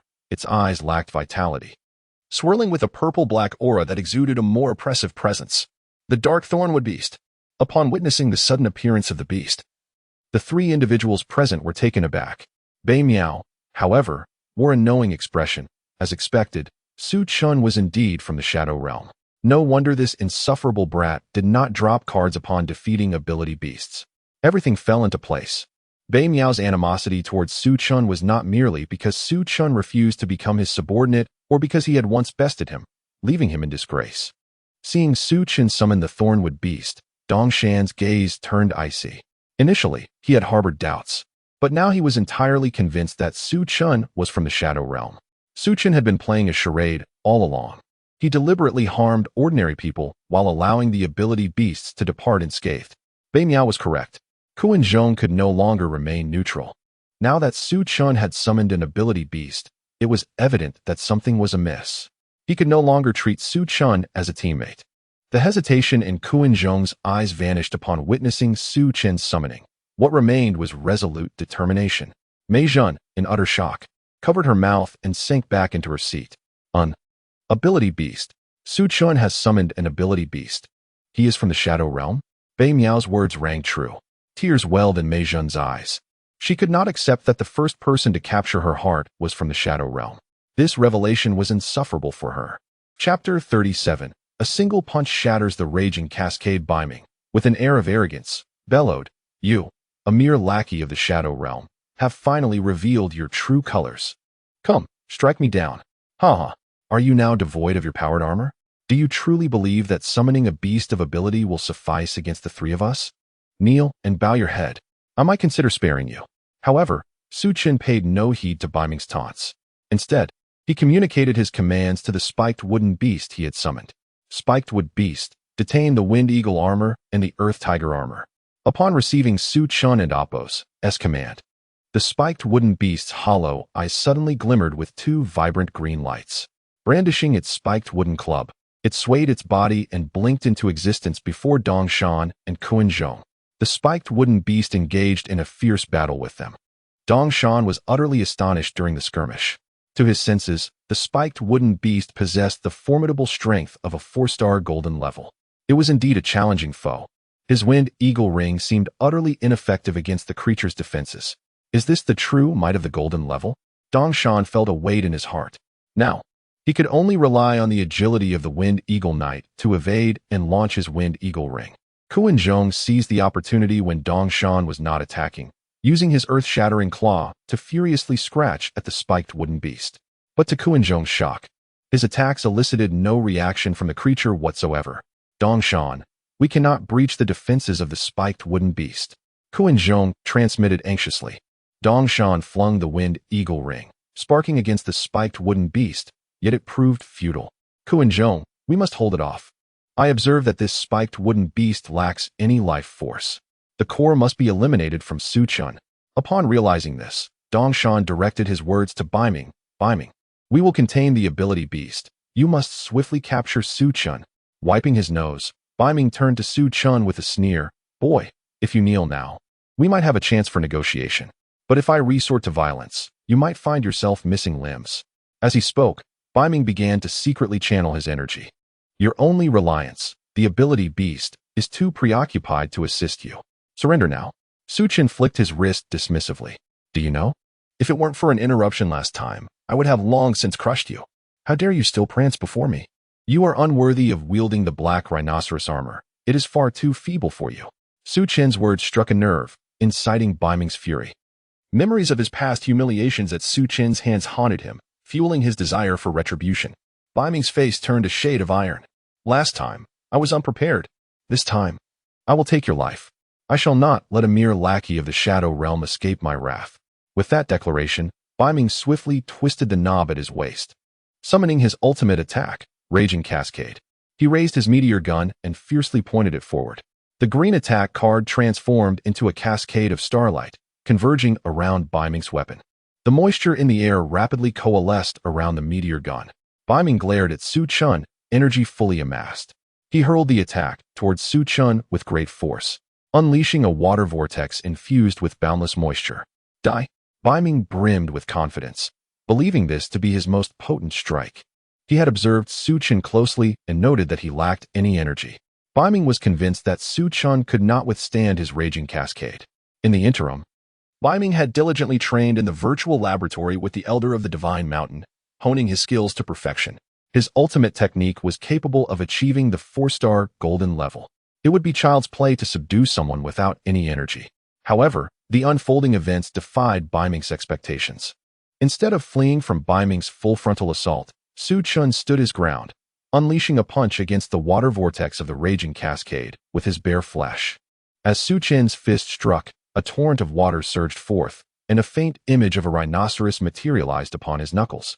In an instant, he shattered Bai Ming's formidable attack. Bai Ming's expression turned ashen with disbelief. Impossible. How can a mere mortal withstand my raging cascade? Meanwhile, Dong Shan and Kuan Zhong, engaged in a fierce struggle with the spiked wooden beast, were equally taken aback. They had noticed the peculiar nature of the beast. It never initiated attacks unless they approached Su Chen's position. Strangely, the spiked wooden beast, despite brimming with ability energy, exhibited no signs of life. To Dong Shan, it felt like an empty shell. Far away in the ERP laboratory, Mei Jun had also made a startling observation. Through the analysis of the laboratory's supercomputer, she discovered that the life energy of the ability beast engaged with Dong Shan and Kuan Zhong was 0. Urgently, Mei Jun contacted Kuan Zhong. Among the trio, only Kuan Zhong had not turned off his communication system. Kuan Zhong, the ability beast before you is a lifeless shell, devoid of any life energy. The computer analysis indicates that if you do not attack, this empty vessel will not retaliate. You have misunderstood Su Chen. I suspect this is a skill of Su Chen and Apos' armor. Do not act recklessly. Upon hearing Mei Jun and Apos' words, Kuan Zhong immediately ceased his assault and discovered that the spiked wooden beast had indeed halted its attacks. Meanwhile, Dong Shan continued to throw the wind eagle ring. But now, without Kuan Zhong's support, he found himself struggling against the relentless onslaught of the spiked wooden beast. Kuan Zhong quickly shouted to Dong Shan, do not attack the ability beast. It is an empty shell. If you do not engage it, it will not come after you. As Dong Shan retrieved the wind eagle ring, he heeded Kuan Zhong's warning and ceased his attacks. True to Kuan Zhong's words, the spiked wooden beast immediately stood down. With a moment to breathe, Kuan Zhong and Dong Shan turned their attention to the confrontation between Bai Ming and Su Chen. To their astonishment, they were left speechless. Kuan Zhong murmured in disbelief. Am I seeing this correctly? Su Chen, without his armored suit, shattered Bai Ming's ultimate attack with nothing but his fists. Dong Shan shook his head in disbelief. This is absurd. How could he achieve such a feat? How can a mortal body counter Bai Ming and Apos' ultimate technique? Dong Shan was acutely aware of Bai Ming's prowess. With his unmatched talent and relentless training, Bai Ming had nearly overwhelmed Dong Shan in their previous encounter. Now, Su Chen had effortlessly dismantled Bai Ming and Apos' ultimate attack with mere punches. Dong Shan and Apos' perception of reality was irrevocably shattered. Chapter 38. A battle waged on the line of bloodline at the EPR base. Mei Jun could hardly believe her eyes as Su Chen withstood Bai Miao's lethal attack with nothing but his physical form. The events unfolded too swiftly for her to react, leaving her beautiful face awash in shock. Her petite hands danced frantically over the keyboard, analyzing frame by frame the combat footage of Su Chen and Bai Miao through the EPR supercomputer. 2 minutes later, after countless analyses by the supercomputer, a pivotal frame finally emerged. Mei Jun hastily clicked to examine it, discovering that as Bai Miao's ferocious attack approached Su Chen, He had partially armored himself with a suit of battle gear. However, this solitary image left Meijin perplexed regarding the nature of the armor. She quickly captured a screenshot and submitted it for further analysis by the supercomputer. The conclusion that emerged startled Meijin profoundly. Su Qin's partially armored suit was none other than the black rhinoceros armor. Rushing to the storage room for the light and shadow stones, Meijin found no extraordinary changes in the water shadow stone. The astonishment on her face deepened. The shock that Su Qin had delivered to her was simply uncontainable. How could he have armed himself with the black rhinoceros armor without directly utilizing the water shadow stone? This surpassed all of Meijin's understanding. Gazing at the four suspended light and shadow stones in the storage room, her mind raced with countless thoughts. Could she have misjudged? Meanwhile, Su Qin, listening to Bei Miao and Appo's incredulous voice, could not suppress a laugh. What was impossible about this? You are merely weak. Your heart is filled with malice, arrogance, and jealousy. You simply cannot stand the fact that I am superior to you, can you? Deep down, you know that regardless of whether I belong to the Shadow Realm, you would still seek to trouble me. You would still raise your weapon. Enough. I cannot be bothered to reason with you. You are unworthy of it. Your black rhinoceros armor is too weak. Allow me to teach you what true black rhinoceros armor entails. Black rhinoceros armor, unite. As Su Qin's words fell, an emerald glow erupted from his heart, spreading a chilling aura throughout his body. The green light swiftly enveloped him, and wave-like ripples appeared around his eyes. As Su Qin invoked the bloodline of the water-black rhinoceros, the surrounding weather was affected. A dark cloud covered an area with a 20-mile radius centered around him. The black rhinoceros armor began to manifest from Su Qin's legs, unleashing a torrent of purer water energy than Bei Miao's. Dumbfounded, Bei Miao stared in disbelief at the sight of Su Qin donning the black rhinoceros armor. His body went numb, his voice trembling. Impossible. The armor can only be summoned by one person. How can you call forth the black rhinoceros armor without a summoner? I refuse to believe it. It must be an illusion. You wretched creature of the Shadow Realm, I will see you perish. Dongshan and Kuan-Zhong were utterly bewildered. They could not comprehend how Su Qin could summon the black rhinoceros armor. Bei Miao's eyes were bloodshot as he swiftly twisted the knob at his waist. With all his strength, he unleashed the ferocious torrent strike. Burn my water bloodline, he cried. As he spoke, the water bloodline within him ignited, rapidly elevating his power level from 3-star silver 3 to 1-star gold 1, and finally to 4-star gold 3, then 3-star platinum 4. By burning his water-black rhinoceros bloodline, Bei Miao forcibly elevated his rank, now surpassing Su Qin's level significantly. Su Qin currently stood at merely 1-star gold 2, having just upgraded after defeating the Thornwood Beast and the Grasshopper Beast. Otherwise, his power would lag even further behind Bei Miao and Appo's, regardless of the armor donned. One's inherent strength determined the armor's effectiveness. Although Su Qin could summon multiple armors, his personal power level limited him to dominating only within the same tier. Once the gap in strength became too vast, hope for victory diminished greatly. Upon hearing Bei Miao ignite his bloodline, Dongshan grew frantic, shouting, Bei Miao, no, don't burn your bloodline. Your bloodline will lose its purity. Your bloodline level will decline, and you will no longer be able to summon armor. Do not act impulsively.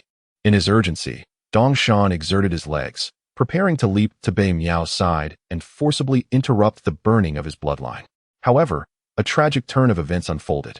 The Thornwood Beast, following Su Qin's orders strictly, would not retreat even an inch, even at the cost of its own demise.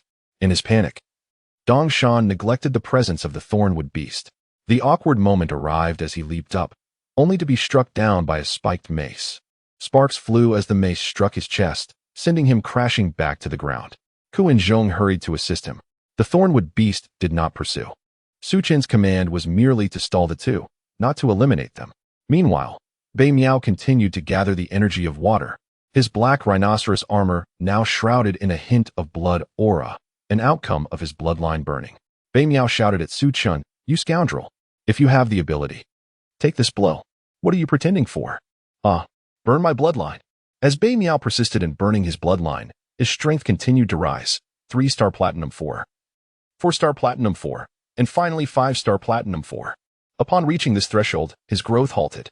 This secret technique of burning the bloodline, imparted by the Elder of the Sacred Mountain, was not to be employed lightly unless absolutely necessary, as it would permanently damage the purity of his bloodline. The greatest consequence would render him incapable of summoning armor ever again. At this moment, Bei Miao had long lost his rationality. Upon witnessing Su Chen summon the black rhinoceros armor, he became utterly mindless. His singular objective was to see Su Chen dead. In the EPR laboratory, Meijin watched Bei Miao, who was now a frenzied force, and felt a surge of terror. Bei Miao's strength had reached 5-star Platinum 4. Su Chen had no means to contend with that. Although Su Chen possessed numerous armors, the inherent flaw in his strength could not be compensated for by armor alone. Moreover, Su Chen was currently utilizing the same black rhinoceros armor as Bei Miao. Meijin called out urgently to Kuan-zhong, hurry and stop Bei Miao. Yet, her concern was not for Bei Miao, it was for Su Chen. Bei Miao and Appo's performance today had left her thoroughly disappointed. He was unworthy to be the summoner of the black rhinoceros armor.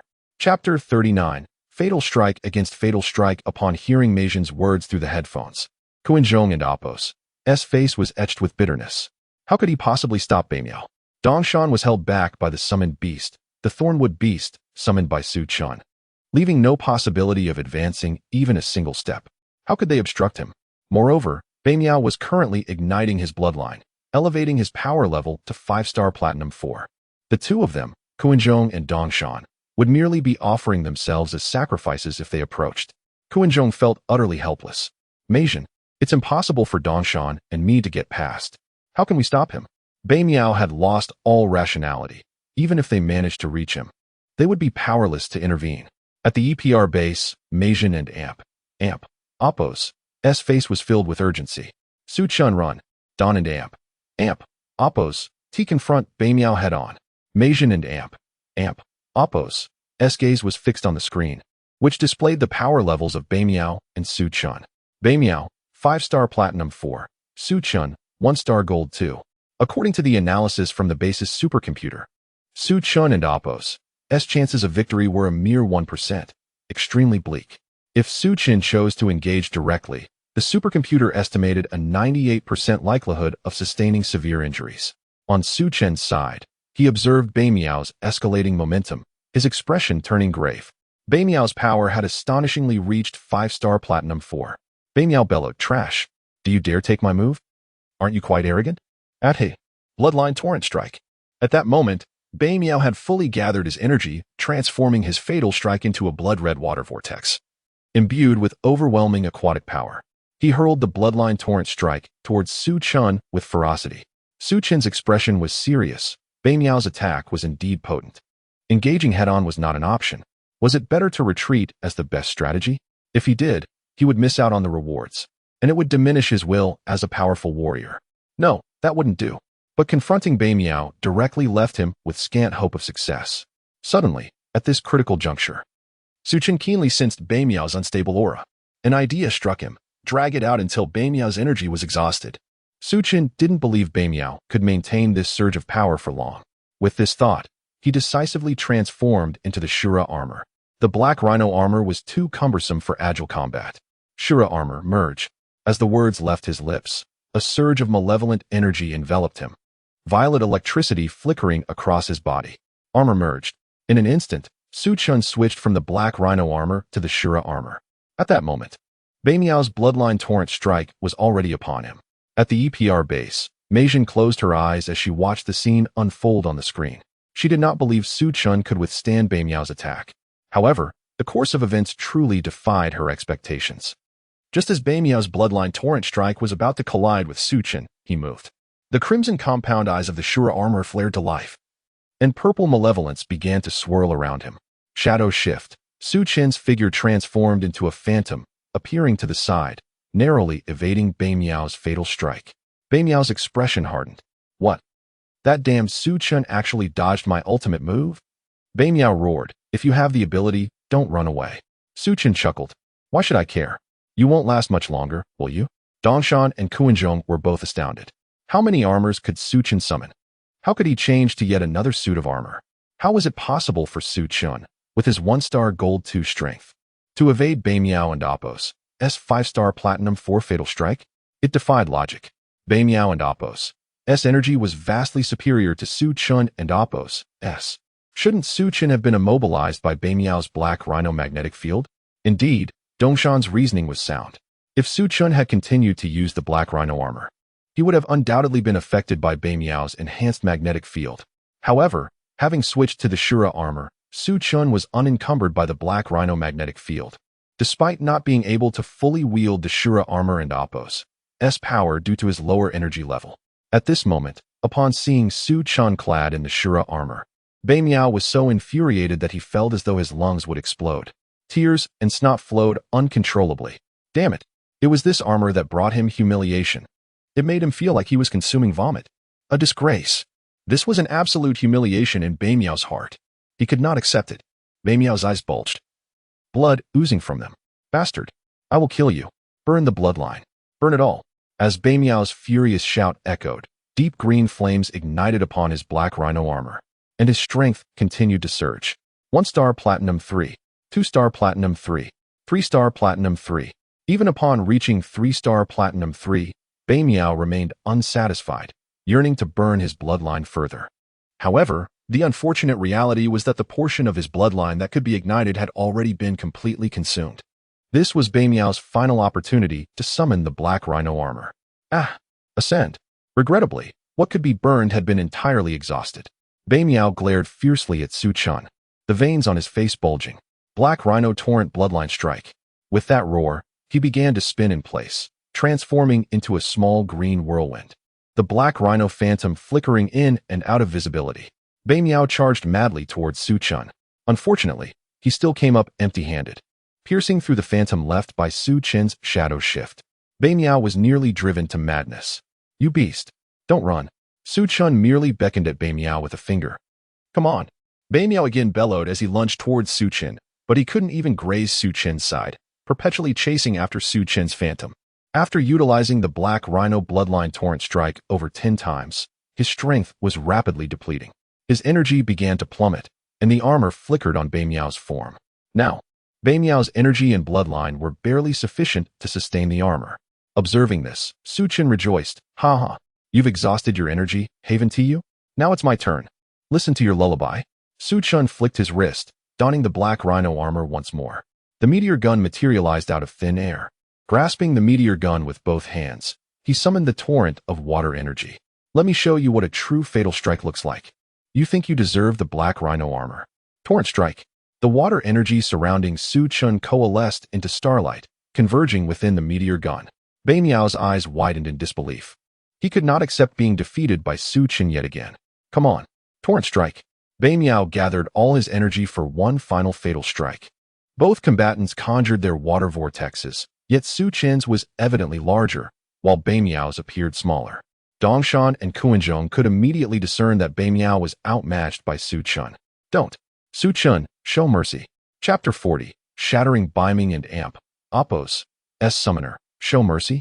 Listening to Dongshan and Kuenzhong and Amp, Appo's shouts, Su Chun and Amp, Appo's eyes were filled with icy disdain.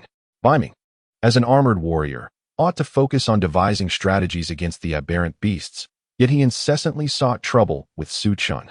Such a person is unworthy of the title of armored warrior. Furthermore, defeating this individual would yield a reward from the system. Naturally, even in the absence of a reward, Su Chun would not spare Biming. Having just witnessed Biming ignite his bloodline, unleashing a terrifying surge of energy aimed directly at Su Chun and Appo's life. It was clear that had Su Chun not been able to summon the Azura armor and employ the technique of shadow shifting, he would have perished today. Thus, it was absolutely impossible for Su Chun to hold back. With this thought in mind, the green glow upon Su Chun and Appo's meteor gun intensified. His ultimate move, the torrential water tornado, grew even more formidable. Biming's feeble attempt at a torrential strike was effortlessly obliterated by Su Chun's overwhelming assault, which surged violently toward Biming. Boom. Biming emitted a wail before being sent careening more than 10 meters away, finally crashing against a rock, which cracked upon impact. Su Chun's strike had dismantled Biming's armor, rendering him unconscious. The summoner lay abandoned nearby. Biming. Both Kuenzhong and Dongshan exclaimed in shock, their gazes towards Su Chun now tinged with fear. Su Chun was truly formidable. Even Biming, who had ignited his bloodline to unleash such power, was vanquished by him. Such terror was indeed unprecedented. With a leap, Su Chen arrived beside Biming. However, Su Chen had no intention of taking Biming and Appo's life. He merely sought to destroy his summoner. Raising his black rhinoceros leg, a green radiance enveloped it. The next moment, Su Chen stomped down hard upon Biming's black rhinoceros armor summoner. Bang! The summoner emitted a mournful cry before being crushed into oblivion. Witnessing Su Chen's ruthless act ignited a fire of fury in Kuan-Zhong and Dongshan. As Su Chen shattered the black rhinoceros summoner, an electronic synthesized voice resonated in his mind. Ding! Congratulations, host, for completing the task. Now distributing rewards. Bloodline Enhancement Potion of Wood. Upon using this potion, the host would bloodline, Wind Eagle bloodline, will reach 80%. The host will then be able to summon the Wood Wind Eagle armor. Ding! The host has exceeded the task requirements. An additional reward is granted, Rapid Wood attribute. After summoning the Wood Wind Eagle armor, the host will attain a speed second only to that of the Tana duo. The Bloodline Enhancement Potion of Wood has been added to the system backpack. The host may retrieve it at any time. As the system's voice faded, waves of green light swept over Su Chen's body. He raised an eyebrow, pleasantly surprised to find an unexpected boon. He had acquired a new attribute and could summon a new armor. Each type of armor possessed unique characteristics, allowing him to adapt his combat style to the battlefield's demands. Su Chen felt thoroughly satisfied. Suddenly, Su Chen recalled another matter he needed to address, the shell of the thornwood beast. He turned and bent down, a surging aura of water enveloping him. Torrential rhinoceros charge. Dongshan and Kuan-Zhong barely registered the movement before Su Chen had already exploded through the shell of the thornwood beast. Dongshan's fury blazed as he watched Su Chen stabilize himself. Su Chen, you have gone too far. It was one thing to injure Biming, but why destroy his summoner? Su Chen, equipped in his armored gear, chuckled at Dongshan's words. Overboard? Did you not see that fool earlier? He was aiming for my life. I merely rendered his armor useless. That was quite lenient of me. You seem to enjoy playing the advocate here, don't you? Mind your words. Su Chen and Appo's argument was sound, leaving Dongshan speechless. Biming had ignited his bloodline to enhance his strength and had launched a fierce attack aimed at Su Chen's life. Su Chen's subsequent retaliation was entirely justified. Dongshan fell silent. Kuan-Zhong, clad in the Earth Tiger armor, interjected, But Biming's bloodline ignition meant he could no longer summon his armor. Even if he returned to the EPR treatment room, only his physical injuries could be healed. The issue with his bloodline remains unsolvable. Biming, he was indeed in the wrong. Dongshan sighed, shaking his head. Ding ding ding, a phone rang. Kuan-Zhong rummaged through his pocket, pulling out his phone and discovering a call from Mei Shan. Mei Shan, Biming has been injured. Huh, what? Oh. Kuan-Zhong kept the call active, putting down the phone to address Su Chen. Su Chen, our commander, could you take a call? Su Chen raised an eyebrow. What? Do you no longer consider me a part of the Shadow Realm? Kuan-Zhong awkwardly replied. It's all a misunderstanding. A misunderstanding. Mei Shan has clarified that the Thornwood Beast was merely a shell, likely a result of your armor's skills. Su Chen took the phone. Hello. I am Mei Shan, commander of the EPR base. Su Chen, I apologize on behalf of Biming. He has already faced punishment. If you are not angry, would you consider joining us at the EPR? Mei Shan spoke sincerely. She truly wished for Su Chen to join the EPR. Su Chen pondered for a moment. The tragedy of Qingyue stemmed from the malevolent forces of aberrant beasts, unrelated to the EPR. Relying solely on his dark energy sensing attribute might not suffice to arrive in time. However, if he could integrate the EPR's satellite positioning, he would be better equipped to confront the aberrant beasts. Yet, Su Chen despised constraints, so he deliberated for 2 minutes. All right, I will join. But you have no authority to assign me other tasks. We shall maintain a cooperative relationship. I require your satellite positioning system. Su Chen's decision stemmed not from contradictory motives.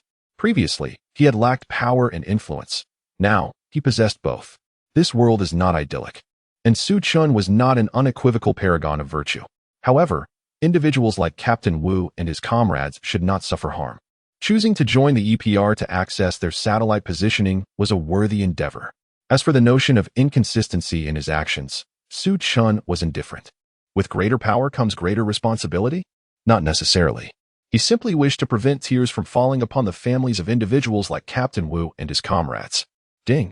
Morning. Hostess' righteousness is gradually increasing. Mei Shan leapt with joy. Dongshan's expression turned peculiar. He never expected Su Chun to become an ally. Su Chun returned the phone to Kuan Zhong, who continued conversing with Mei Jun. Dong Shan proceeded to carry the unconscious Bai Ming on his back. After Kuan Zhong ended the call, he urged Su Chun to grasp his hand so they could teleport back to the EPR base. Su Chun had not registered at the EPR and could not use the teleportation system independently. He needed to accompany Kuan Zhong. Once prepared, 3 beams of light descended from the sky. A minute later, the 4 of them arrived at the EPR base. Dong Shan hurriedly took Bai Ming to the treatment room. Mei Jun was eagerly inviting Su Chun into the virtual training room, wishing to acquire his data with greater precision. Upon learning that the virtual training room could enhance his abilities, Su Chun did not decline. The virtual training room was an isolated chamber. As Su Chun stepped inside and stood upon the platform, the door closed behind him. A warm light enveloped the space, and the platform began to rotate. Su Chun felt dizzy, initially believing he could withstand it through sheer willpower, but he soon succumbed to unconsciousness. Outside the virtual training room, Kunchong and Mei Jun watched with anticipation. Kunchong inquired, "Surely he can endure longer than Bai Ming, can't he?" Mei Jun nodded. "He should be somewhat stronger after ensuring Bai Ming was settled," Dongshan returned. Hearing the conversation between Kunchong and Mei Jun, he scoffed. "I doubt he can surpass Bai Ming. If it were an end amp, oppos, T for the numerous armors he can summon, Bai Ming would have dispatched him in an instant." Mei Jun furrowed her brow and remained silent, clearly harboring a strong confidence in Su Chun. Chapter 41. The Emperor's Control Technique. Within the confines of the virtual training room, Su Chun woke up in a daze, finding himself amidst a sea of clouds. Before him stood an elderly man with a white beard, exuding an amiable and gentle demeanor. "Greetings, Master of the Water Armor." "Wait, that's not right." Upon seeing Su Chun, the old man's gaze sharpened. In the blink of an eye, he appeared right in front of Su Chun, grasping his hand. To Su Chun's astonishment, he found himself unable to move. The old man's power was truly formidable. However, he made no attempt to harm Su Chun. Instead, as he held Su Chun and Apos' hand, streams of golden light radiated from him, swirling around Su Chun and Apos' form. Rather than feeling discomfort, Su Chun was enveloped in an unexpectedly warm and pleasant sensation. The wariness in his eyes softened. After approximately 3 minutes, the old man released Su Chun and Apos' hand. His expression was enigmatic. "Your water bloodline is advanced, yet you also possess traces of fire, gold, wood, and earth bloodlines. Aside from water, the purity of the others is lacking. How peculiar. Furthermore, child, I sense a profound hatred within you. Your energy is misaligned. Yet your malevolence is remarkably pure. You are an anomaly, a person whose evil manifests as righteousness. It has been millennia since I encountered such a being. The fundamental principles of the universe were intended to be complete, yet within that completeness lies a profound emptiness filled with deep philosophy. The Taiji gives birth to numbers, remaining whole while leaving enigmas for the heavens to unfold. It appears you are the embodiment of that celestial mystery. You are the one capable of utterly vanquishing all malevolent forces, the enigma left by the heavens." As the old man's words fell, he vanished to a distance of 5 meters from Su Chun, radiating golden light and beginning to spin. The sea of clouds roiled in response to his movements. Outside the virtual training room, Kuan Zhong exclaimed, "Look, Su Chun is emanating purple energy." As soon as he spoke, he knelt down in reverence. The energy surrounding Su Chun was accompanied by an overwhelming pressure, affecting the very laws of space around them. Mei Jun's face flushed as she lay on the ground, astonished. Never had an armor summoner released such immense pressure in the virtual training room. Dong Shan was utterly convinced by Su Chun's prowess. The external manifestation of his physical energy was overwhelmingly dominant. He attempted to rise, but found himself incapable of doing so. Inside the virtual training room, within Su Chun's consciousness, the old man and Apos' spinning came to a halt. A beam of sunlight burst forth from him. Once the light dissipated, the old man had vanished, replaced by the Emperor and Apos' armor. Su Chun furrowed his brow, pondering the significance of the Emperor's armor. Just as he was about to inquire with the system, the armor sprang into motion, manifesting as a series of ethereal images. The Emperor and Apos' armor tapped Su Chun and Apos' forehead with its index and middle fingers. "Child, your energy is chaotic, and your hatred is intense. Do not allow hatred to consume your reason or let malevolence dominate your mind. I impart unto you the Emperor's control technique. with the world as the forge. I refine your true essence. Wood gives life. Fire brings destruction. Earth provides stability. Gold delivers cleaving. Water cleanses. As the old man, now the emperor and Apos' armor, spoke, a pentagram formation emerged beneath Su Chun, and elemental energies surged into his being. However, rather than enhancing Su Chun and Apos' abilities, it roughly opened the narrow meridians within him that regulated his energy. Furthermore, a Taiji yin-yang symbol was inscribed upon his blood-brain barrier. Once the old man completed this act, the emperor's armor began to disassemble from him. Su Chun realized that the elderly figure had bestowed upon him a tremendous opportunity. Sitting cross-legged, he began to sense the energy within him, which was synonymous with his extraordinary abilities. He felt the speed at which his energy flowed had increased more than fivefold. The purple malevolent energy within him now felt manageable, no longer threatening to seize control of his mind. Previously, each time Su Chun transformed into the Azura armor, he struggled to suppress his darker impulses. Yet now, he sensed his newfound capacity to restrain them. After guiding his energy through a complete cycle, the radiance emanating from his body receded. Opening his eyes, Su Chun stood and bowed to the old man. "Thank you for your generous gift, esteemed elder." The old man stroked his beard, nodding in acknowledgement, and then dissipated into the ether. Outside the virtual training room, Dongshan and Kuan-Zhong awaited Su Chun's emergence, while Mei Zhan hurried to prepare burgers for him, concerned he might be hungry after the exhausting training session. As Su Chun operated the Emperor's control technique, his intrinsic energy remained contained, not manifesting outwardly. This allowed Mei Zhan, Dongshan, and Kuan-Zhong to rise to their feet. 15 minutes later, Mei Zhan returned with the burgers, puzzled. Has Su Chun still not come out? Kuan-Zhong and Dongshan shook their heads, their expressions filled with astonishment. Mei Zhan gasped. It's been nearly 25 minutes. How is it possible for him to endure for such a length of time on his first attempt? Yet, the surprise did not end there. Su Chun ultimately persisted for an entire hour. Mei Zhan grew increasingly restless, contemplating forcibly opening the training room door. But the supercomputer's analysis indicated Su Chun's physiological metrics were normal. Suddenly, a series of hissing sounds emanated from the training room door, which swung open. Su Chun emerged slowly. Both Dongshan and Kuan-Zhong, being armor summoners themselves, sensed that Su Chun had become exponentially more formidable. Although he appeared devoid of energy, they could feel the tremendous power hidden beneath his seemingly fragile exterior. I must train harder. I must grow stronger. Dongshan and Kuan-Zhong exchanged glances, their thoughts remarkably in sync. They resolved to train diligently, unwilling to fall too far behind Su Chun. Seeing Su Chun exit, Mei Zhan rushed to him and picked up a burger from the table. She jogged over, saying, "Su Chun, are you hungry? I made this burger for you." Su Chun paused momentarily before replying, "I'm not hungry."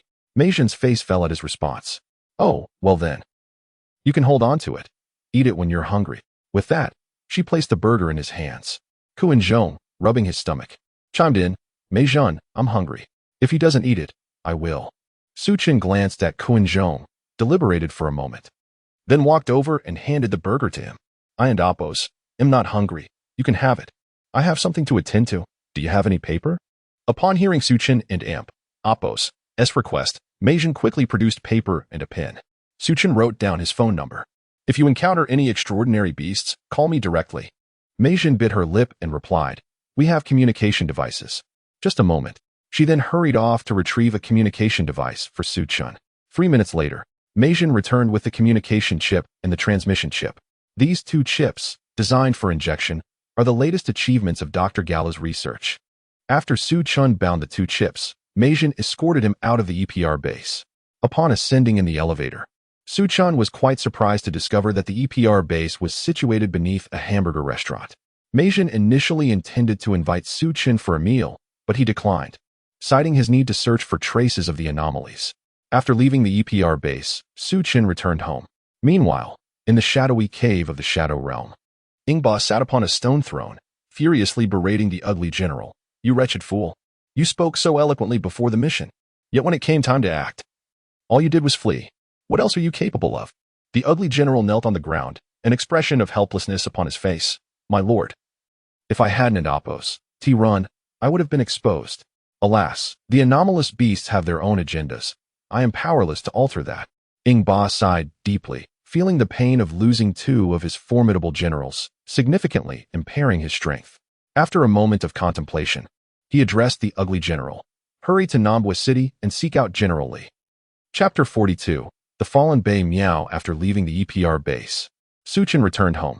In the living room, he gazed at the wood bloodline enhancement potion in his hand, his expression as tranquil as a still pond. Moments ago, he had inquired with the system about the method to utilize this potion to enhance his wood bloodline. The system had instructed him to inject the potion directly into his heart, pushing the entire contents inside. With determination, Su Chen bit his lip, tore open his shirt to expose his chest. Beasts of extraordinary powers. Oh, sir, the nether demon. I shall make you experience the torment I endured tenfold. His eyes were bloodshot, filled with fury. With a steely glint in his gaze, he grasped the potion and forcefully plunged it into his chest. The injection pierced his heart, producing a hissing sound. Ah! Su Chen's eyes instantly turned crimson, his pupils morphing into slits. His anguished screams echoed throughout the expansive flat. Arching his back, he felt a searing heat enveloping him, as if flames were consuming his very being. Visions of treasured moments with Shen Qingwei flooded his mind. Cursed beasts, damned sir, vile nether demons. You wretched insects shall pay the price. His face, a mask of grim resolve, radiated an overwhelming aura of malevolence. With a surge of defiance, he pushed the syringe-S plunger to its limit, the potion fully entering his heart. In the next instant, his body convulsed as though struck by lightning. The syringe transformed into specks of starlight, beginning to mend the ravaged skin and cardiac muscle. Su Chen's heart regained vitality, pulsating with renewed life. As his heart thumped, his wood bloodline began to elevate. His previously pallid complexion started to regain its color. Ding! Congratulations, host, for elevating your wood bloodline to 80%. Ding! Water nourishes wood. One-click upgrade. Congratulations, host, for ascending to 1-star gold level. With all bloodlines raised to 80%, you can summon the Emperor and Appo's armor without a summoning device. Duration of Emperor's armor usage increased by 15 minutes. Su Chen opened his eyes, a deep emerald light flickering within. His power had surged once more. Now at 1-star gold level, he was merely 4 stars away from advancing to platinum. Nodding at the System S announcement, he acknowledged that he had elevated both his water and wood bloodlines to 80%, leaving 3 more to go. Once fully upgraded, he could summon the Emperor's armor without a device and extend its usage by an additional 15 minutes. Feeling a twinge of hunger, Su Chen recalled that he had been somewhat famished even while at the EPR base. Yet, when faced with Mei Zhen's advances, he inexplicably turned her down. Lost in thought, he realized that he was not made of stone. He could sense Mei Zhen and Appo's affections toward him. However, it was precisely because of her affection that he felt compelled to reject her. He did not wish to betray Shen Qingwei, for his heart could not accommodate anyone else. To spare Mei Zhen from hurt, he deemed a clear refusal to be the wisest course of action. Venturing into the kitchen, he prepared 2 bowls of noodles, one for Qingwei and one for himself. Qingwei, I hope my culinary skills haven and amp. Appo's tea diminished. Hee, I know you adore Yanchen noodles. I made sure to learn how to cook them. Qingwei, I have slain 3 extraordinary beasts. Huh, so spicy. Cough. Qingwei, I still haven't mastered the art of eating spicy food. After finishing his meal, Su Chen lay down on the floor. Following his study of the Emperor's qi control technique, he felt a long-lost tranquility wash over him. Exhausted, he drifted into slumber. Half an hour later, he was jolted awake by an electronic synthesized voice. Ding! Congratulations, host, for unlocking a new mission. Achieve victory in the Happiness City Piano Competition by defeating Li Xiannan to claim the Fire Bloodline Enhancement Potion. This potion will elevate your Fire Bloodline to 80%. Additional reward, 1,500 energy points. Su Chen sat up abruptly, wide-eyed. A piano competition? Defeat Li Xiannan. He felt a wave of disbelief wash over him. For he was an orphan who had only ever seen a piano on television. Now, he was expected to participate in a competition and secure the championship. Meanwhile, at the EPR base, Bei Miao awoke after being repaired in the healing room. As he regained consciousness, he noticed Dong Shan watching him sympathetically. The throbbing pain in his head reminded him of his last memory, his fierce confrontation with Su Chen. It seemed he had lost. At that moment, Mei Zhen entered. Observing the frail Bei Miao, with a sigh, she said, Bei Miao, your bloodline has been destroyed. You can no longer summon your armor. We will compensate you. Bei Miao erupted with fury at her words. Compensate? Haha. His gaze turned to Dong Shan, filled with resentment. Why didn't you come to my aid? You forced me to burn my bloodline. Initially sympathetic, Dong Shan's demeanor changed at Bei Miao's accusation. What nonsense are you spouting? Did you not see that I was trapped along with Kuan Zhong? We told you to stay calm. We said there was a misunderstanding, but you refused to listen. Whom can you blame for your current predicament? Su Chen is not from the Shadow Realm. You're the one who acted recklessly, so who can you blame now? With bloodshot eyes, Bei Miao roared, Nonsense. Su Chen is indeed from the Shadow Realm. Mei Zhan rubbed her temples and replied, Su Chen is not from the Shadow Realm. His ability to summon extraordinary beasts comes from the skills of his armor, and he has already joined the ERP. Sigh, Bei Miao. Focus on your recovery. The organization will provide you with financial support. Infuriated, Bei Miao retorted, You scoundrels. How could you allow Su Chen to join? Money? Do you have any idea how many extraordinary beasts I've slain? I am a hero. A great hero. I do not need your pity. Overcome with rage, he attempted to strike Mei Zhan but was swiftly restrained by Dong Shan. Bei Miao, now rendered powerless, stumbled under Dong Shan's slight push. Filled with disbelief, Bei Miao thought, How can this trash push me? Dong Shan, who had initially felt pity for him, now regarded him with disdain. This obstinate and self-righteous individual had brought this upon himself. Bei Miao, wake up. If you lay a hand on me again, I will not hold back. Haraha. You wouldn't dare say that to me yesterday. Bei Miao gritted his teeth. Dong Shan laughed. You are already a cripple. What do I have to fear? Mei Zhan interjected, her brow furrowed. Dong Shan. Enough. Bei Miao, the funds have been transferred to your account. His expression darkened. Bei Miao staggered to his feet. I do not need your pity. With that, he stumbled away. On his way, he collided with Kuan Zhong, who was taken aback by Bei Miao's aggressive bump. However, he was repelled by Kuan Zhong's protective energy, crashing against the wall of the EPR base. Kuan Zhong hurried over to assist. Bei Miao shrugged him off and continued on his way. Mei Zhan sighed deeply.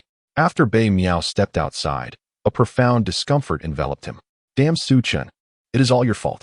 How else could I have fallen to such depths? Just as Bei Miao seethed with anger within, he collided with someone head-on, a yellow-haired ruffian. The ruffian bellowed, Have you no eyes, you fool? Bei Miao lifted his gaze defiantly. Do you even know who you are speaking to? The ruffian shoved Bei Miao. You bumped into me. Are you pretending to be someone important now? Gritting his teeth, Bei Miao glared fiercely at the yellow-haired thug, who found amusement in the situation. Without hesitation, he slapped Bei Miao across the face, the sound echoing sharply. Stunned, Bei Miao could hardly believe it. You dare strike me? Another resounding slap followed, causing blood to spurt from Bei Miao's nose. I am the Black Rhinoceros Knight. The crisp sound of slaps filled the air. The Black Rhinoceros Knight, you say? Bei Miao's vision blurred with rage, his fury threatening to explode. Oh, he screamed, attempting to fight back against the ruffian. Unfortunately, at that moment, Bei Miao felt utterly weakened. Pinned to the ground and pummeled, the ferocity of the altercation drew a crowd of onlookers. They intervened to restrain the yellow-haired thug, or else Bei Miao would have sustained even greater injuries. Don't hold me back. This person is insane. He walks around carelessly, bumps into people, and acts all high and mighty. Claims to be some Black Rhinoceros Knight. What a lunatic. If you're a knight, then I must be Ultraman. All right, young man. Let us just let it go. The ruffian spat on Bei Miao before sauntering away. At that moment, a torrential downpour commenced, scattering the gathered spectators.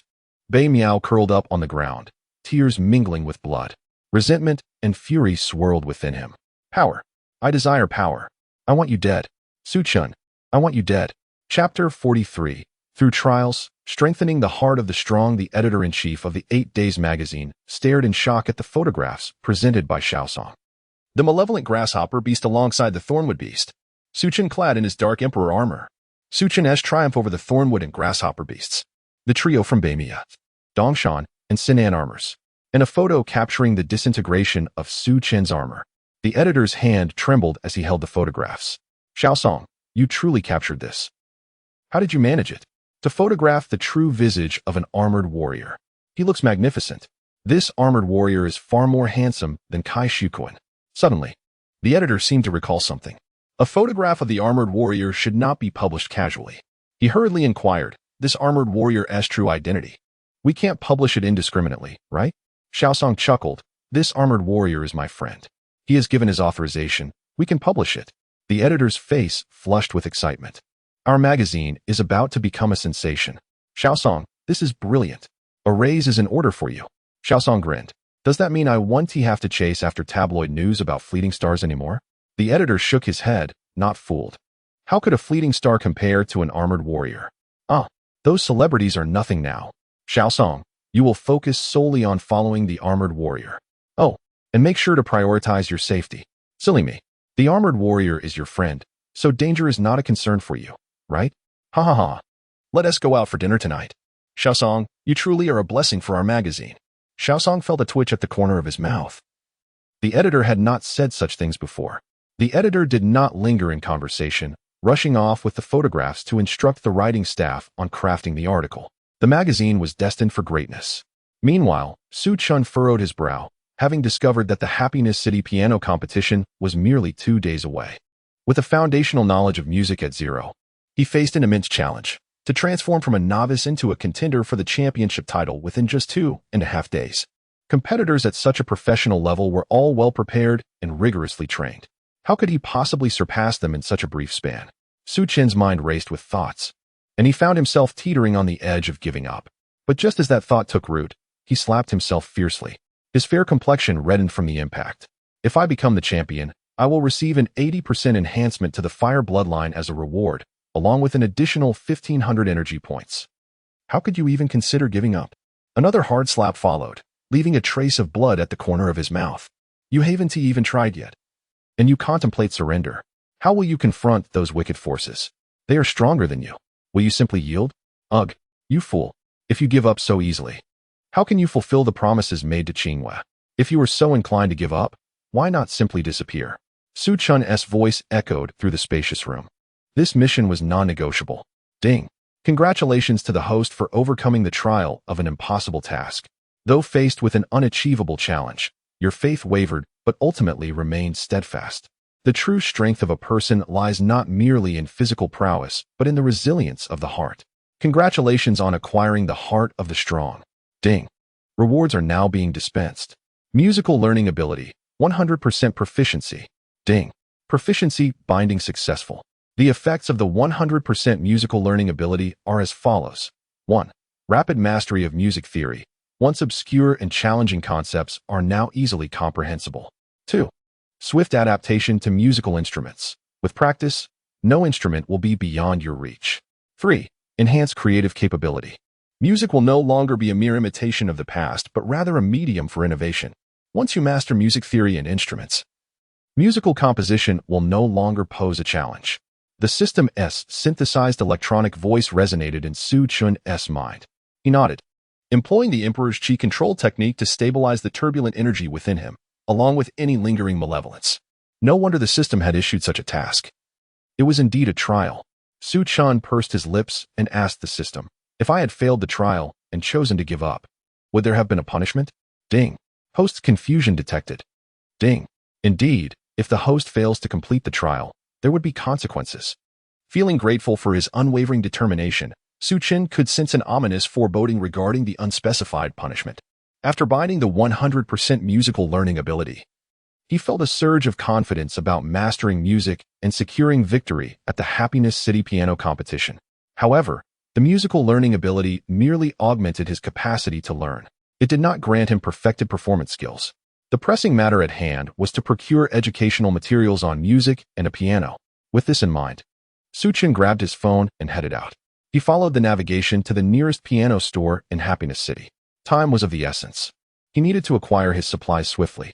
Upon entering the store, he encountered a flamboyantly dressed woman, heavily made up, arguing passionately in front of a piano. Can't you sell this piano at a lower price? The sales associate replied, her expression laden with difficulty. Ma'am. We have already reduced the price by 100,000.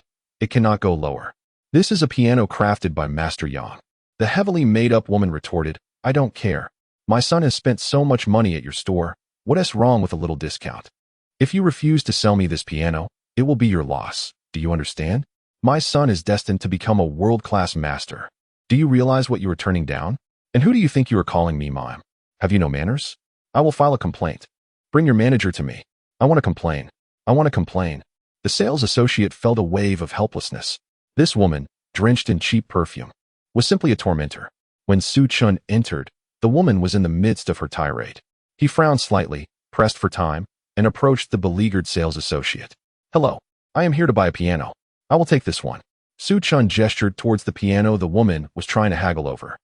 Startled by Su Chun's sudden appearance, the woman was taken aback. His first impression was strikingly handsome, but the second revealed his plain attire. In her mind, however, this translated to being destitute, a poor person wanting to buy the piano she had set her sights on. Anger flickered in the woman's eyes. Chapter 44. The roaring woman faces defeat. Curse that wretched pauper. If you can afford this piano, I might as well eat dung. The roaring woman seethed with fury, her voice piercing like a broken bell as she shouted, "You miserable wretch! You country bumpkin! Do your parents know how you pretend to be something you and oppose? Not? If you're broke, then earn some money. You can't even afford a decent outfit. Do you know what brand my clothes are? Armani. You, a pauper, have never seen such high-end luxurious attire, have you? Can you even buy this piano? Hurry up and get lost. Don't interfere with my purchase." Her attitude was arrogant, her words filthy. She had already labeled Su Chun as a mere pauper. To her, the impoverished had no right to converse with her. Educating Su Chun, a penniless fool, was already a tremendous favor. She prided herself as an aspiring mistress with 2 or 3 properties, having leveraged her son to ascend the social ladder. The roaring woman believed herself to be an upper-class individual, mingling in elite circles. She equated a person's attire with their financial status. Su Chun and Appo's shabby clothing immediately earned him the label of a pauper in her eyes. Since he was a pauper, he was someone she felt entitled to trample upon. Amidst the roaring woman's relentless barrage, Su Chun felt a twinge of irritation. He calmly retorted, "Did you eat dung? Why do you smell so foul?" The saleswoman, initially feeling utterly wronged, couldn't help but burst out laughing at Su Chun's remark. But realizing the inappropriateness of her laughter, she quickly composed herself, stifling her amusement within. Su Chun's words resonated deeply with her. This roaring woman was indeed a menace, lacking in manners and fond of playing the blame game. Had it not been for her professional obligation to treat customers with kindness, she would have long since unleashed her ire.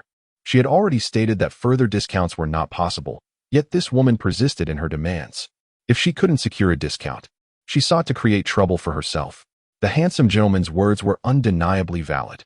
This roaring woman truly had dung in her mouth. Stunned by Su Chun's casual insult, the roaring woman faltered. "What did this pauper just say? Did I mishear?" With skepticism, she inquired, "What did you just say?" Her incredulous expression only amused Su Chun further. "Are you deaf? Is your ear stuffed with dung? If you're sick, go to the hospital. Don't let it linger." Su Chun's retort jolted the befuddled roaring woman back to reality. "You dare insult me? You, a pauper, dare to insult me? You are the one who has dung in your mouth. You wretched thing." The roaring woman, in a fit of rage, lunged at Su Chun, her nails poised to claw at him. The saleswoman gasped, "No. Miss, please calm down." At that moment, the roaring woman's eyes nearly bulged from their sockets with delight. She pictured herself scratching Su Chun's face, envisioning a scene where she gouged out his eyes. But just as she was about to reach him, an ethereal energy began to coalesce around Su Chun, forming a protective barrier. The roaring woman was sent flying 3 meters away. The process was quite comical, as she spun mid-air before crashing face-first to the ground, landing in a manner akin to a dog eating dung. One of her teeth shattered in the fall. The saleswoman stood in shock. What just transpired? Did this roaring woman really just fly out? Am I dreaming? Su Chun shrugged helplessly. How peculiar. One doesn't usually encounter such audacity in a scam. I'm not falling for your tricks. The roaring woman, dazed from her tumble, struggled to comprehend what had just occurred. She staggered, using her hands to prop herself up, noticing a blood-streaked tooth on the ground. She felt a jolt of terror. Rushing to touch her mouth, a horrifying realization dawned upon her. Her tooth was gone. Upon touching her mouth, she confirmed her worst fears. Her front tooth had indeed fallen out. Tears and snot streamed down her face. "Ah, my tooth. My front tooth." As the roaring woman began to wail, the once dormant pain receptors in her body sprang to life. The electrical signals resumed their transmission. "Ah, it hurts. It hurts. My tooth, my mouth, my hands, my feet. Everything hurts." Ignoring her, Su Chun turned to the still-dazed saleswoman and asked, "Excuse me, is this piano for sale?" Her voice snapped the saleswoman back to reality. "Ah, the piano. Oh yes, sir, it's for sale. You can give it a try." The saleswoman, however, doubted Su Chen's ability to purchase the piano. Su Chen shook his head. I want this one. Let us settle the payment. Please have it delivered to room 301 at Guanhu. The door is unlocked. Just leave it in the living room. As he spoke, he pulled out a black card from his pocket. The saleswoman and Apos. S eyes widened in shock at the sight of the card. This card. She didn't Apos. T take it but quickly rubbed her eyes in disbelief. I can't Apos. T be mistaken. The card in Su Chen and Apos. S hand was entirely black, with a small golden logo on the edge, Huifeng. This was no ordinary Huifeng bank card. One could not simply acquire this card with money alone. This black Huifeng card could be utilized anywhere in the world. Owning this card signified the bank's acknowledgement of the cardholder's identity and status. Unlimited credit, unrestricted loans. The saleswoman could hardly believe her eyes upon witnessing such a card. Her legs felt weak. Do the wealthy now prefer to dress modestly? Guanhu. Good heavens. The saleswoman and Apos. S eyes widened further. Guanhu was the finest residential area in Xingfu City. The location was prime, adorned with greenery. Only the affluent could reside there. Goodness. A tycoon had graced their store today. The saleswoman felt faint from the overwhelming realization. Suddenly, Su Chen recalled an important detail. He had yet to inquire about the price of the piano, unaware of the true significance of his black card. Even if it held no funds, he could still make purchases on credit. At this moment, he resembled a young man holding £1,000,000 in a sea of wealth. Su Chen currently had 4,950,000. He was uncertain how much this piano would cost. Surely it wouldn't exceed 500,000, would it? If so, he would be unable to afford it. With this thought in mind, he asked, by the way, I forgot to ask, how much is this piano? Oh, sir, this piano is priced at 4.6 million. However, I can offer you a discount. How does 4 million sound? Chapter 45. Speak again, of course. You may proceed to swipe your card, Su Chen remarked, raising an eyebrow. With 10 million in his account, he had already secured a spacious flat and fitness equipment, leaving him with over 4 million. He could easily afford 400,000. The sales assistant trembled as she accepted Su Chen's Huifeng black card, her heart racing with excitement. Meanwhile, the war cry woman continued to wail on the floor, but the sales assistant had no time to concern herself with such peculiarities. Initially believing she was having a terribly unlucky day, encountering such a bizarre and unreasonable character, Su Chen's arrival had illuminated her world. The most expensive piano in the store had just been sold by her. For 100,000. A commission of at least 100,000 awaited her, equivalent to an entire year's salary. The sales assistant was elated, her cheeks flushed. Sir, may I ask your name? Su Chen. Oh, Mr. Su, please wait here while I consult my manager to secure a discount. It won't take long. Thank you so much. The assistant, nearly in tears from excitement, dashed away. Su Chen, originally planning to make the purchase at full price, found himself reluctant to waste time. However, the assistant was too swift in her departure. With all his funds resting in the black card and needing to buy music-related materials, he had no choice but to wait. At that moment, the war cry woman, scowling and clutching her fallen tooth, stood up defiantly. You bastard! You knocked out my tooth. Su Chen chuckled softly, disregarding her. Sometimes, ignoring taunts can be an immensely potent form of retaliation. In the eyes of the war cry woman, Su Chen was merely mocking her. Her eyes reddened. Ever since she had become the mistress of a powerful man, no one had dared treat her this way.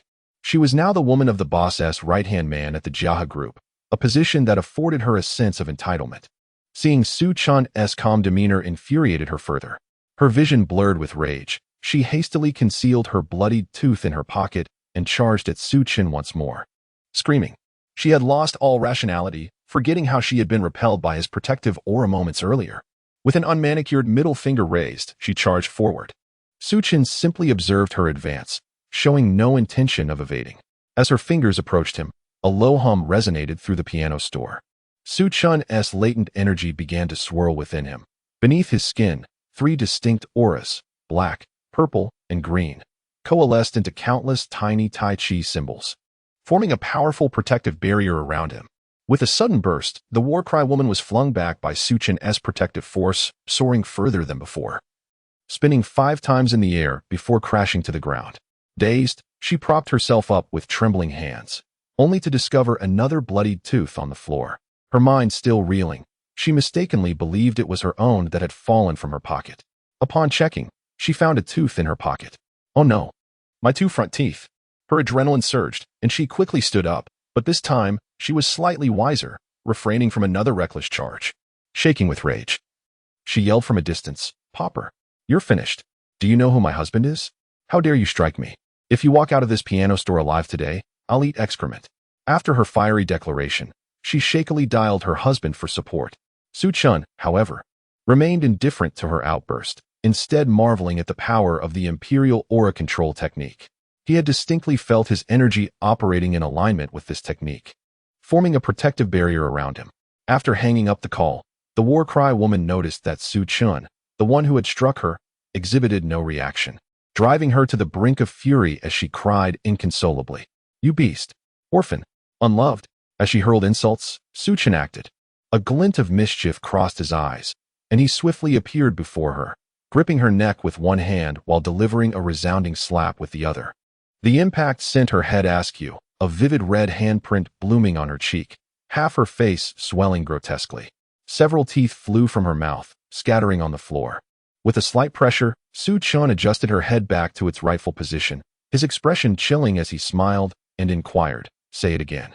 The identity of orphan had always been a thorn in Su Chun's side. While he rarely engaged with ordinary individuals, this war cry woman had struck a raw nerve. Terror filled her eyes. What appeared to be a warm smile to others was a harbinger of dread for her. Another slap echoed through the air, further distorting her features, her right cheek swelling ominously, tinged with purple and black. Now, only 4 wisdom teeth remained in her mouth. Su Chun tilted his head, repositioning her face. "Did you not hear? I asked you to repeat yourself." Panic overtook her.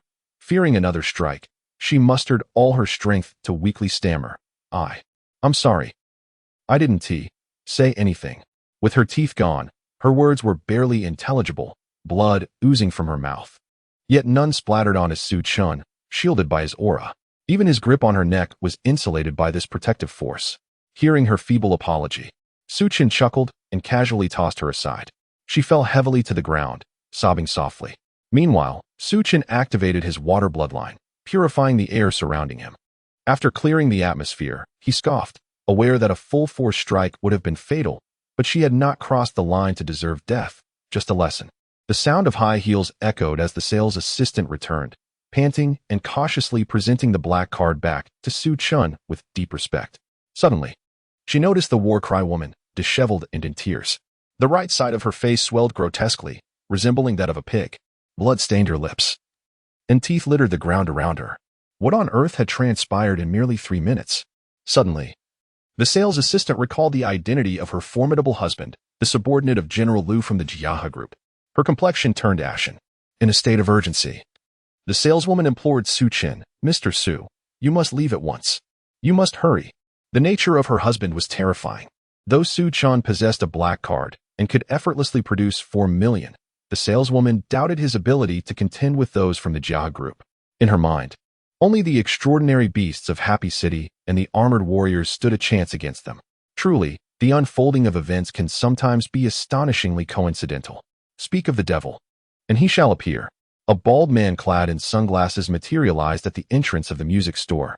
The once crumpled and defeated woman, who had been sobbing pitifully on the ground, immediately regained her vigor upon sighting this enigmatic figure.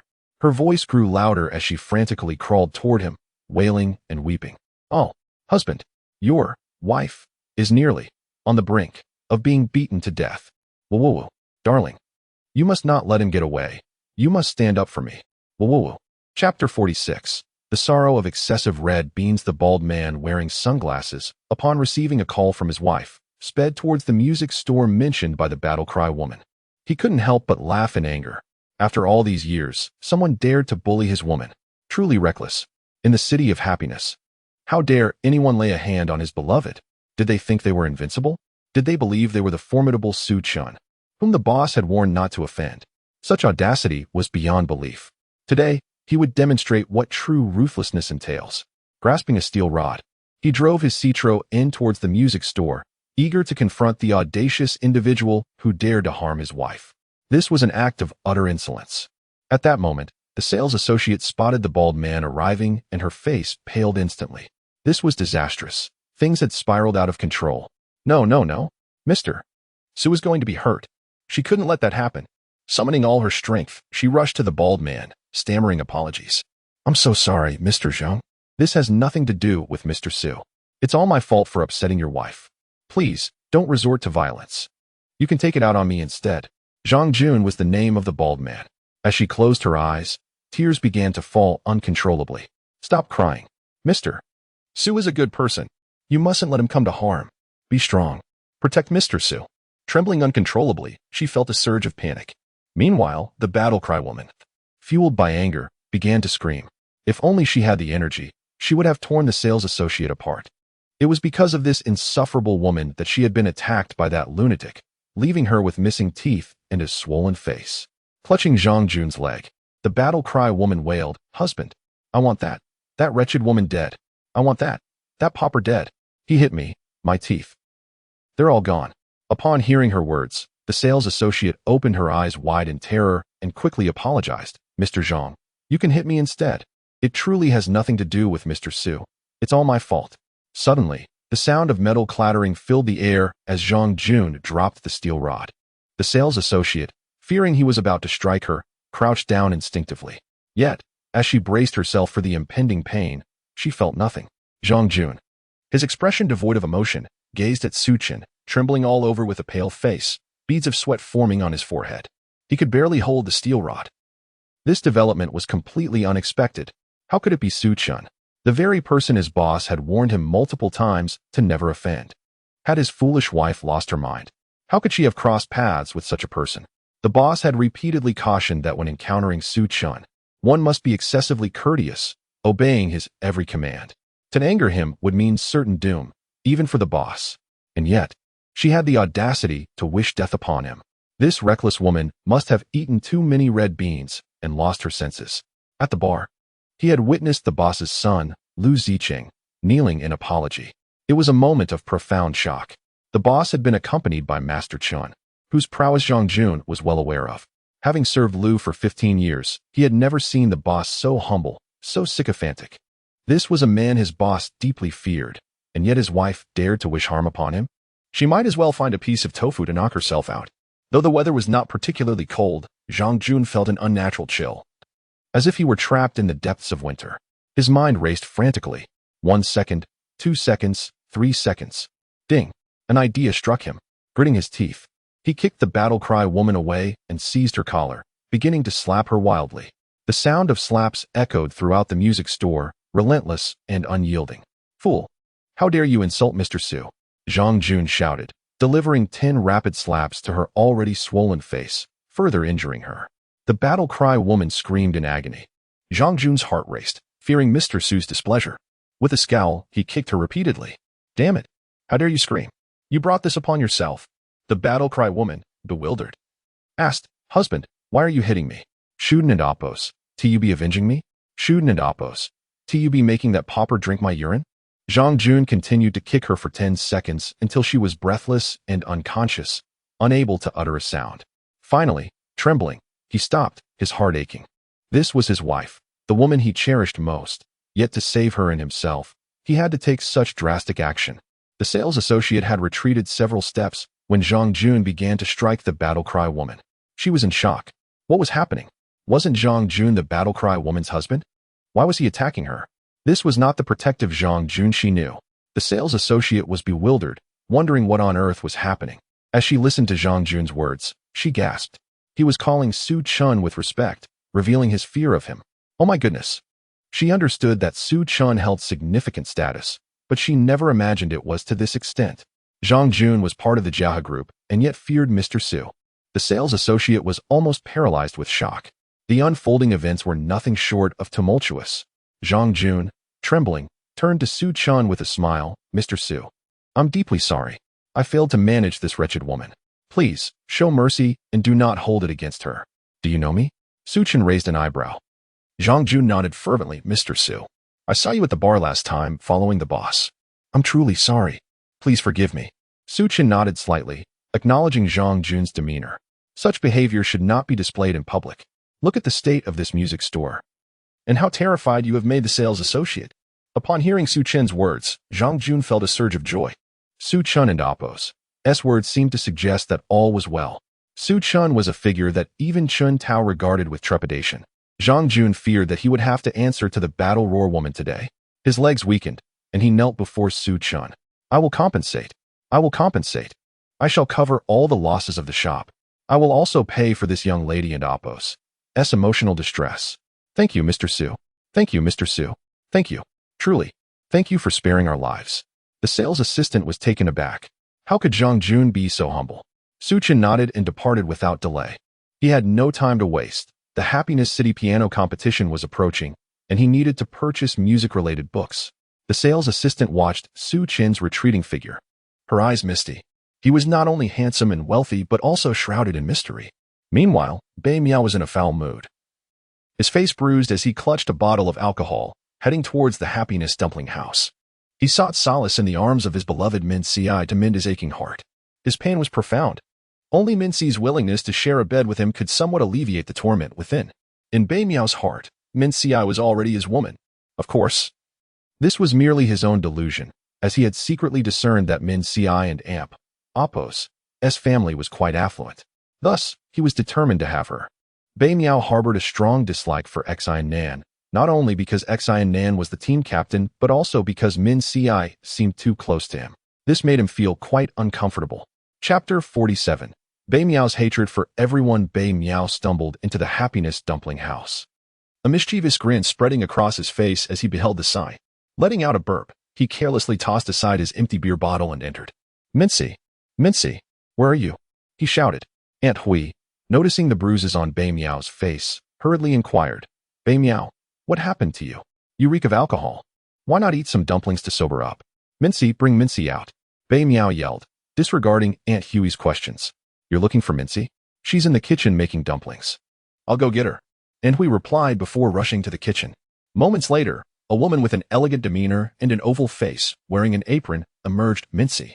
Bei Miao's eyes sparkled upon seeing her, and he seized her hand, dragging her outside. Ah, Bei Miao, what are you doing?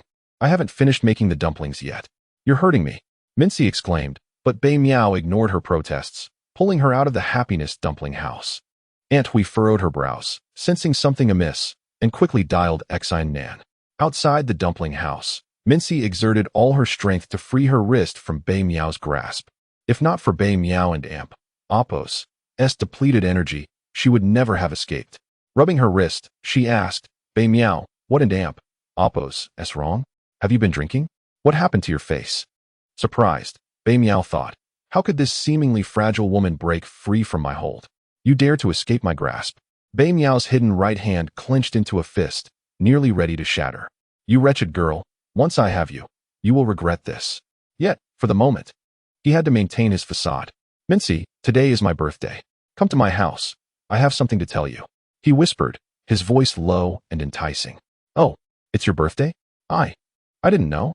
I'm sorry. I'll prepare a gift for you right away. Mincy panicked, eager to appease him. A smirk crept across Bei Miao's lips as he pulled her hand, drawing her into his embrace.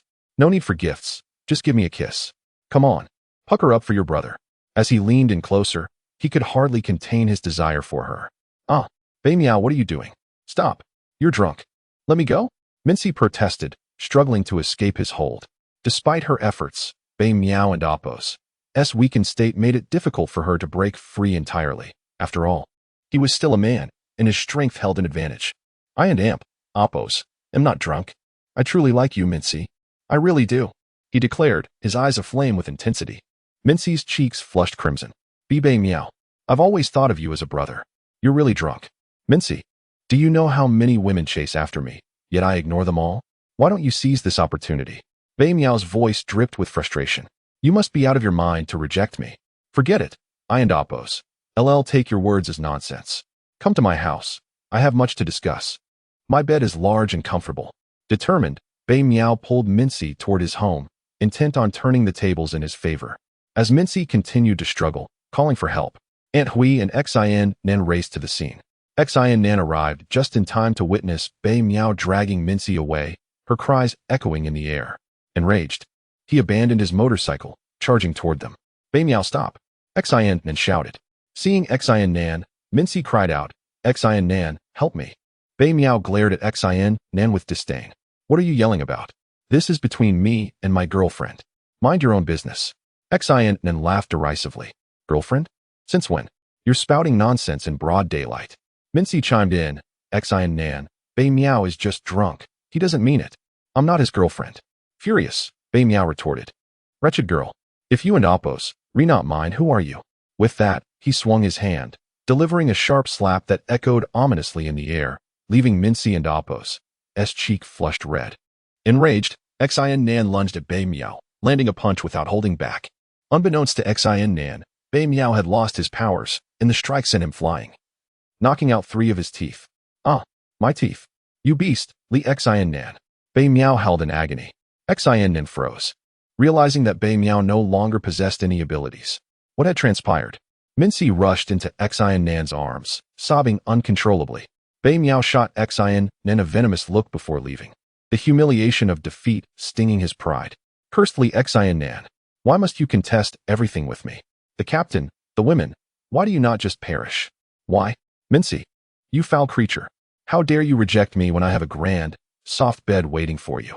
Once I regain my powers, you will beg for mercy. Mincy, Xin Nan, Su Chun, Mei Zhun, Dong Shan, Kuan Zhong, you all shall perish. In that moment, Bei Miao and Oppos' heart brimmed with hatred for everyone, his eyes nearly bleeding with fury. Suddenly, he recalled the summoning device for the flame dragon armor still in his possession. He could not relinquish it. He resolved to offer it to Zhang Jian, a man who craved power as much as he did. Bei Miao decided to grant Zhang Jian this opportunity, on the condition that once he donned the new flame dragon armor, he would assist Bei Miao in eliminating Su Chun. Chapter 48. The Body, Who is the True Master?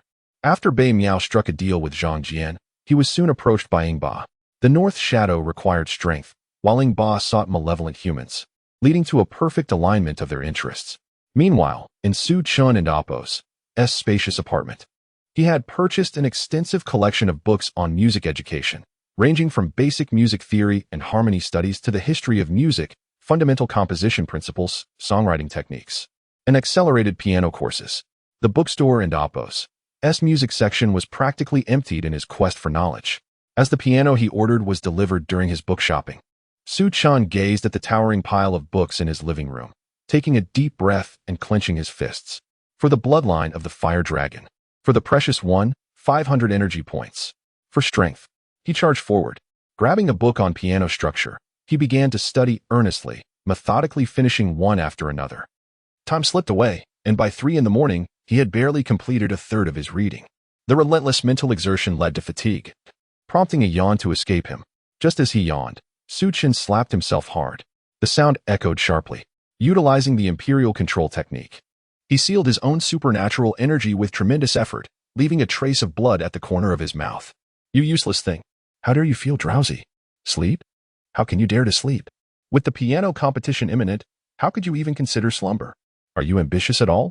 His furious voice reverberated throughout the apartment. With a grim expression, Su Chun rose and calmly retrieved a sharp awl from the kitchen, returning to the hall and placing it beside him. Yawning was a sign of weakness in his body. He resolved that should he yawn again, he would thrust the awl into himself. Body, do not hinder me, otherwise I shall show you who the true master is. You had better remain subdued. His eyes glimmered with a frenzied purple light, his entire being radiating a sinister aura. Despite possessing a 100 aptitude for music learning, Su Chun refused to allow himself any slack.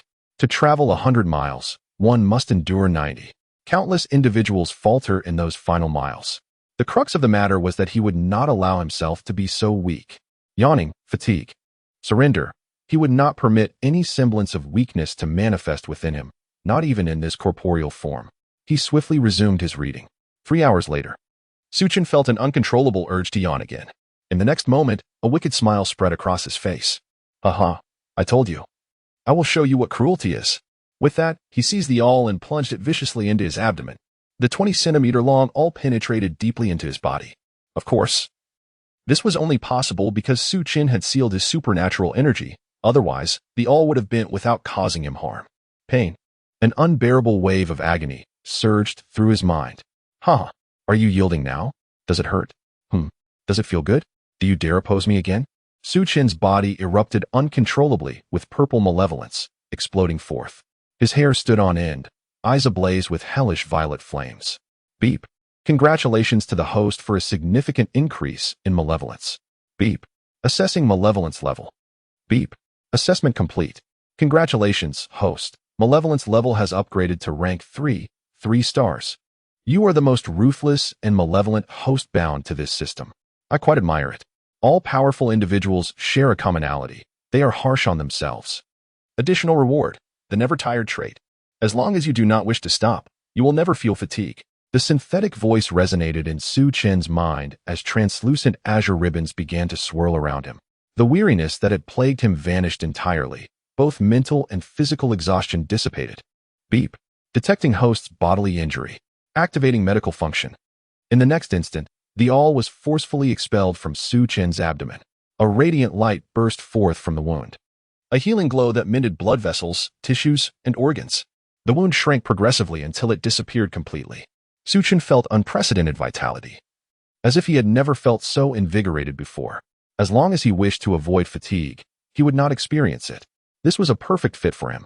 Shaking off his head, he reabsorbed the purple malevolence into his body and plunged back into his studies, voraciously absorbing all knowledge. A day later, with merely half a day remaining before the Happiness City piano competition, Su Chen had mastered all aspects of music. His piano playing and songwriting had reached the level of a master. Rising with satisfaction, he was determined to obtain the Fire Bloodline Enhancement Potion. Without sensing any malevolent energy, Mei Jun had also failed to detect any information about supernatural beasts. Approaching the punching bag, he began to strike it furiously, pushing himself to the brink of death repeatedly. Despite the minimal increase in his supernatural energy, Su Chen was relentless in his pursuit of strength. He would do anything, tirelessly. Possessing the never-tired trait did not mean he was immune to pain or the sensation of near death. Yet, Su Chen's will was harder than rebar. Bang! Bang bang! The sound of Su Chen and Appo's relentless strikes against the punching bag filled the spacious apartment, his sweat pouring down. At the EPR base, Dr. Garu was engaged in a video call with Mei Jun.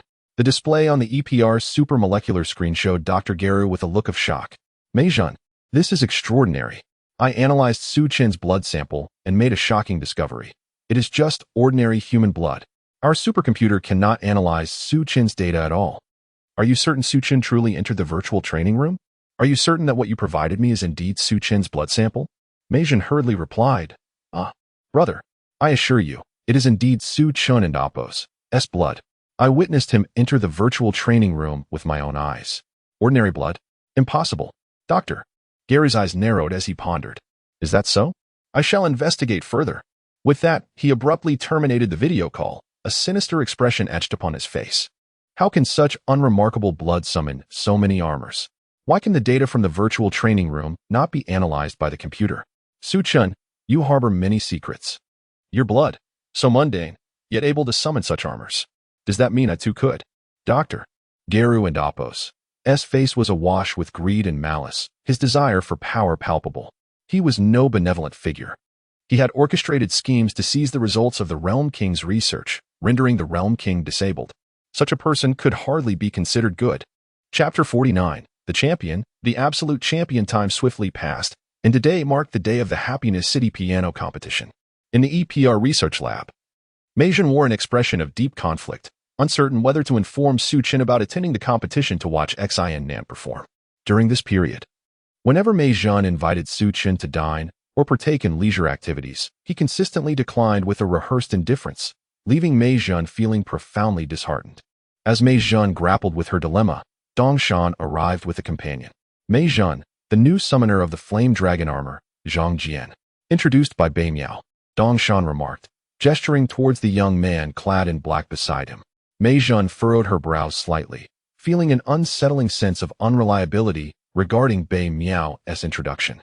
After Bei Miao lost his summoning qualification for the water-black rhinoceros armor, Mei Jun had contemplated reinstating Xin Nan, yet she understood the need to maintain appearances. Mei Jun greeted Zhang Jian warmly. Hello, I am Mei Jun, commander of EPR. Hello, Zhang Jian replied with a smile. Mei Jun inquired, has Bei Miao given you the summoning device for the Flame Dragon armor? Zhang Jian nodded affirmatively. Mei Jun's brows subtly knitted together. Are you capable of summoning the Flame Dragon armor? With pride, Zhang Jian asserted, of course. Bei Miao taught me the summoning method. I am quite formidable now. Just need to find a supernatural beast to slay. Dongshan, please take Zhang Jian to obtain a blood sample. Then let him proceed to the virtual laboratory. Mei Zhen instructed. After a series of examinations, Mei Zhen was taken aback. The concentration of Zhang Jian's fire bloodline was an astonishing 75%. His strength level rated at a remarkable 3-star golden tier. This was simply absurd.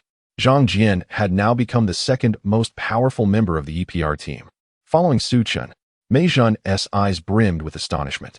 Dongshan was equally shocked, exclaiming, "Goodness, such a high strength rating." Zhang Jian's formidable prowess shifted Mei Zhen's perspective. She no longer felt the need to seek Xian Nan's return. Zhang Jian reveled in the astonishment reflected on Mei Zhen and Dongshan's faces, exclaiming, "Ha ha ha. Now you recognize my prowess, don't you?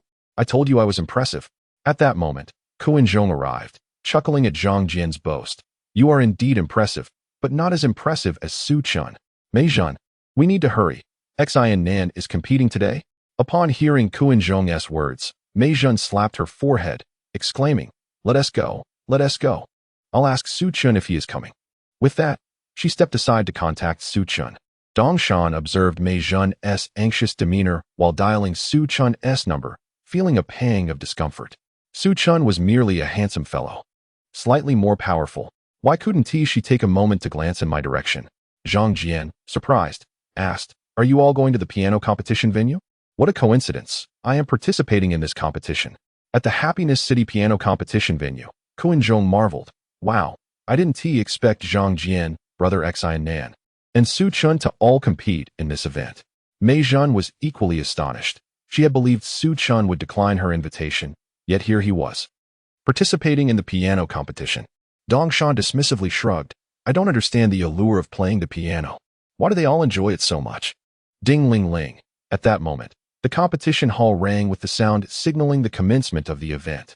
Mei Zhen nudged Dongshan. "All right, the competition has begun. Let us watch." After a series of contestants showcased their talents, it was finally time for the highlight: Zhang Jian, Xian Nan, and Su Chen. Zhang Jian took to the stage first, followed by Xian Nan. After Zhang Jian's performance, he excitedly approached Mei Zhen, asking, "How was my performance?" "It sounded great. Didn't it?" Mei Zhen offered a polite smile, not acknowledging him. Zhang Jian, noticing her lack of response, felt a flicker of anger. How could she remain unmoved by his charm and talent? No one paid Zhang Jian any mind. The audience's focus was solely on Xian Nan and Su Chen. In the waiting room, Su Chen pondered which piece to perform, while Xian Nan's gaze fixated on him, emotions swirling in his eyes. Kuan-Zhong had informed Xian Nan about Su Chen, and he had seen Su Chen's photograph. Xian Nan had not anticipated that the very person who shattered his dreams of armor would also be competing in the piano competition. Su Chen, Xian Nan thought. "In battle, you surpass me, but in piano, I shall excel." At that moment, the host's voice echoed. "Next, let us welcome contestant number 55. Number 55 was Su Chen's designation. As he rose and exited the waiting room, the audience erupted in applause. "Ah, so handsome. Wow, that face. A blend of melancholy and mischief. Utterly striking. I'm enchanted. Goodness, he is even more handsome than my brother Kai Su Kuan." Agreed. The majority of the audience consisted of women, and the moment Su Chen appeared, the venue erupted. Dongshan and Kuan-Zhong tightly covered their ears. Kuan-Zhong exclaimed, "Is this necessary? Su Chen is handsome, but is it really worth such excitement?" Dongshan sighed, choosing silence as he noticed the stars in Mei Zhen's eyes. A pang of bitterness struck him. Though he may not possess Su Chen and Appo's looks, he could certainly treat Mei Zhen well. Someday, she would recognize the silent guardian who loved her. Zhang Jian glared at Su Chen on stage. "Is this the Su Chen Bei Miao spoke of?" Cold laughter escaped his lips. "Bei Miao, that useless fellow, failed to eliminate you. I will." He could not bear the thought of anyone being superior to him, especially upon witnessing Mei Zhen's admiration for Su Chen, which intensified his resentment. On stage, Su Chen sat before the piano, inhaling deeply. The piece he chose was Rachmaninoff and Appo's third piano concerto. This composition is renowned for its technical difficulty, artistic elevation, and competitive intimidation. Music scholars have stated they would rather haul 10 tons of coal than perform this piece, highlighting its daunting challenge. Su Chen was determined not to waste time. He He aimed to establish a formidable lead right from the outset, intending to leave Xian Nan in despair.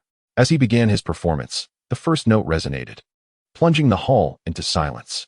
The majestic melody of Su Chun's rendition enveloped the audience entirely. It was as if he were entranced, his hands gracefully dancing across the keys. The world-class difficulty of the piece was effortlessly embodied in Su Chen's flawless interpretation. As the performance concluded, the spectators remained momentarily stunned. The judges, who had initially been indifferent, were left awestruck. They had not anticipated that Su Chen would select such a challenging and high-level piece. Nor could they believe he executed it with such perfection, such authority, and such grace. The judges initially perceived Su Chen as merely a figure of idle appeal. Yet upon the conclusion of the performance, their impressions were irrevocably transformed. Su Chen is a master among masters, a champion. There is no need for further competition. No one can surpass Su Chen. Chapter 50. The defeat of Zhang Jian in the waiting room. Sinan was utterly dumbfounded. His original confidence and fighting spirit were shattered by Su Chen's performance of the third piano concerto. A bitter smile adorned Sinan's face. Su Chen was ruthlessly formidable. With such a piece presented, was there any need for him to take the stage? Dejected, Sinan departed. Alongside him, other contestants who did not perform wore expressions of weakness and bitter smiles. With such a demanding piece played so masterfully, how could they continue? The competition felt hopelessly lost. The competitors, thoroughly demoralized by Su Chen's brilliance, chose to withdraw from the contest. There was no doubt that Su Chen was the unequivocal champion. Only after Su Chen exited the stage did the audience come to their senses, erupting into a thunderous applause. His performance was extraordinary. Not only was he handsome, but he was also exceptionally talented. Oh my goodness. I declare my idol has changed. Hey, aren't you a fan of Cohen? Why not love your brother anymore? Oh, come on. Ding. Congratulations to the host for successfully completing the task and winning the championship of the Happiness City Piano Competition, defeating Li Sinan. Ding. Rewards are being distributed. Congratulations to the host for receiving the Bloodline Enhancement Potion of Fire. Congratulations to the host for acquiring 500 energy points. As the system and Appo's voice faded, Su Chen and Appo's power level began to ascend. 1-star gold 1, 2-star gold 1, 3-star gold 1, and then it halted. With each level gained, the required energy points increased.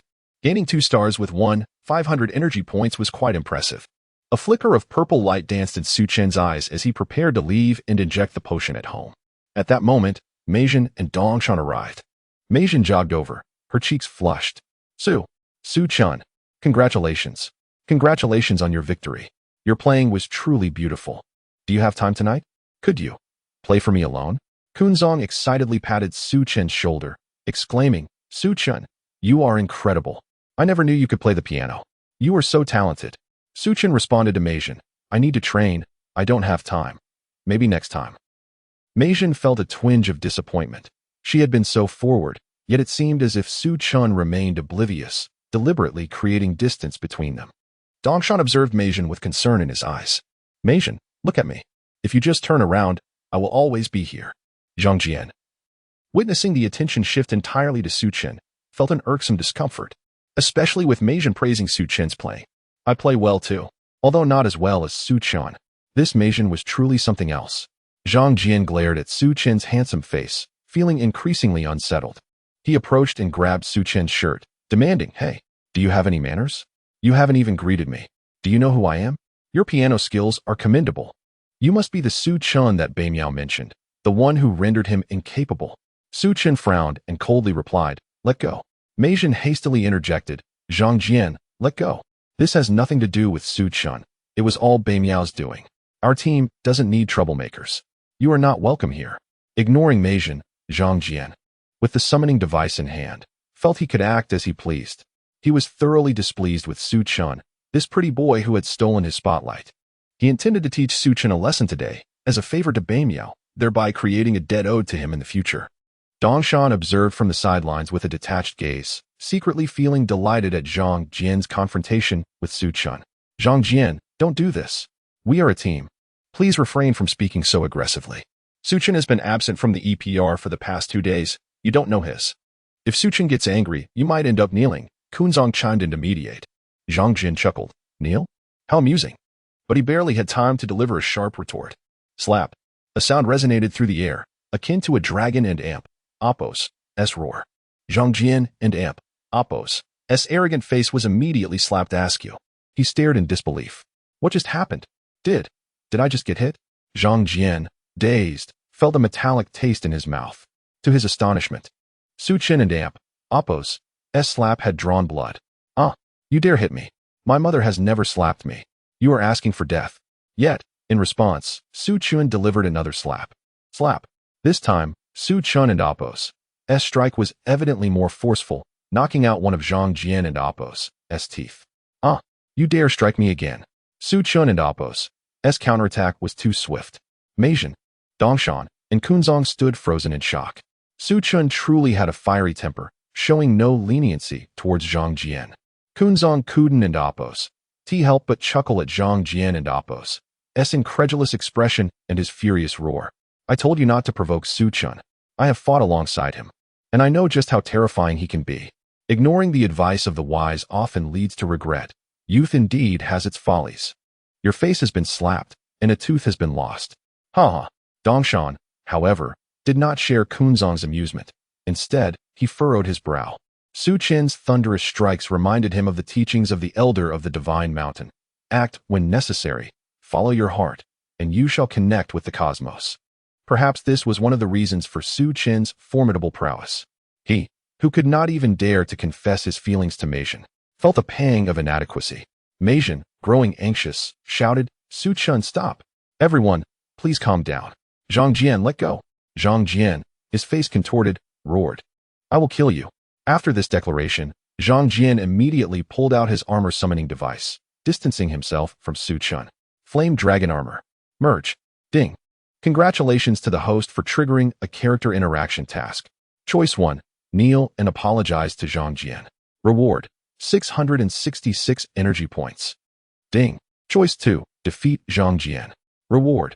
Priority in summoning the Flame Dragon Armor, granting the ability to reclaim the bloodline of fire from the descendants of the Fire Shadow Village.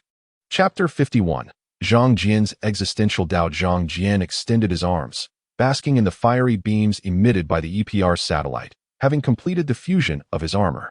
His lineage was undoubtedly superior. The fiery dragon armor radiated serpentine flames. You must have the audacity of a bear and the courage of a leopard to dare strike me. Foolish creature. Kneel, and perhaps I shall spare you. Zhang Jian swiftly twisted the knob at his waist, and a crimson card materialized before him. With a single hand, he grasped the air, drawing forth a blazing sword from the transparent card. After merging with his armor, the overwhelming surge of power intoxicated Zhang Jian. What sheer ecstasy!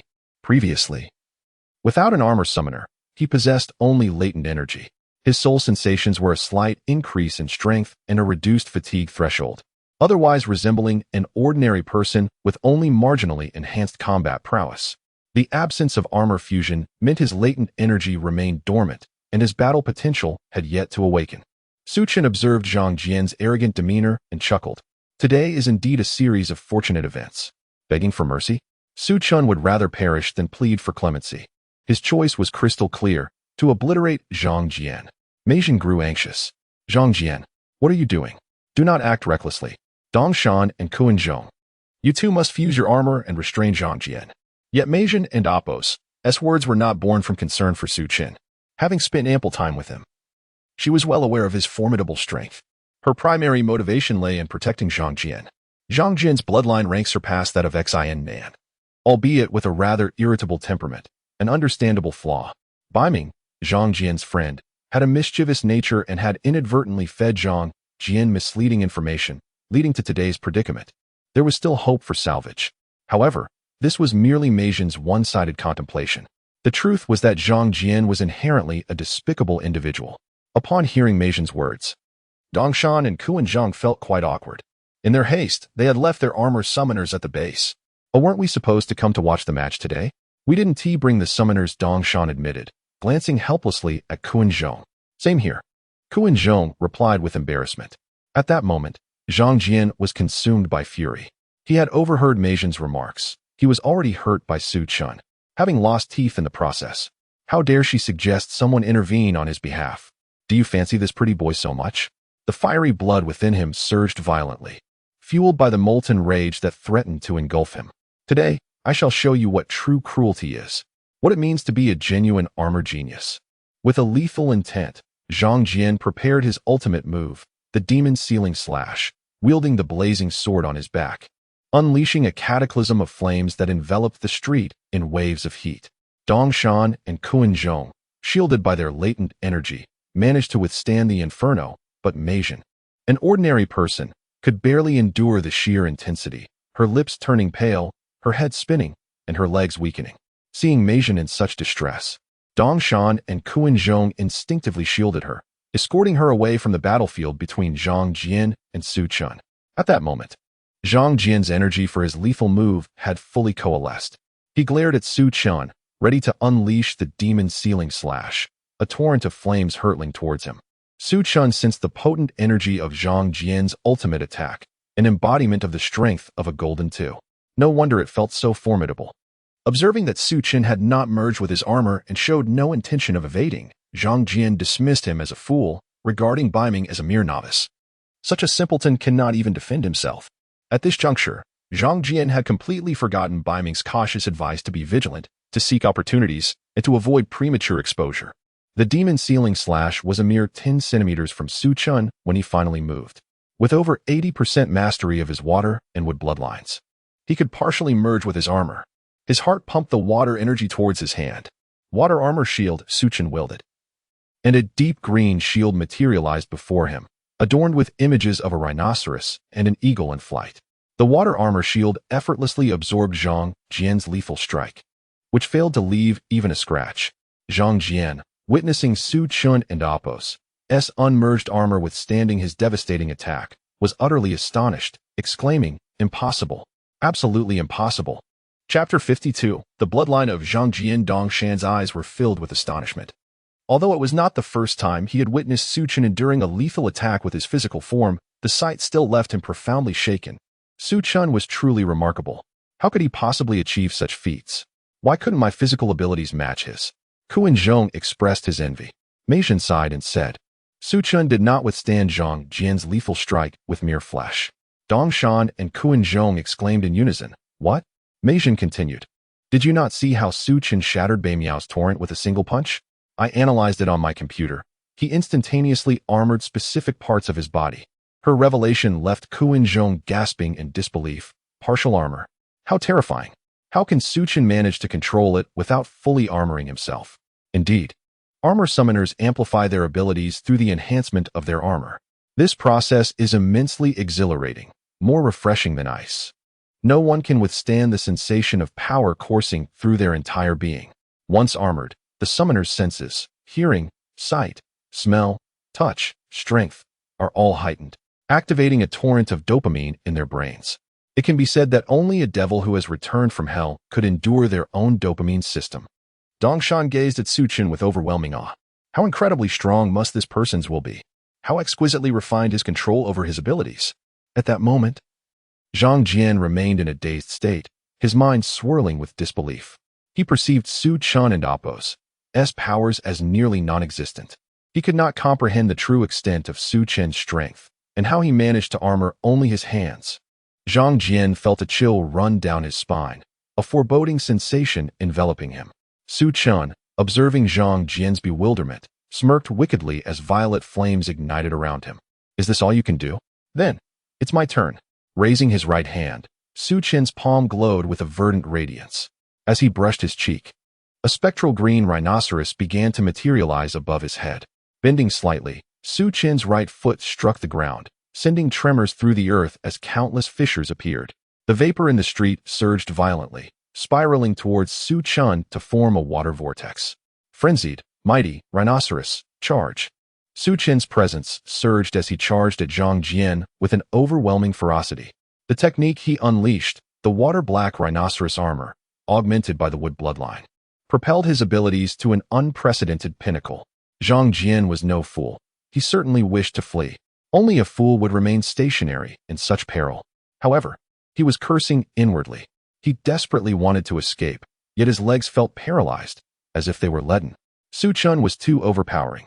Once he locked onto Zhang Jian, The latter's legs became ensnared by the woodwind eagle magnetic field and the water-black rhinoceros magnetic field. The only way for Zhang Jian to escape Su Qin's magnetic grip was to deactivate his armor, but doing so would be tantamount to surrender. Zhang Jian's lips twitched as he realized that if he disarmed himself, his body would be left vulnerable, fragmented. Moreover, Su Qin was advancing too quickly and ferociously. He had no choice but to endure. Zhang Jian and Apos' anger surged within him. Crossing his arms defensively, he shouted, "Come on! I and Apos am not afraid of you." In the next instant, boom, boom, boom. The imposing black rhinoceros phantom that Su Qin had summoned collided violently with Zhang Jian. Zhang Jian had thought he could withstand the impact. Alas, it was a foolish delusion. He was sent hurtling away. The once smooth road was left ravaged by his passage, scattered and battered. Zhang Jian flew over 5 meters, his armor shattering from the force. A searing pain gripped his chest, nearly causing him to faint. How could he be this powerful? He coughed up blood. The assault from Su Qin's rhinoceros charge inflicting internal injuries. "Su Qin has grown even stronger," exclaimed Kuan Zhong and Dong Shan in astonishment. Zhang Jian's prowess was considerable, yet Su Qin had managed to obliterate his armor without fully merging with it, relying solely on his human form. Mei Zhen and Apos' eyes sparkled with admiration. "He truly is the man I have chosen. His strength is unmatched." Ding. Congratulations to the host for defeating Zhang Jian, perfectly completing the character interaction task. Congratulations, host. You now possess priority summoning rights for the Flame Dragon armor. You have been granted the power of the Fire Dragon bloodline. Once reclaimed, the Fire Dragon bloodline can enhance your own fire abilities. As the system's voice faded, a subtle wave of fire energy coursed through Su Qin, almost imperceptible yet profoundly mysterious. The violet malevolence in the mixed energies of water and wood that enveloped Su Qin were drawn back into his being. However, he showed no intention of relenting and continued to advance towards Zhang Jian. Seeing Su Qin's actions, Kuan Zhong cried out, "Stop! The Flame Dragon armor cannot be without a summoner. Please, Su Qin. Zhang Jian has learned his lesson. Spare him this time." Mei Zhen implored. "There won't be a next time. I will ensure he is closely monitored. If he errs again, I will strip him of his summoning rights and expel him from our EPR. Please let it go." Dong Shan silently observed, withholding his words. Mei Zhen and Kuan Zhong and Apos' pleas did not halt Su Qin and Apos' approach. Zhang Jian was now terrified. He did not wish to meet his end.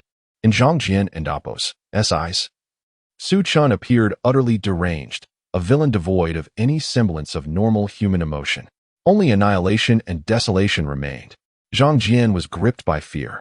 He had only recently attained the Flame Dragon armor and had barely wielded it. "Su Qin, I'm sorry. That was all just a joke. I wanted Apos to do it again. Please, don't be impulsive." Zhang Jian pleaded, quickly capitulating and begging for mercy. At that moment, he comprehended why Bei Miao had advised him to bide his time, to await the opportunity to strike. It turned out that Su Qin was this terrifying. Regrettably, there is no remedy for regret in this world. Zhang Jian's cunning lay in his ability to be both flexible and resilient. He was a true opportunist. Unconcerned with his own pride, Zhang Jian surrendered, pleading for Su Qin's mercy. After all, Su Qin had joined the EPR, a righteous force. Surely he would not harm someone who had already submitted. Once he had developed his strength, he would seek revenge on Su Qin. Yesterday, Han Xin endured humiliation. Today, Zhang Jian kneels in supplication. This is no disgrace. However, Zhang Jian's pleas for mercy did not compel Su Qin to halt his advance. Upon witnessing Su Qin's relentless approach, Mei Zhen's anxiety surged, prompting her to dash in front of him, leaving Dong Shan and Kuan Zhong unable to intervene in time. Employing a tone of desperation, Mei Zhen implored Su Qin, "Please, calm down. He is friends with Bei Miao. There must be some misunderstanding. The Flame Dragon armor cannot be summoned without a call. I promise to keep a close watch on Zhang Jian." With that, she patted her chest reassuringly. Seeing Mei Zhen come to his aid, Zhang Jian exhaled a sigh of relief, believing his troubles might be over. After all, Mei Zhen was the commander of the armor squad. Surely, she would be able to protect him. Yet, as he recalled his previous pleas, a renewed hatred flickered in his eyes. Su Qin, perceptively catching this shift, remarked, "So, your pleas for mercy lack sincerity, do they? Then I shall claim your bloodline." With his human form, Su Qin executed a swift movement, appearing directly before Zhang Jian. The latter was momentarily blinded, and in the next instant, Su Chen stood before him. Zhang Jian was paralyzed with fear, realizing he might be in grave danger. This Su Chen had just committed murder in plain sight. Preposterous. Of course, Su Chen had no intention of taking a life. Instead, he pressed his right hand against Zhang Jian's crown. To the onlookers, the events unfolded unnoticed. As Su Chen siphoned the entirety of the fire bloodline from Zhang Jian, who promptly fainted, just before losing consciousness. Zhang Jian felt as though he had forfeited something of great significance. Observing the fallen Zhang Jian, Su Chen smiled faintly, muttering, "Death may be evaded, but the consequences remain." Mei Zhen rushed over, nearly overcome with dread, fearing Zhang Jian had perished. After checking his pulse, she discovered he had merely fainted, and she breathed a sigh of relief. "Thank you, Su Chen," she exclaimed. Su Chen shook his head, replying, "If you discover any anomalous beasts, do remember to inform me." With that, he departed without a backward glance. Kuan Zhong reflected on Su Chen's retreating figure, marveling, "Brother Su Chen is indeed exceptionally graceful." Meanwhile, on the other side, Cho had just returned from Nambwa City, exuberantly sprinting toward the cave, shouting, "Overlord! Overlord! I'm back!" Chapter 53, The Ashes of Su Chen's Girlfriend in the Shadow Realm Cave. Ingba gazed at the vividly red and strangely alluring potion in his hand and inquired, "Cho Jiang, what is this?" Cho Jiang, with a sycophantic grin, replied, "Hee. This is the research of Director Li. It's the initial variant of the Zong Bao virus infection agent." Hiss. "So this is the potion that can transform one into an orc?" Ingba asked with a hint of suspicion. Did Director Li mention any specific requirements? Cho Jiang pulled out a gun-shaped device from his pocket, startling Ingba. "Cho Jiang, what are you doing? Where did you get that gun? Are you planning a rebellion?" Ingba exclaimed, shaking his head nervously, fearing for his own safety. Cho Jiang quickly clarified, "No, my lord. This is not a gun. It's a virus collector given by Director Li. He only asked us to collect the Zong Bao virus from anyone who transforms into an orc after using the potion, using this collector." With that explanation, Ingba ceased his frantic gestures and slapped Cho Jiang across the face, exclaiming, "You fool! Why didn't you say so earlier? Why? I ask you, why didn't you say so sooner?" Having recently lost 3 powerful beasts, Ingba's demeanor had become increasingly erratic.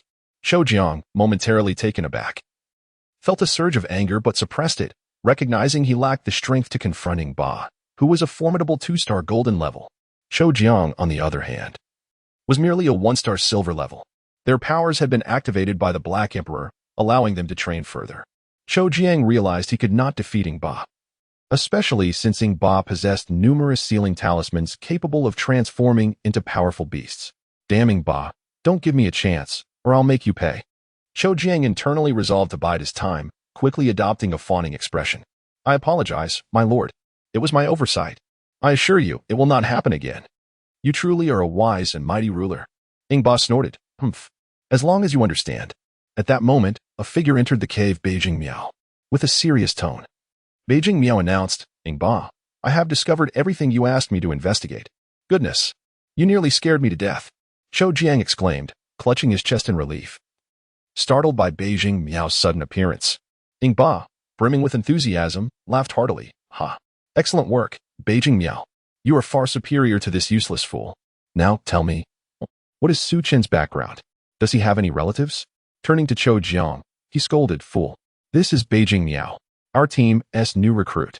Cho Jiang nodded eagerly, remaining silent, clearly intrigued by what Beijing Miao had uncovered. After Ingba finished speaking, Beijing Miao solemnly replied, "Su Chen is an orphan with no family. However, he did have a girlfriend, but she passed away recently in the Happy Farm."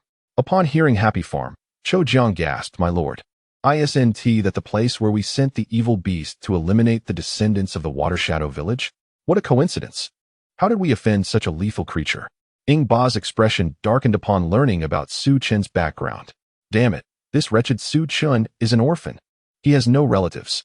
Ingba had originally planned to leverage Su Chen and Apos as family connections, but now, the absence of any relatives rendered his plans futile. Is this not invincible? No worries at all. He realized that the evil beast's previous mission had inadvertently led to the demise of Su Chen's girlfriend. Ingba finally understood. It was no wonder Su Chen was different from the other armored warriors. He had lost his greatest love, his only family. Ingba now felt a wave of regret. In the past, every time he dispatched the powerful beasts, Su Chun had never shown himself. Damn it.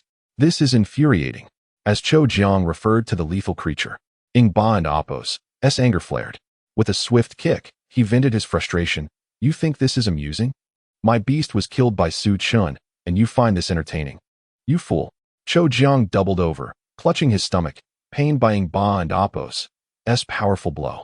At that moment, Beijing Miao interjected. Ing Ba, I have a plan to deal with that foolish Su Chun. However, Ing Ba waved his hand impatiently. However what? Speak. Beijing Miao smirked. I need power. Absolute power. Huh. That's easy. Ing Ba laughed heartily, brandishing the Zong Bao virus potion for Beijing Miao to see. Do you see this? This is the Zong Bao virus agent. I can even merge you with the powerful beasts, enhancing your strength. Power is not a problem. Speak. Beijing Miao nodded. Su Chun has a vulnerability, one that could cost him his life. That is the ashes of his girlfriend. Chapter 54, Bei Miao's betrayal. Hurry up and continue. The excitement in Ing Ba's eyes was palpable. Bei Miao chuckled ominously. Hee. That Su Chun has no apparent weaknesses, but I've learned that he is quite the romantic. Utterly devoted to his girlfriend. Just imagine, if we could obtain her ashes. I could make Su Chun suffer in unimaginable ways. Such a brilliant idea. Your mind is certainly sharper than that of the ugly general. Ing Ba was momentarily impressed, but then a question arose. This plan sounds excellent. But where are Su Chun's girlfriend's ashes? Realizing the urgency of the situation, Ing Ba pressed, we must acquire those ashes. But how? Where do we find them? Bei Miao remained silent, greedily eyeing the vial of the somber virus serum in Ing Ba's hand, clearly desiring to secure the serum first. Ironically, this foolish Bei Miao, who repeatedly claimed that Su Chun belonged to the Shadow Realm, was now recklessly immersing himself in that very realm for power. Noticing Bei Miao's silence, Ing Ba smirked. You think you can play coy with me? Once is a mistake, but twice shows you believe you and Appo's. Still the same summoner of the black rhinoceros armor? With a swift motion, Ing Ba appeared before Bei Miao, gripping his throat tightly. Bei Miao and Appo's face turned crimson, akin to a monkey and Appo's backside. Do you understand? You possess no leverage here.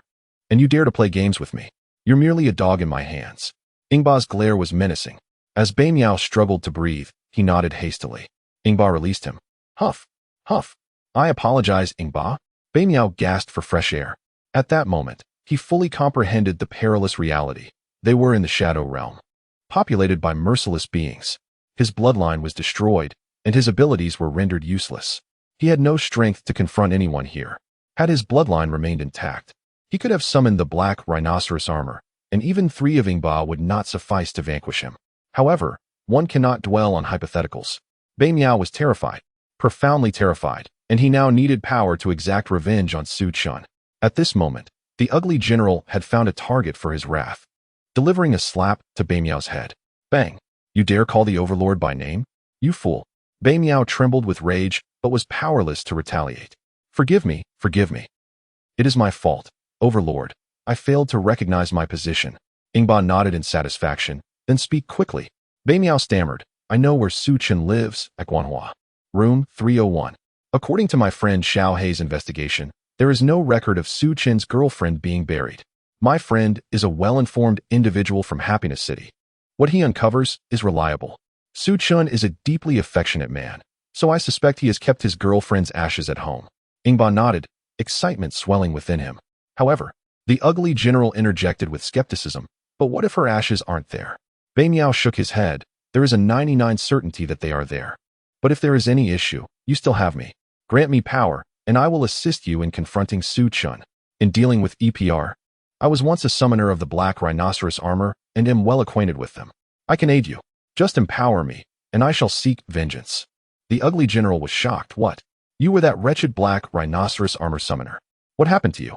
Bei Miao replied fiercely. It was Su Chun who destroyed me. Thus, I seek revenge. I want him dead. I desire the demise of everyone in EPR, especially that wretched Mincy. And then, I shall ensure Mincy's end. Excellent. Ing Ba rejoiced at Bei Miao's fervent declarations of hatred.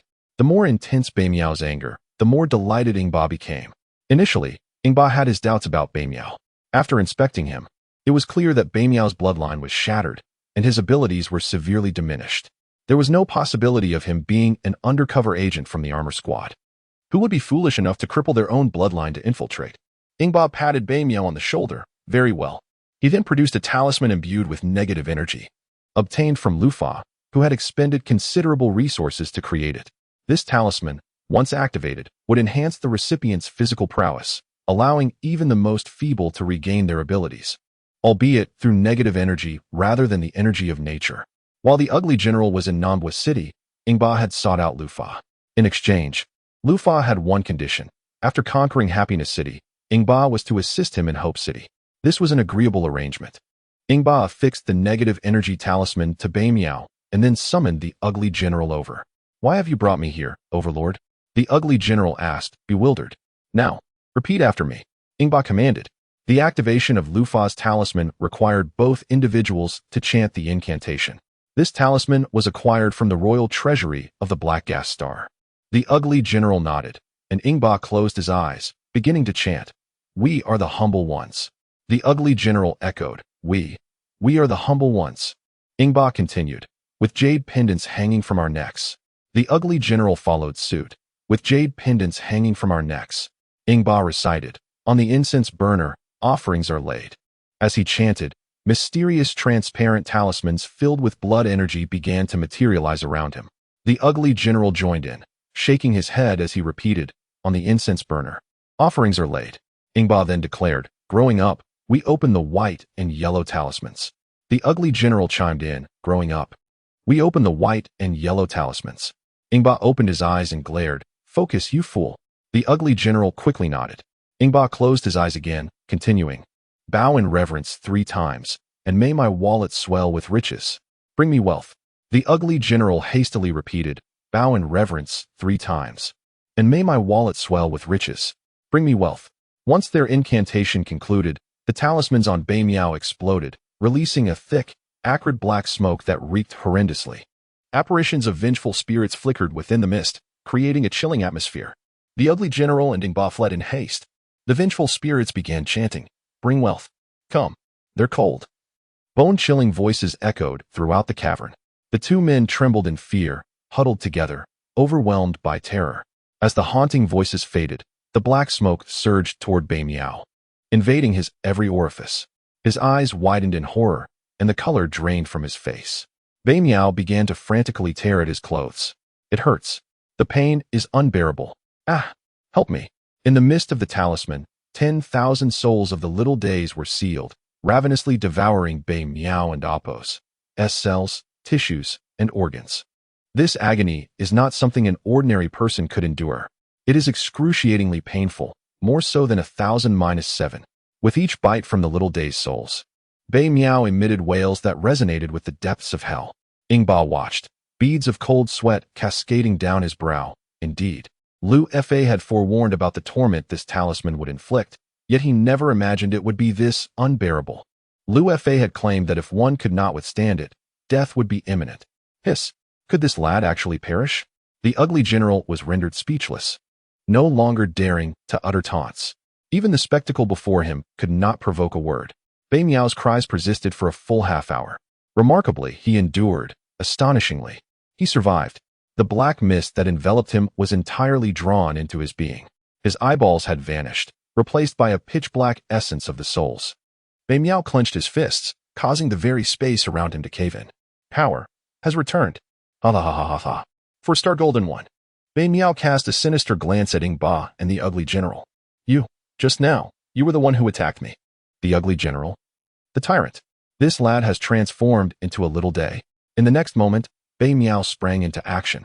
His left leg firmly anchored to the ground, while his right leg shot upward like a bolt of black lightning, instantaneously cleaving through the air. He spun rapidly, hurtling towards Ingba and the ugly general. It appeared that Bei Miao felt empowered now, deeming himself capable of vanquishing Ingba without assistance, intending to eliminate him and seize the raging virus effortlessly. The ugly general, terrified, hastily fled. Ingba, however, stood confidently in place. "Did you think I was unprepared for you? Did you truly believe you could oppose me now?" Chapter 55. Biming and the Tortoise Oaksar. At that moment, Biming resembled a spinning top, racing towards Shadow Tyrant. Yet, Shadow Tyrant remained composed, his demeanor unperturbed. Although Biming heard the words spoken by Shadow Tyrant while suspended in the air, a cruel smile curled upon his lips.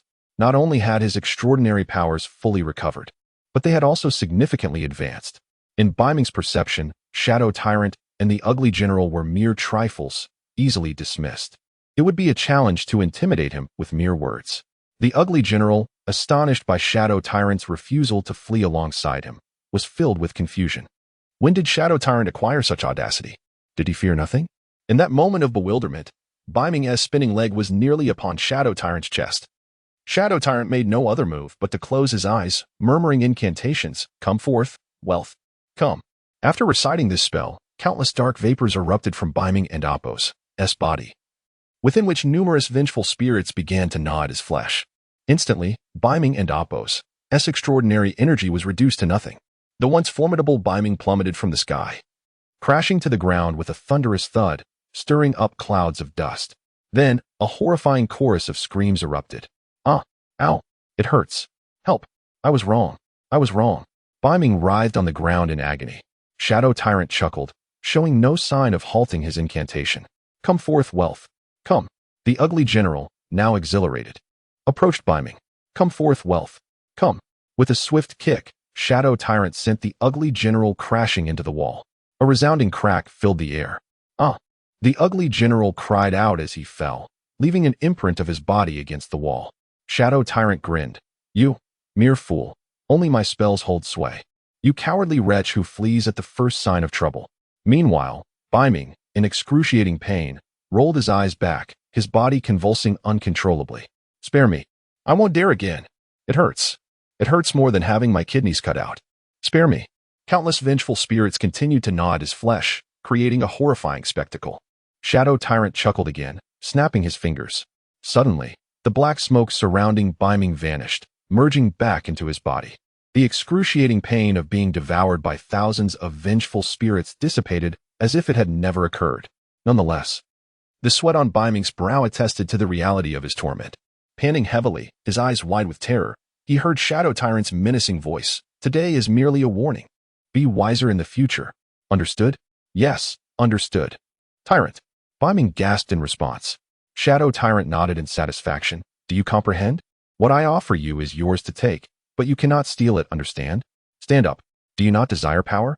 Shadow Tyrant extended his hand, presenting the initial strain of the zombie virus serum. Biming sprang to his feet, accepting the serum from Shadow Tyrant's hand. His expression filled with confusion as he pondered its use. The ugly general, having learned from past mistakes, hastily interjected, "Just open it and drink." Shadow Tyrant nodded approvingly. Biming's expression turned grave. He realized he could not turn back now. Su-chun, the brain-dead EPR, and that despicable woman, Mincy, all my suffering is their doing. They shall pay the price. With reddened eyes, Biming twisted off the cap of the serum and gulped it down, just as he believed he would feel no pain. Agony surged forth. A piercing pain radiated from his bones. The once steady Biming's body began to tremble uncontrollably. "Ah!" he screamed, akin to a slaughtered pig. A crimson glow enveloped him. The sound of cracking bones echoed ominously. The dazzling red light intensified. Biming's form began to contort uncontrollably. His legs bent and twisted grotesquely, while a shell-like armor emerged along his back, bristling with spikes. Deep green scales spread across his skin, and his head grotesquely morphed into a fearsome tortoise visage, replacing his original head. The ugly general, hands over his mouth, exclaimed, "What a sight to behold! Truly astonishing." Simultaneously, he shivered uncontrollably. In truth, the ugly general had secretly stashed a vial of the virus, as Li Xiaoqiu had given him 2 vials of the initial strain of the zombie virus serum. He intended to keep one for himself to enhance his power, but witnessing Biming's transformation after consuming the serum, he completely abandoned the idea of drinking the virus himself. Such pain. Only a fool would do so. As the eerie crimson light gradually faded, Biming had completely transformed into the tortoise Oxar. Roaring, Biming unleashed a powerful cry. The ground beneath Shadow Tyrant and the ugly general trembled in response.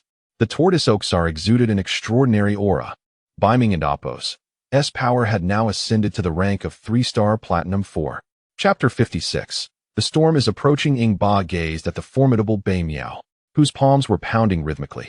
"Marvelous. Ha ha ha ha. General Li is indeed a doctor." This zombie virus serum is astonishingly effective. Ha ha ha ha. The energy surged, elevating their strength to Platinum Tier 4. The situation was ripe for victory, with both offense and defense firmly in their grasp. How could defeat even be a consideration? The grotesque general, ever sycophantic, chimed in, all thanks to your divine calculations, Overlord. How could we possibly lose this time? That ruthless armored warrior is merely of gold level. Your new pet is a platinum powerhouse. That armored warrior, no matter how extraordinary, cannot possibly ascend to platinum in such a short span. Does he think he is the protagonist of a novel? For some inexplicable reason, Ingba felt an unsettling premonition upon hearing the general's analysis. Despite the general's assertions being correct, how could it be? It had only been a short time, and the energy had already reached platinum. Even if one had exceptional talent, could it truly be so swift? Was it possible that the ruthless, no, foolish, armored figure also possessed the original zombie virus? The arduous nature of energy cultivation suggested otherwise. Surely, there was no issue. He was merely scaring himself. At that moment, Bei Miao, his visage twisted with fury, was breathing heavily. The bloodline of water within him had been tainted and activated, coursing anew through his veins. With each breath, the humidity within the cave intensified. The zombie virus within him clung tightly to his water bloodline, which flickered with a faint green light, as if a black rhinoceros were emitting a mournful cry from within. The bloodline struggled, but to no avail. Its master had surrendered, choosing the path of darkness. The once righteous bloodline could not reclaim its glory. After several cycles of breath, Bei Miao and Appo's water bloodline had transformed entirely into that of the zombie water insect. At this moment, his aura reached its zenith. Bei Miao clenched his claws, assuming a combat stance. Red light began to emanate from his eyes. Enveloped in the swirling mist, tiny black insects began to appear, creating a terrifying spectacle. Perhaps the essence of the soul is a thirst for blood. Revenge merely provides a rationale for that bloodlust. The grotesque general keenly observed the reddening of Bei Miao's eyes and hastily retrieved the zombie virus collector from his pocket. Aiming it at Bei Miao, he fired a shot, and a green light flashed as the zombie virus was collected. Bei Miao, with crimson eyes, regarded the general with a silent yet oppressive demeanor. He almost caused the general to lose control of himself. What are you doing? The general stammered. At that moment, Ingba merely snorted coldly. Humph. Bei Miao's teeth ground together audibly, and thoughts of revenge began to blossom within him. The sensation of power surged, momentarily intoxicating him. Ingba's cold snort jolted Bei Miao back to reality. Crossing his arms, black mist flickered around him as Bei Miao reverted to his human form. Excellent. I almost thought you would lose sight of your place. I nearly let you mislead me.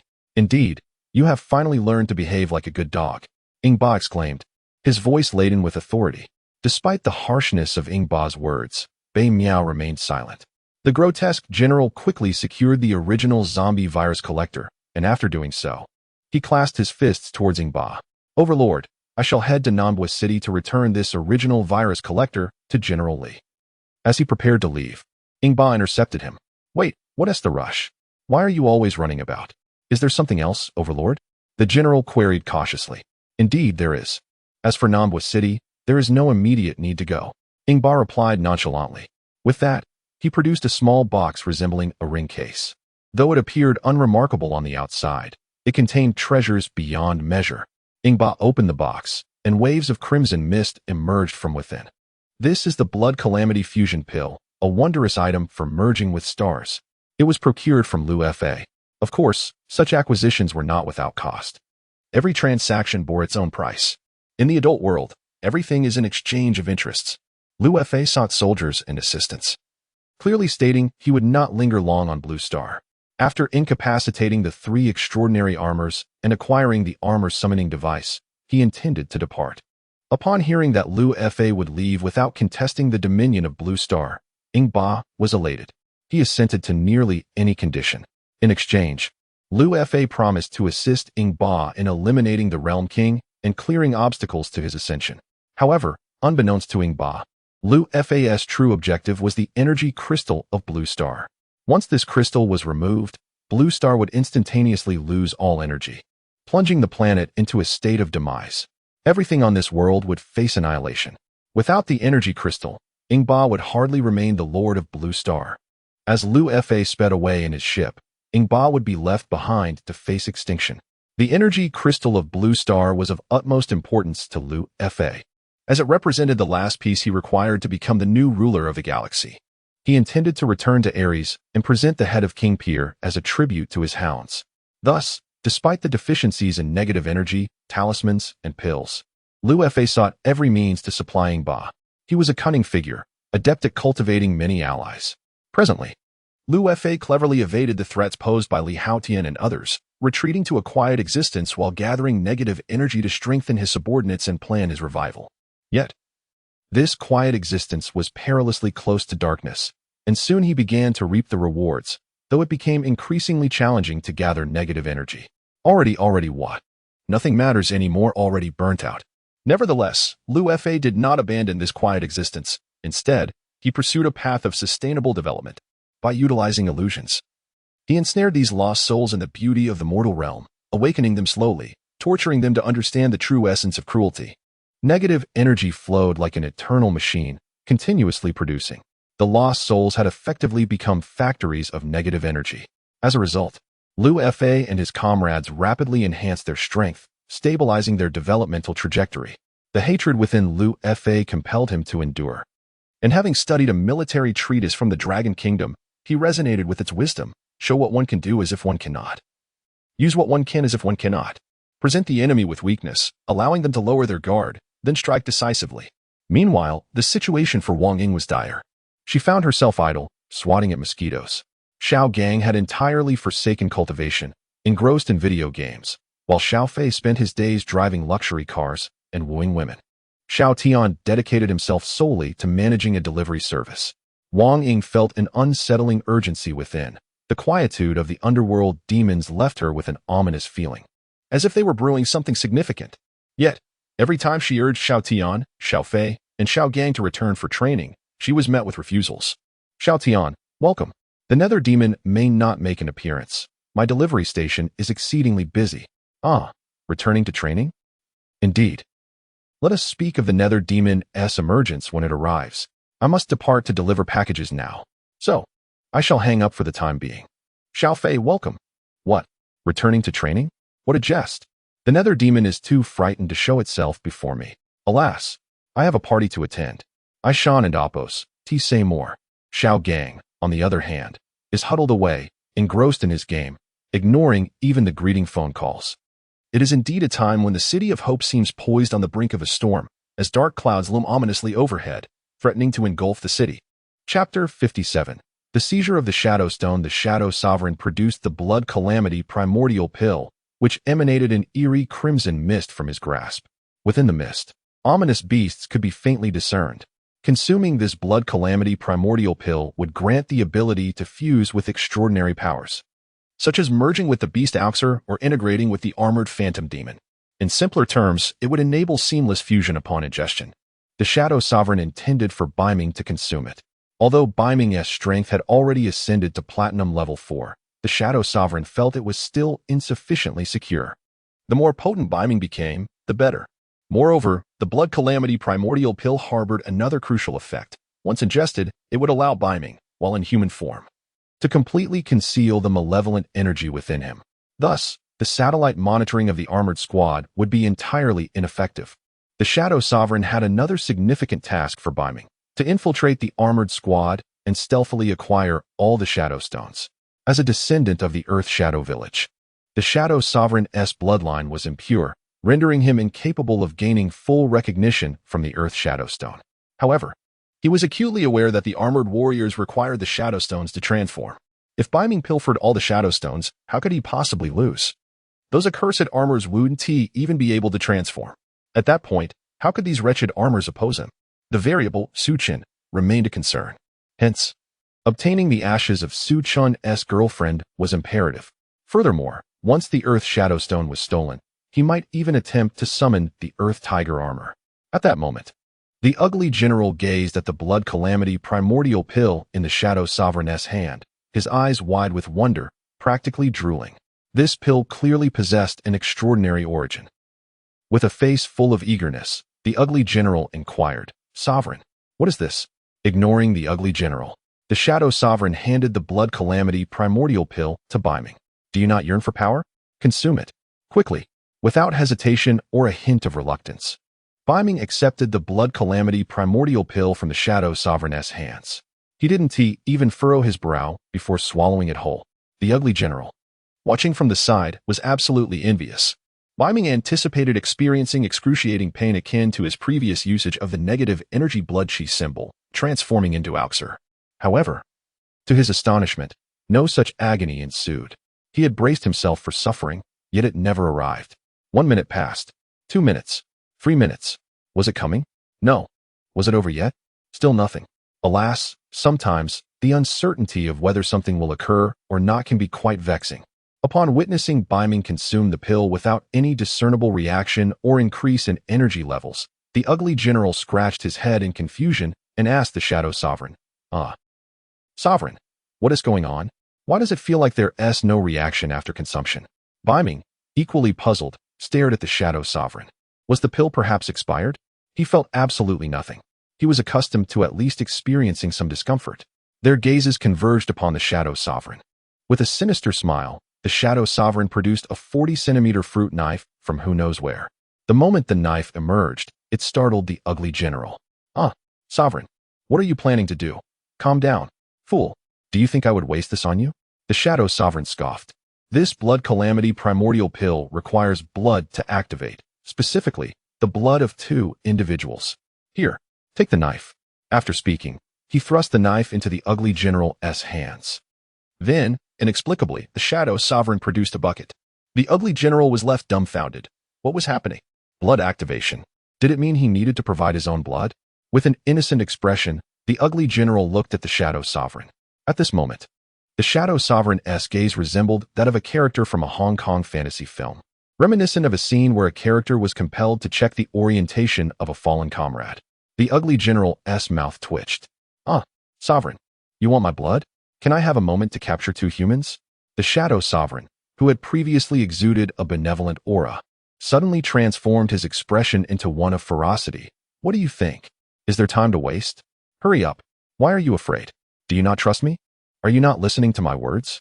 Left with no other option, the ugly general resigned himself to his fate. With a reckless spirit, he plunged forward. With a swift motion, he pushed up his left sleeve and grasped the knife with his right hand. It hurts. The Shadow Sovereign, observing the blood flowing forth, smiled widely. 5 minutes later, the ugly general's complexion grew increasingly pale. Sovereign, is it done? Only then did the Shadow Sovereign raise his eyelids to inspect the contents of the bucket, nodding in approval. He tossed a hemostatic powder to the ugly general. The ugly general caught it and returned the knife to the Shadow Sovereign. Sovereign, your turn. I refuse, the Shadow Sovereign replied, pulling out a nail clipper from his pocket. The ugly general was bewildered. He looked at the 40-centimeter knife in his hand, stunned. The Shadow Sovereign gently made a small incision on his pinky finger, squeezing out a drop of blood and tossing it into the bucket. Seeing the ugly general still frozen in place, he chuckled. What are you staring at? Is the bleeding not stopping? Don't you wish to live? I didn't ask you to make such a large cut. At that moment, Biming's eyes shimmered with a crimson glow. Uncertain of what was transpiring, he felt an irresistible allure emanating from the contents of the bucket. The scent wafting from within was nothing short of the most exquisite aroma in the world. To Biming, the fragrance was reminiscent of exhaust fumes from a heavy truck, sweet, intoxicating, and alluring. Red mist began to envelop Biming, and his teeth started to itch, gradually elongating. The blood vessels in his eyes grew increasingly pronounced. Chapter 58. Let me go. In this moment, Biming's eyes turned blood red. His breaths heavy like a water buffalo that had plowed the earth. His fangs had fully developed, completely out of control. Biming opened his mouth to gasp, startling the ugly general who was meticulously applying a hemostatic powder nearby. Tyrant, look at him. The Shadow Tyrant dismissed the ugly general and Apos' fear with a contemptuous smile, declaring, this is merely a trivial side effect of the blood catastrophe primordial pill. It is merely a bloodthirsty impulse. This is Biming's first time consuming the blood catastrophe primordial pill, and his craving for blood has intensified. The Shadow Tyrant tossed a barrel to Biming, who grinned with eager anticipation. He caught it with both hands and immediately tipped it towards his mouth. Gulp, gulp, gulp. At this moment, Biming's eating habits were even less refined than a puppy's. His Adam's apple bobbed rapidly, and due to his hasty drinking, Some liquid dribbled down his chin. As he drank, the bloodthirsty bloodworm lineage within him began to surge, dark green energy swirling around him in a frenzy. The blood catastrophe primordial pill, previously dormant in Bei Miao's stomach, began to dissolve rapidly, transforming into a series of runes that spread through every cell in his body. At this moment, a distant and sinister voice resonated from within Bei Miao. Merge. After finishing the drink, Bei Miao casually tossed the barrel aside. The dark green energy enveloping him instantly receded back into his body, and his fangs retracted. He felt no trace of the malevolent energy that had once surged within him. The blood catastrophe primordial pill had taken effect, and all traces of the evil energy were now concealed. The shadow tyrant laughed heartily. Ha ha, excellent. All traces of evil energy have been hidden. Ha ha, Liu Fa is indeed reliable. At this point, the shadow tyrant furrowed his brow and instructed the ugly general. Ugly general, you leave now. I need to speak with Bei Miao privately. Oh, I'll go right away. The ugly general, while applying the hemostatic powder, exited, leaving space for the shadow tyrant and Bei Miao. Curiosity filled the ugly general's face. What could the shadow tyrant possibly want to discuss with Bei Miao? However, he knew better than to eavesdrop. Bei Miao was far too powerful now. If he were caught, the consequences would be dire. The ugly general was painfully aware that he could not contend with Bei Miao. Thus, he found himself in a state of torment. Secret conversations were simply too enticing, too filled with expectation. He muttered to himself, "What on earth is the cursed shadow tyrant discussing with this Bei Miao?" Inside the cave, once the ugly general had exited, the shadow tyrant approached Bei Miao and patted him on the shoulder. "The power you sought, I have granted you." But those in the know understood that the crucial part lay in the words that followed. The shadow tyrant sensed the depth of hatred in Bei Miao's eyes. He knew full well that Bei Miao was merely afraid of his incantation. Yet, whether that fear was genuine or feigned mattered little to the shadow tyrant. He simply required a subordinate to carry out his bidding. Now, the shadow tyrant's objective was to annihilate the armor squad and Su Chun in one fell swoop. While he could allow Bei Miao to exact revenge, that time was not now. Clearing his throat, the shadow tyrant continued, "I understand your desire for vengeance. But it must wait. You have an important task at hand. Infiltrate the armor squad and steal every last one of the 5 element shadow stones. Take as many as you can, especially the earth shadow stone. That is your priority." Upon mention of the earth shadow stone, the shadow tyrant's eyes gleamed with desire. Bei Miao, listening intently, knelt on one knee. "Yes, I will ensure the task is completed." The shadow tyrant nodded, pleased with Bei Miao and Apos' response, regardless of his inner thoughts. "Good, we must take things step by step and consume our meals one bite at a time. This time, we will ensnare those accursed armor warriors in their entirety." Bei Miao nodded, preparing to depart without questioning why he was not allowed to transform into a power beast. The shadow tyrant interrupted, pulling out his phone and calling the ugly general. "Feces barrel. Come in." The ugly general hurried back in, panting as he asked, "Tyrant, what is it?" "Take Bei Miao to the Wang Corporation's coal mine. Let him consume more coal. We need to bolster Bei Miao's strength further. That damn Su Chun has progressed far too quickly. This time, we must crush him, leaving him without the strength to resist." The shadow tyrant commanded. The ugly general, receiving the task, took Bei Miao to the Wang Corporation. Meanwhile, in Dr. Galu and Apos' laboratory, he stared in disbelief at Zhang Jian, who was bound to the operating table. Strange, truly strange. What is happening? Why is there no trace of bloodline left within him? This Shuden and Apos, TB. At this moment, Zhang Jian, regaining consciousness as the effects of the anesthetic wore off, opened his eyes to find himself in an unfamiliar place, his limbs securely bound. After being stripped of his bloodline by Su Chun, he had lost consciousness. Dongshan carried Zhang Jian back to the EPR base and Apos' treatment room. Upon their return, Meijin discovered that there was not a single drop of the fire dragon bloodline left in Zhang Jian. Believing there to be a malfunction with the computer, she hastily drew a vial of Zhang Jian's blood for testing in the laboratory, only to discover that his bloodline had indeed reached 0. Meijin was astounded. How could this be? It was merely a battle. How could his bloodline be eradicated? In a hurry, she contacted Dr. Galu. Upon learning about Zhang Jian and Apos' condition, Dr. Galu and Apos' immediate response was, "Send him to me." Zhang Jian looked at the eccentric Dr. Galu, who was circling around him like a curious creature. Suddenly feeling a pang of fear, He cautiously addressed Dr. Gallo. Doctor, could you please let me go? Dr. Gallo shook his head, ignoring Zhang Jian's plea, instead asking, tell me about the details of your battle with Su Chun. Zhang Jian gritted his teeth. He was too strong. I lost to his finishing move. I blacked out, and my last memory is of him placing his hand on my head. Then I lost consciousness. Please, doctor. Can you let me go? I and Oppos am feeling quite unwell. Dr. Gallo's eyes sparkled with excitement. He placed his hand on your head. What a crucial piece of information. Ignoring Zhang Jian's request, Dr. Gallo dashed out. 2 minutes later, he returned, holding a pair of clippers used for grooming dogs. Zhang Jian exclaimed, You're not going to let me go, and you bring those clippers? What are they for? His mind was a swirl of confusion. Dr. Gallo, brimming with enthusiasm, approached Zhang Jian from behind. Zhang Jian squirmed nervously. Doctor, what are you doing? Let me go? Please.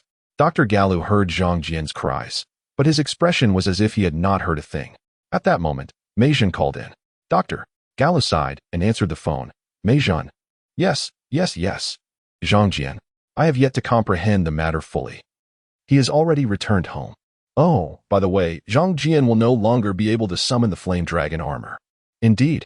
Well, I have further research to conduct. Goodbye. At this moment, Zhang Jian's face was filled with terror. What? Doctor, what are you saying? I haven't gone home. What do you intend to do? Let go of me. Let go of me.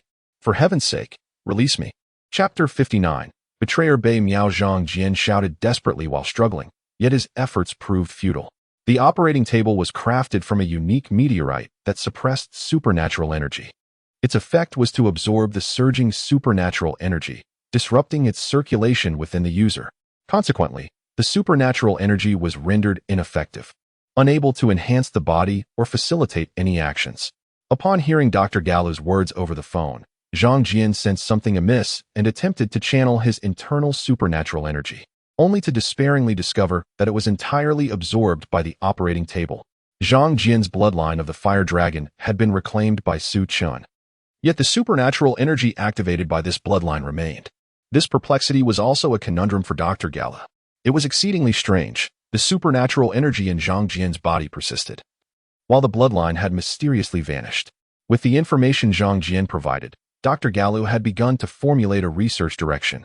It appeared that Zhang Jian might need to make a sacrifice, specifically, an exploration of his brain. Such sacrifices were deemed necessary. A radical opening of the mind. Let me go? Are you deaf? Ken and Amp. Oppos. Do you hear me? Don and Amp. Oppos. Let me up. I want your life. Zhang Jian. Lying on the operating table, flushed with rage, his veins bulging. His fear had transformed into fury.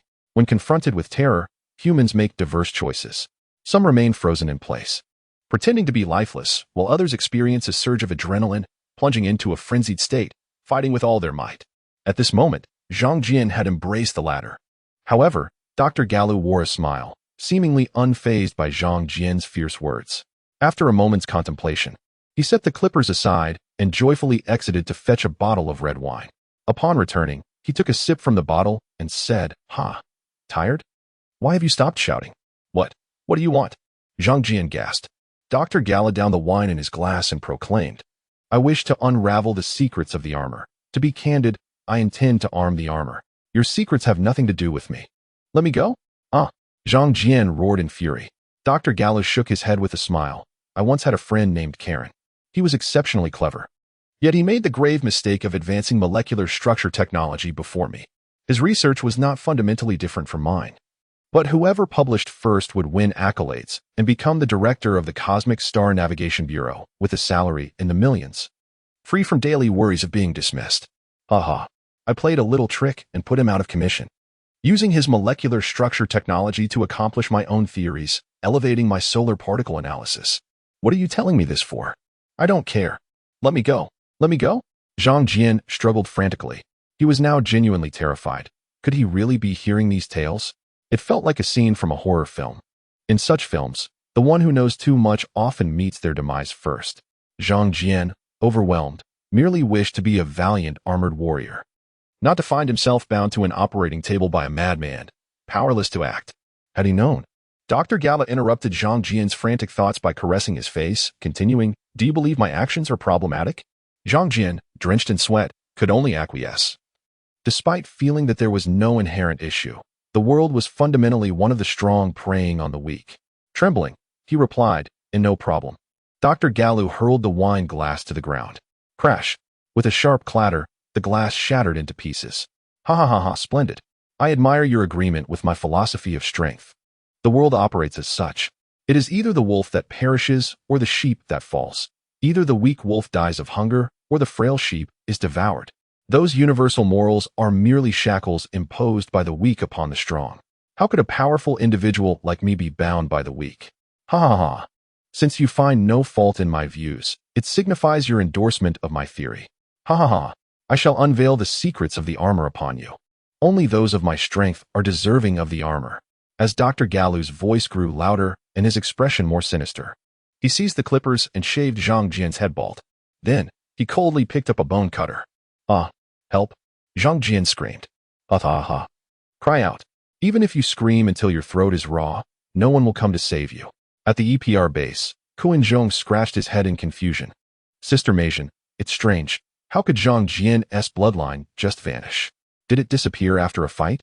Sigh. Meijin gazed at the flame dragon armor summoning device in her hands, letting out a sigh. Even her brother was unable to discern why Zhang Jian lost his bloodline. It was truly perplexing. Why was there so much trouble connected to Bei Miao? Sigh. It seems I must seek out Xian Nan. Seeing Meijin's beautiful brows furrowed, Dongshan comforted her. "Meijin, don't be upset. I'll help you find Xian Nan." Just as Dongshan spoke, a familiar figure entered.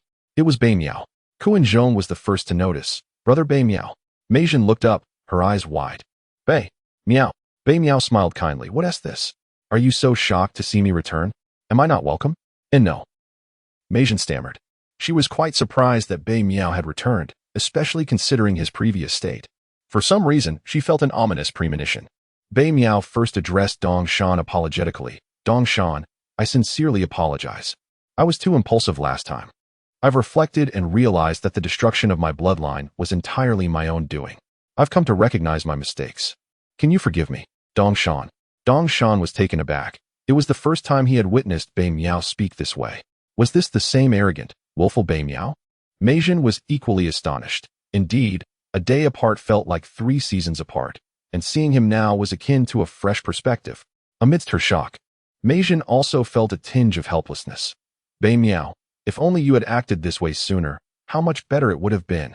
At that moment, Kuan-Zhong played the peacemaker. "Ah, we are all family. Brother Bei Miao has moved on. Families do not harbor grudges overnight. Isn't that right? Brother Dongshan?" Kuan-Zhong nudged Dongshan with his shoulder. Bei Miao, gazing sincerely at Dongshan, extended his hand. Dongshan pursed his lips and grasped Bei Miao's hand. Yet, none of those present perceived the hatred lurking within Bei Miao's eyes. Her gaze harbored the essence of a bloodthirsty malevolence. Chapter 60. The death of Minci in a state of profound sorrow, Li Xian pondered. "Where's my good friend Zhang Jian? Why have I not seen him?" Bei Miao squinted and inquired. Upon hearing this question, a heavy silence enveloped the gathering. Meijin rubbed her forehead and replied, "Zhang Jian. He has withdrawn from the competition." "What?" Bei Miao exclaimed in shock. "How could Zhang Jian withdraw? Is his bloodline talent insufficient?" Kuan-Zhong scratched his head and said, "Brother Bei Miao, please don't be angry. Zhang Jian. He had a confrontation with Su Chun because of you, and as a result, his bloodline was extinguished. Even Dr. Geru was unable to restore his bloodline. Thus, Zhang Jian has exited." Bei Miao's expression remained calm, yet turmoil raged within him. His bloodline was extinguished? What on earth happened? Humph. That foolish Zhang Jian. I told him to wait for an opportunity to ambush, yet he behaved like a mere automaton. At that moment, Meijin scrutinized Bei Miao closely, sensing an unusual tranquility in him. Could it be that he has truly matured? However, Meijin's perception was merely an illusion. Bei Miao's purpose for being there was to stealthily seize the light and shadow stones. He was currently exerting every ounce of strength to suppress his bloodthirsty impulses. Having fused with the mutant beast, the rock beast, his energy level had ascended to 2-star platinum rank 2. Bei Miao's power now far surpassed that of Dongshan and Kuan-Zhong present. Narrowing his eyes, Bei Miao asked, "What about Su Chen? Didn't you say he had joined us?" As he uttered these words, his right hand, concealed in his pocket, clenched tightly, turning an ominous shade of purple-black from the exertion. His hatred for Su Chun boiled within him. I have suffered so much, all because of that detestable Su Chun. If it weren't for that scoundrel, I would still be a legitimate human hero. How did I fall to this state, reduced to a turtle, consuming coal by the ton? In order to gain power, Bei Miao had to first endure the pollution of coal. The Shadow Overlord had made a calculated decision, selecting the rock beast for Bei Miao to merge with, the most formidable in defense. The Shadow Overlord's plan was extensive, intending to eliminate the entire armored squad. Now armed with the 2-star Platinum Rank 2 energy and the rock beast's formidable defense, how could he possibly lose? Moreover, let us not forget that Bei Miao could transform into the turtle Oksar. Once transformed, the turtle's shell provided exceptional defense. When fused with the rock beast, his defensive capabilities would be terrifying. For the sake of power, Bei Miao had relinquished his dignity and everything else, as the Shadow Overlord's pawn. At this thought, the bloodthirsty impulse surged wildly in his mind. He yearned to obliterate the 4 individuals present. However, he could not act until he confirmed Su Chun's presence. If Su Chun was absent, and he killed the 3 useless ones present, what would happen if Su Chun escaped? The EPR organization had all personnel bound with chips. Once a life sign was lost, the chip would automatically alert. Everyone in the organization would instantaneously be informed of a death. Su Chun, having joined EPR, must also have been bound with a chip. The only reason Bei Miao had endured so much suffering was due to his hatred for Su Chun. Su Chun had no relatives. His only vulnerability was the ashes of his girlfriend. If he were to kill the 3 useless ones before him, it would be tantamount to alerting the prey, and Su Chun might flee with his girlfriend's ashes, which would be disastrous. Kuan Zhong replied, "Brother Su Chun, he is usually not at the base." Kuan Zhong's words interrupted Bei Miao's thoughts. He nodded, "Very well." As soon as he finished speaking, a surge of black mist enveloped him, filled with the wails of vengeful spirits. Before the 3 could react, they were knocked unconscious. Bei Miao regarded the fallen trio with a cold smirk. Had he not feared alarming the prey, they would all have perished. After dealing with the 3, Bei Miao proceeded to the 5 elements chamber where the light and shadow stones were stored. After disabling the explosive system, he stood before the transparent barrier crafted from a special material, a cruel smile curling his lips. He raised his right hand, and dense black mist surged and coalesced. An eerie transformation occurred as his right hand morphed into a claw covered in dark green scales. With a powerful swipe, he struck the transparent barrier. Bang! The barrier shattered as if it were mere paper, splintering into countless fragments. Bei Miao strode confidently inside, gazing at the suspended water shadow stone, wood shadow stone, earth shadow stone, and fire shadow stone. A cruel smile spread across his face. Once he obtained the light and shadow stones, how would they be able to form the armored entity? With a sweeping gesture, Bei Miao collected all the light and shadow stones into a pre-prepared bag. Before departing, he delivered a kick to Dongshan. Looking at the 3 individuals sprawled on the ground, he cruelly laughed, "Just a little longer for you to live." Ha ha ha. Upon exiting the EPR base, Bei Miao initially intended to return to the Shadow Realm cave, but suddenly recalled someone from whom he could collect some interest, Mincy. This Mincy was not a member of EPR. She had not been bound by a chip. With this thought, Bei Miao was engulfed in black mist. In an instant, he vanished, heading to the Happy Dumpling restaurant. Aunt Hui was outside sweeping the floor when Bei Miao appeared, startling her. She gasped, "Oh, Bei Miao. You didn't announce your arrival. You nearly scared me to death." Bei Miao, with a fierce expression, struck a punch. Aunt Hui, being an ordinary person, was sent flying, her chest caving in, crashing through the entrance of the Happy Dumpling restaurant. Her eyes dimmed instantly as she departed from this world. "You wretched woman. You always sought to match Mincy with that worthless Li Xian Nan, thinking I was oblivious. Die."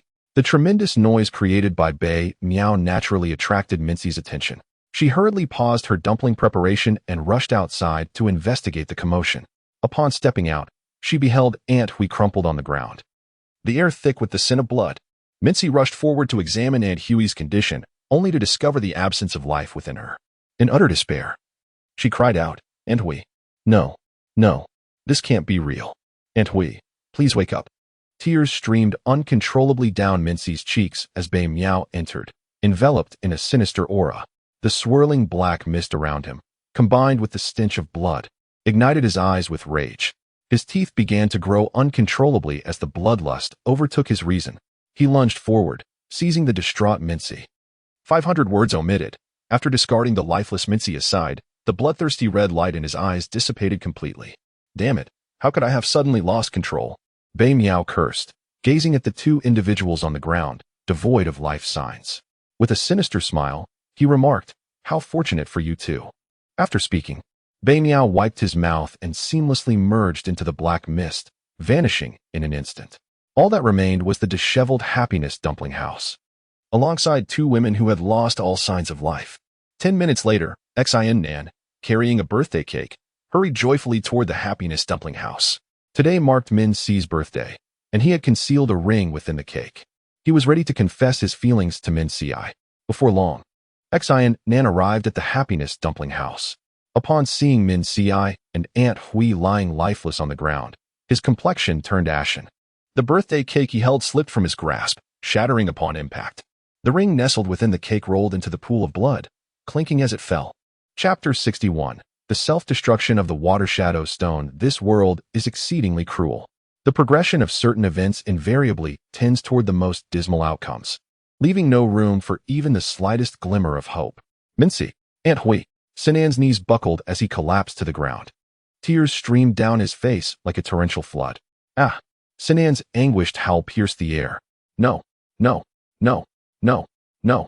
At that moment, Sinan resembled a wild dog stripped of its spine. He felt utterly drained of strength, as if the extraordinary powers within him had become mere ornaments. Sinan still could not accept the reality. His muscles felt weak and unresponsive. Unable to stand and walk over, he resolved to crawl, exerting every ounce of strength to reach Aunt Huey's side. Aunt Huey's countenance was still marked by disbelief. She could not fathom that Biming would desire her demise. In her mind, Biming was still a good child, albeit with a slightly volatile temperament. She never imagined that Biming would resort to such malevolence. Her attempts to unite Mincy and Sinan stemmed from her recognition of Mincy's affection for him. Aunt Hui could not predict that this would incite Biming's wrath. She never envisioned that his hatred would be so overwhelming as to wish for her death. Sinan dared not gaze into Aunt Huey's ashen eyes. Trembling, he reached out to check her breath. Yet, there was not a trace of life. Ah! Sinan's veins bulged as he let out a primal roar. The agony was insufferable. Neither tears nor anger sufficed. Nothing could alleviate his despair. He felt utterly powerless, caught in a state of complete collapse. Having lost his parents at a young age, Sinan was raised by Aunt Hui, who had become a mother to him over the years. Yet he had never mustered the courage to call her mom. Sinan, the weather has turned cold. You must dress warmly. Sinan, please stop crying. You miss your parents, don't you? Auntie is here. Sinan, are you hungry? Auntie will make you dumplings. Marriage is of no consequence. Auntie has you. And you will care for me in my old age, right? Silly child, Auntie isn't avoiding marriage because of you. It's simply not what I desire. All right. Stop crying. Auntie will prepare a bowl of dumplings for you. Memories of the past, fragmented phrases, surged towards Sinan like a relentless tide. During his childhood, their circumstances were far from ideal. At that time, Aunt Hui had not yet opened her dumpling shop and spent her days pedaling a bicycle to sell dumplings. With limited finances, Sinan still needed to attend school. Aunt Hui labored tirelessly every day, hoping to save enough money for his tuition. They squeezed into a cramped rental room. And he recalled one occasion when he fell ill. It was a sweltering summer night when the entire street lost power and a nail punctured the tire of her bicycle. Aunt Hui, a timid woman terrified of the dark, usually refrained from even walking alone at night. Nevertheless, Sinan was gravely ill, his consciousness wavering. Summoning her courage, Aunt Hui suppressed her fear and carried Sinan on her back, walking over 20 miles to the hospital. That night was enveloped in darkness, the path stretching endlessly. In his delirium, Sinan felt as though they would never reach their destination. A woman so fearful of the dark persevered through the night. As tears streamed down Sinan's face, he gasped, "Mom, please don't leave me. Don't abandon me. I still want to take care of you." Alas, it was too late. Everything was too late. Words left unspoken, opportunities forever lost. Mincy's lifeless body lay beside Aunt Hui. Her form was withered, her condition horrifying. A far cry from her former beauty. "Mincy, please don't die. I have so much to say to you. I like you. I love you. I want to be with you for a lifetime." Just days earlier, Sinan had asked Mincy, "What kind of boy do you like?" Probably someone like Sinan Ji, she had whispered shyly, her head bowed. Hearing those words made every cell in Sinan's body tremble. He had never dared to clarify his own feelings, uncertain of Mitzi's thoughts. Now, armed with this knowledge, he had resolved to confess his heart to her on her birthday. Yet, Mitzi could no longer hear him.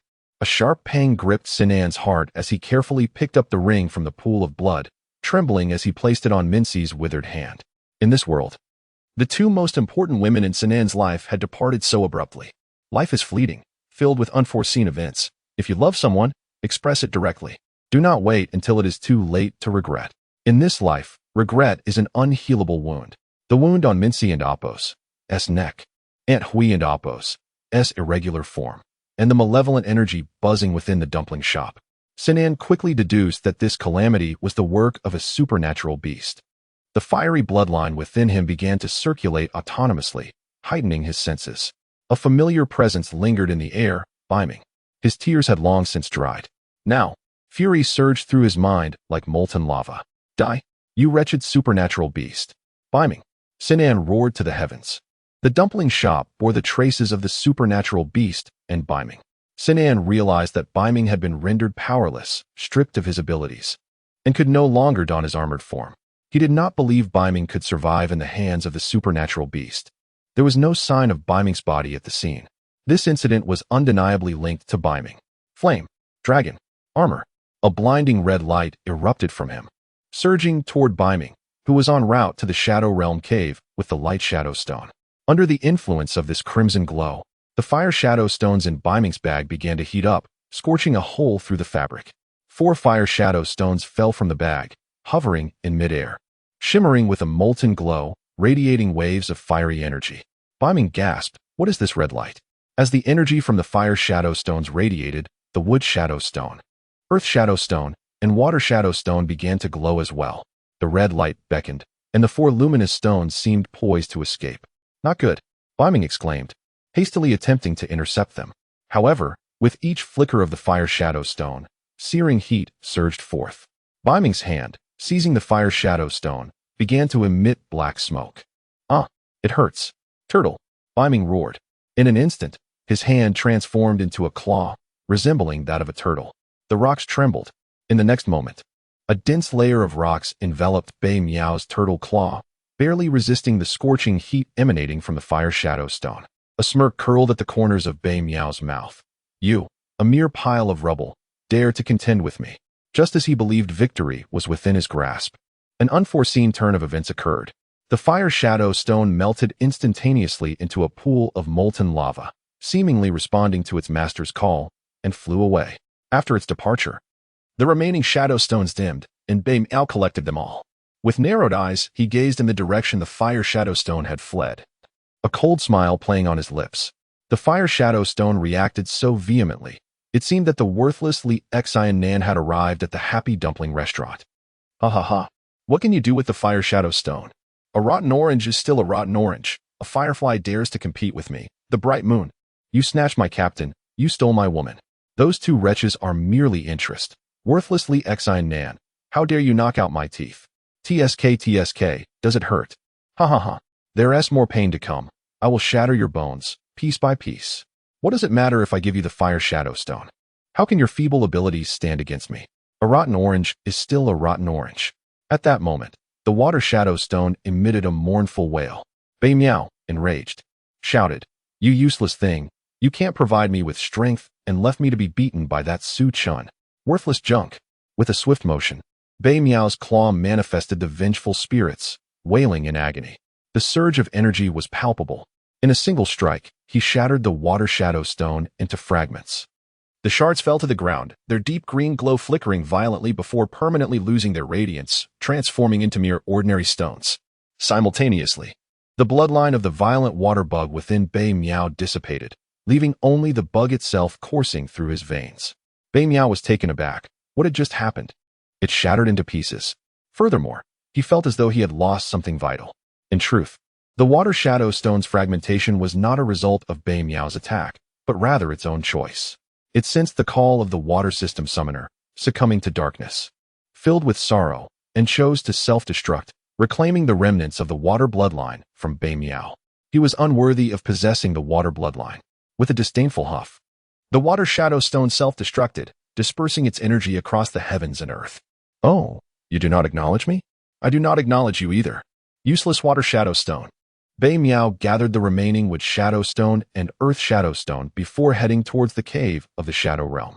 The primary objective of this mission for Shadow Tyrant was the earth shadow stone. Having acquired it himself, he believed there would be no significant issues ahead. Chapter 62. The Schemes of the Shadow Overlord. A deceptive maneuver. The weather today is splendid, with clear skies and a cerulean expanse above. However, a crimson beam of light pierces the heavens. The magma, formed from the fiery stone, surges along the red column, enveloped in a torrent of searing heat. Racing towards Xiannan. The originally azure sky is stained a fiery red due to the passage of the fire shadow stone. Look, a UFO. What are you talking about? That's clearly a meteor. Are meteors red? Aren't they usually white?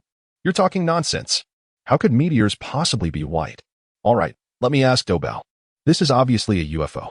The trail of the fire shadow stone traverses the entirety of Happiness City, observed by many who take notice.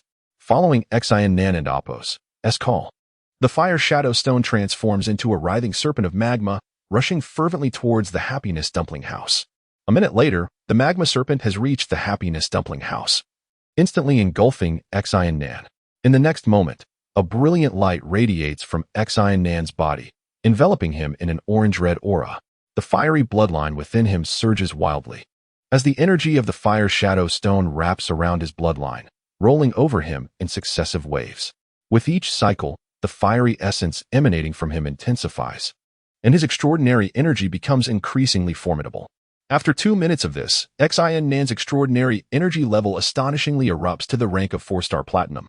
It is worth noting that Xiannan had long since withdrawn from EPR, having chosen to abandon his role as a warrior and never actively cultivated his extraordinary powers thereafter. The chaotic energies of the world must be absorbed through quiet contemplation, allowing for a gradual enhancement of one's extraordinary level. In this moment, however, under the influence of the fire shadow stone, Xiannan directly ascends to the 4-star platinum rank. His innate talent has indeed been underestimated.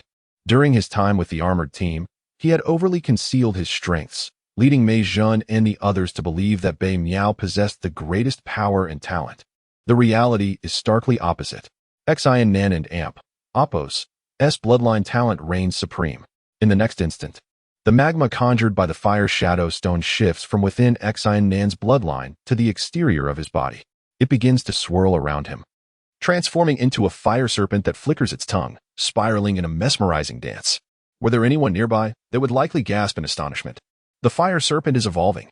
After 5 revolutions, it astonishingly transforms into a magnificent 5-clawed fire dragon.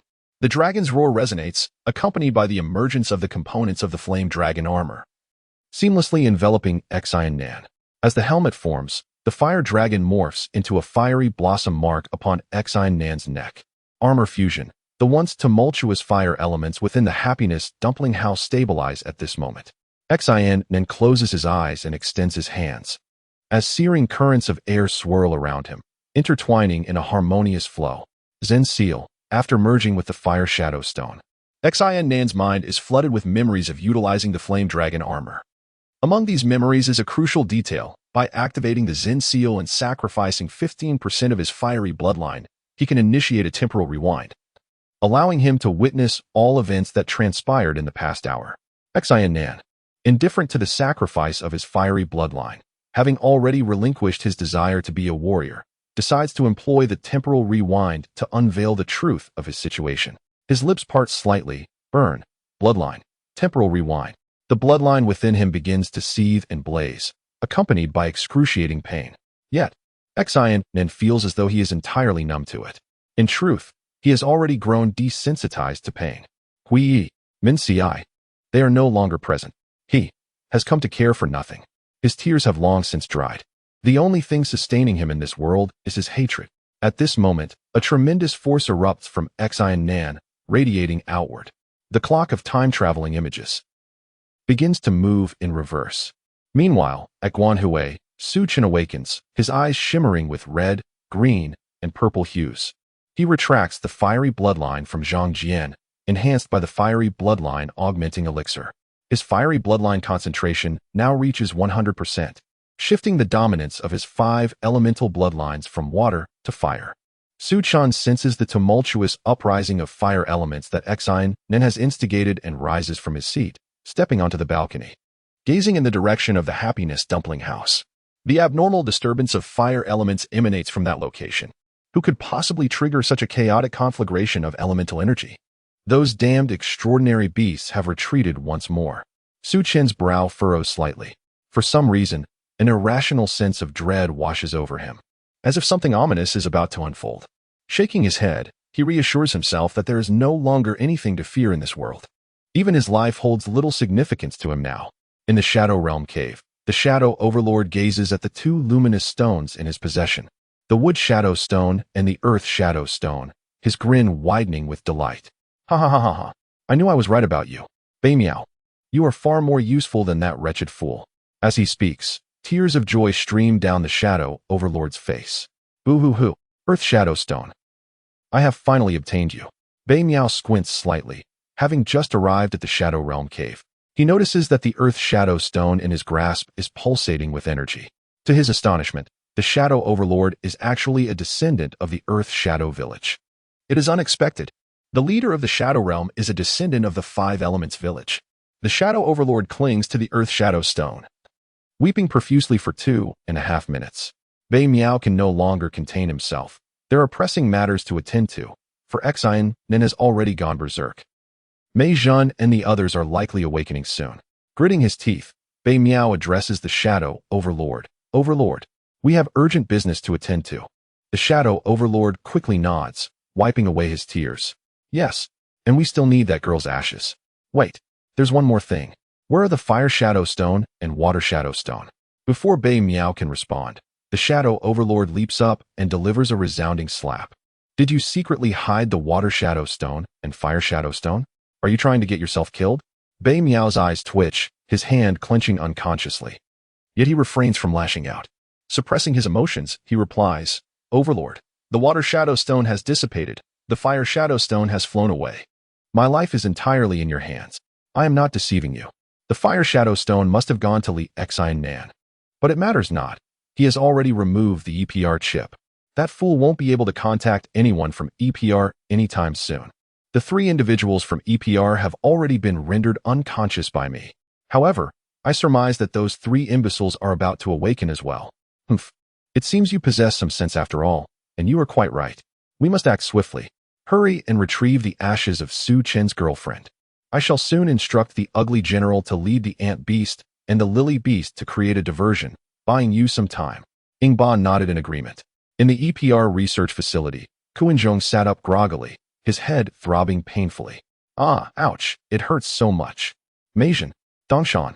Kuinzhong rubbed his temples, hastily shaking his head, still in a stupor alongside Meijin and Dongshan. Meijin, Dongshan, please awaken swiftly. Chapter 63. The delay of the lily beast and ant beast under the arduous shaking of Kuinzhong.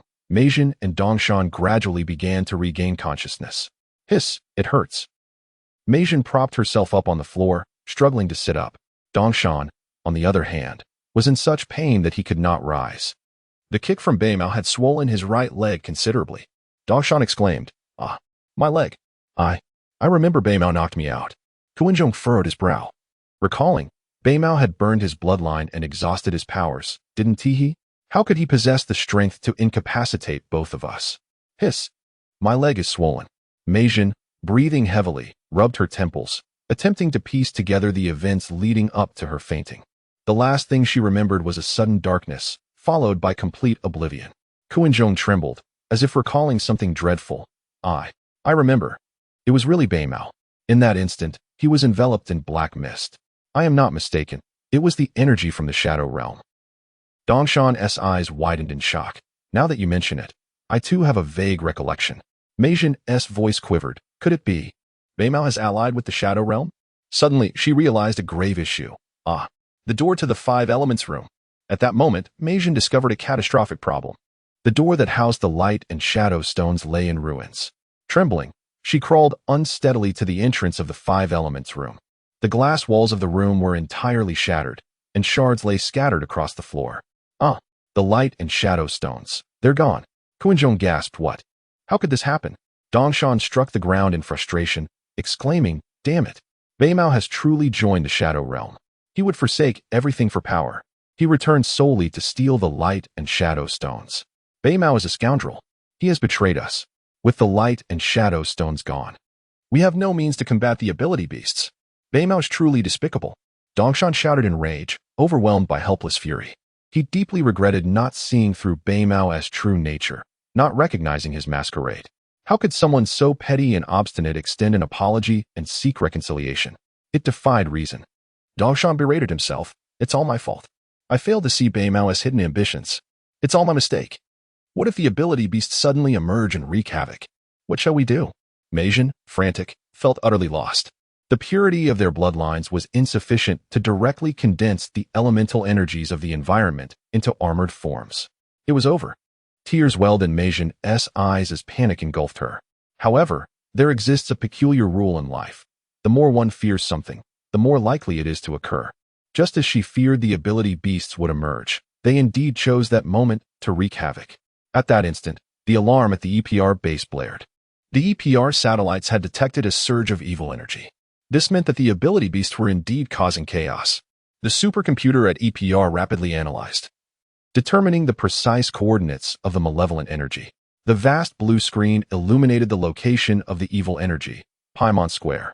Oh no, the ability beasts have truly appeared. What do we do? Meijin frantically clutched her hair.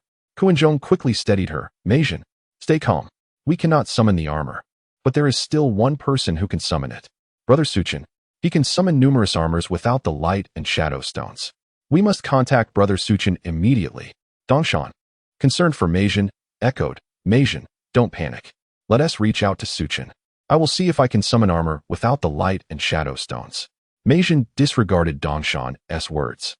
For the hope of Dongshan being able to summon armor without the stones felt increasingly dim. Upon hearing Suchin's name, Meijin felt a surge of calmness. Yes, there was still Suchin. Her eyes sparkled with renewed hope. Beimao had knocked Meijin unconscious with excessive force, leading to a mild concussion, causing her to temporarily forget about Suchin. Right, we still have Suchin. I must contact him immediately. Meijin staggered towards the command console, hastily connecting to Suchin's communication system. Beep, beep, beep. Connection established. Suchin, can you hear me? Ability beasts have appeared at Paimon Square. Hurry and prepare. I am activating the teleportation system. At that moment, Suchin had already sensed the energy of the ability beasts and had donned the woodwind hawk armor, rushing towards Paimon Square at breakneck speed. Hearing Meijin's words, Suchin halted, for it was exceedingly challenging to exceed the speed of light on Blue Star. In other words, Suchin's physical speed could not compare to the swiftness of light-based teleportation. The EPR satellite teleportation technology was founded upon the principles of light particles. However, there was one limitation, a cooldown period. After one teleportation, a 5-minute cooldown was required for the next solar particle charge. To achieve true speed on Blue Star, Suchin would need to obtain the Taramda armor. Without the Taramda armor, the only means to accelerate further was through the EPR satellite's solar particle teleportation. During the teleportation process, it was imperative that the subject remain stationary and not in motion, otherwise, failure would ensue. Thus, Suchin quickly paused, urging Meijin, I'm ready. Initiate the teleportation. Meijin promptly pressed the red confirmation button on the control panel. Above Blue Star, in low Earth orbit, the EPR satellites transformed rapidly, emitting a beam of solar particle light directly towards Suchin. At Paimon Square, the Ant Beast and Lily Beast had already arrived, yet they merely emitted terrifying howls, scaring the crowd into a frenzy without causing immediate harm. Their mission was to delay Suchin. The Shadow Tyrant had nearly poured all resources for enhancement into Beimao, resulting in the Ant Beast and Lily Beast possessing relatively low energy levels. The Ant Beast was a 2-star Platinum 4, while the Lily Beast was a 1-star Platinum 4. When the crowd at the square witnessed the emergence of the ability beasts, they rushed towards the Paimon supermarket in panic. Hurry inside. The ability beasts have arrived. Move faster. Armor warriors, come quickly. The ability beasts are here. Mommy, the ability beasts are terrifying. Baby, don't look. Run. In the midst of the chaos, the ugly general transmitted a message to the 2 ability beasts, mighty beasts. Remember the Tyrant's orders. Even if Suchin is extraordinarily powerful, do not allow him to defeat you quickly. You must do your utmost to delay him, even if it means death. die slowly. Upon hearing the words of the repugnant general, the eyes of the ant beast flared crimson with fury. Its enormous compound eyes emitted a bloodthirsty glow. How? The armored warrior. An easy target, cackled the lily beast. Hiya, hiya, hiya, hiya. Fear not. I assure you we shall exceed the task of defeating the overlord. Ant beast, and I will surely obliterate that wretched armored foe. The repugnant general's lips twitched incessantly. You have yet to witness the terrifying visage of Su Chen. If you manage to defeat him, I wish you the best of luck. At that moment, the transmission beam of EPR descended. Chapter 64. A forceful assault. A radiant beam descended from the heavens, gradually dissipating to reveal a towering figure, clad entirely in fiery red. His armor appeared to flicker with flames. Upon Su Chen's arrival, the elemental fire within a 50-mile radius began to stir with agitation. A colossal dragon, shrouded in violet malevolence, materialized intermittently, circling slowly around him. With Su Chen's emergence, waves of heat surged forth, instilling a profound sense of pressure. Ding! Congratulations, host. You have triggered a mission. Eliminate the ant beast and the lily beast. Mission reward. First level of the Golden Bell Shield. The Golden Bell Shield is the most potent protective technique of Shaolin, embodying the truths of the universe. Its unique energy flow renders the host impervious to all forms of attack. Su Chen narrowed his eyes. The Golden Bell Shield. He recognized this technique as a treasured secret of Shaolin, reserved for its core disciples. Upon absorbing the system's description of this technique, Su Chen astutely realized that the worldly techniques were merely variations of manipulating extraordinary energies. The terms resonated in his mind: Golden Bell Shield, impervious to all. Coupled with the Emperor's Qi control technique, his defensive prowess would reach an astonishing level. He could unleash his attacks freely, as defense would be merely passive. At that moment, the grotesque general leaned against the glass wall of the Paimon supermarket, observing Su Chen's descent. Feeling the surge of extraordinary energy emanating from Su Chen, he involuntarily shuddered, utterly astonished. It was a revelation. This Su Chen had grown even stronger, his extraordinary energy level reaching a staggering 3-star platinum. How could such a transformation occur in such a short span? What an unfathomable talent. When did the cultivation of extraordinary energy become so accessible? The grotesque general found it utterly perplexing. However, he took solace in the fact that Bei Miao's extraordinary energy level surpassed Su Chen's. With that thought, he breathed a sigh of relief. The barrier of extraordinary energy levels was an insurmountable chasm. Moreover, Bei Miao was already on the path to acquiring Su Chen's girlfriend's ashes. Once he obtained those ashes, victory would be assured without lifting a finger.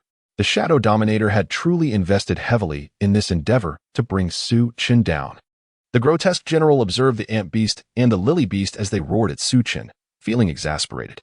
These two creatures possessed lower extraordinary energy levels than Su Chen. He wondered how long they could possibly hold him back. The crowd in the Paimon supermarket erupted in excitement as they witnessed Su Chen's descent. The fear they had felt upon encountering the extraordinary beasts vanished instantaneously. Oh, the armored warrior has arrived. Those wretched extraordinary beasts, prepare to meet your doom. Wait. What if the armored warrior loses? What nonsense are you spouting? The armored warrior could never be defeated. Enough chatter. Let us see how the armored warrior performs. My goodness, the flame dragon armor looks even more magnificent, with a purple dragon swirling around it.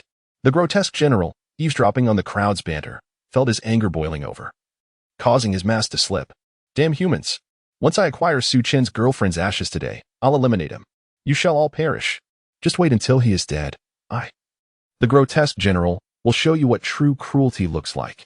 With a cold huff, he adjusted his mask and began to push his way forward. Excuse me. Clear the way. I can't see anything with you all crowding around, he shouted, effortlessly tossing someone aside. The onlookers were taken aback, astonished by the grotesque general's surprising strength, despite his diminutive stature. In the EPR research lab, Kuinzhong watched the observation screen, his jaw agape in disbelief. Look, brother Su Chen. He has armed himself with the flame dragon armor. This is astonishing. But why? How is this possible? The light shadow stone was stolen. How did he manage to don the flame dragon armor? Dongshan's eyes reflected a deep sense of inferiority as he bitterly remarked, Su Chen can summon the Emperor's armor, indicating that he possesses the 5 elements bloodline. Each of his bloodlines is highly concentrated, allowing him to merge without the light shadow stone, merely by channeling the elemental fire around him. It's disheartening. He can certainly merge with the Wind Eagle armor now. I am utterly outclassed. Yet, he found some comfort in the thought that Su Chun was a loyal soul, devoted to his deceased girlfriend. Otherwise, the situation would indeed be perilous. Originally, Meijin had shown interest. If Su Chun were to reciprocate, things could turn dangerous. Dongshan felt a pang of bitterness. The EPR team was well aware of Su Chen's background. Meijin had initially learned of Su Chen's lost love, but she never anticipated the depth of his devotion. Despite her repeated advances, Su Chun had consistently rejected her, leading to her prolonged sorrow. Meanwhile, Meijin was fervently typing on the keyboard, utilizing the EPR's supercomputer to analyze the extraordinary energy levels of the Ant Beast and the Lily Beast. The azure screen flickered as zeros and ones raced across it, soon revealing the extraordinary energy levels. The Ant Beast possessed a 2-star Platinum 4, while the Lily Beast held a 1-star Platinum 4. Meijin communicated through the communication system. Su Chun, the extraordinary energy levels of the Ant Beast and the Lily Beast are lower than yours. A forceful assault is feasible. Chapter 65 These days, I have been feeling quite restless. The Ant Beast sensed Su Chen's extraordinary energy level, which was at Platinum 3. Instantly, it burst into laughter. It was just one level higher than itself and the Lily Beast. With 2 against 1, how could they possibly lose? The Overlord had even said to do their best to hold on. The Ant Beast and Lily Beast could easily turn that wretched armor into scrap metal. If it were a one-on-one situation, the Ant Beast would not be so confident. But now, with the advantage of numbers, victory was assured. The Lily Beast unleashed its thorn vines to ensnare the foul armor tightly, immobilizing it. Then it initiated its dark ant stranglehold. Ant shatter impact. Ha! How could they possibly lose?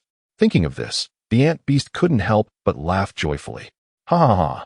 The ugly general was left speechless. Surely, the Ant Beast must be a bit off its rocker. How could it still laugh in the face of Su Chun, this killing machine? But it was of little concern. After all, their main task here was to buy time and prevent Su Chun from returning promptly. Bei Miao had detailed that the EPR's satellite transmission system contained a significant flaw. The position of the transmitter could not change. Once the location altered, transmission became impossible. The Ant Beast and the Lily Beast were merely tools to stall Su Chun, hindering his timely escape. Laugh now. I fear you will soon find your mirth extinguished.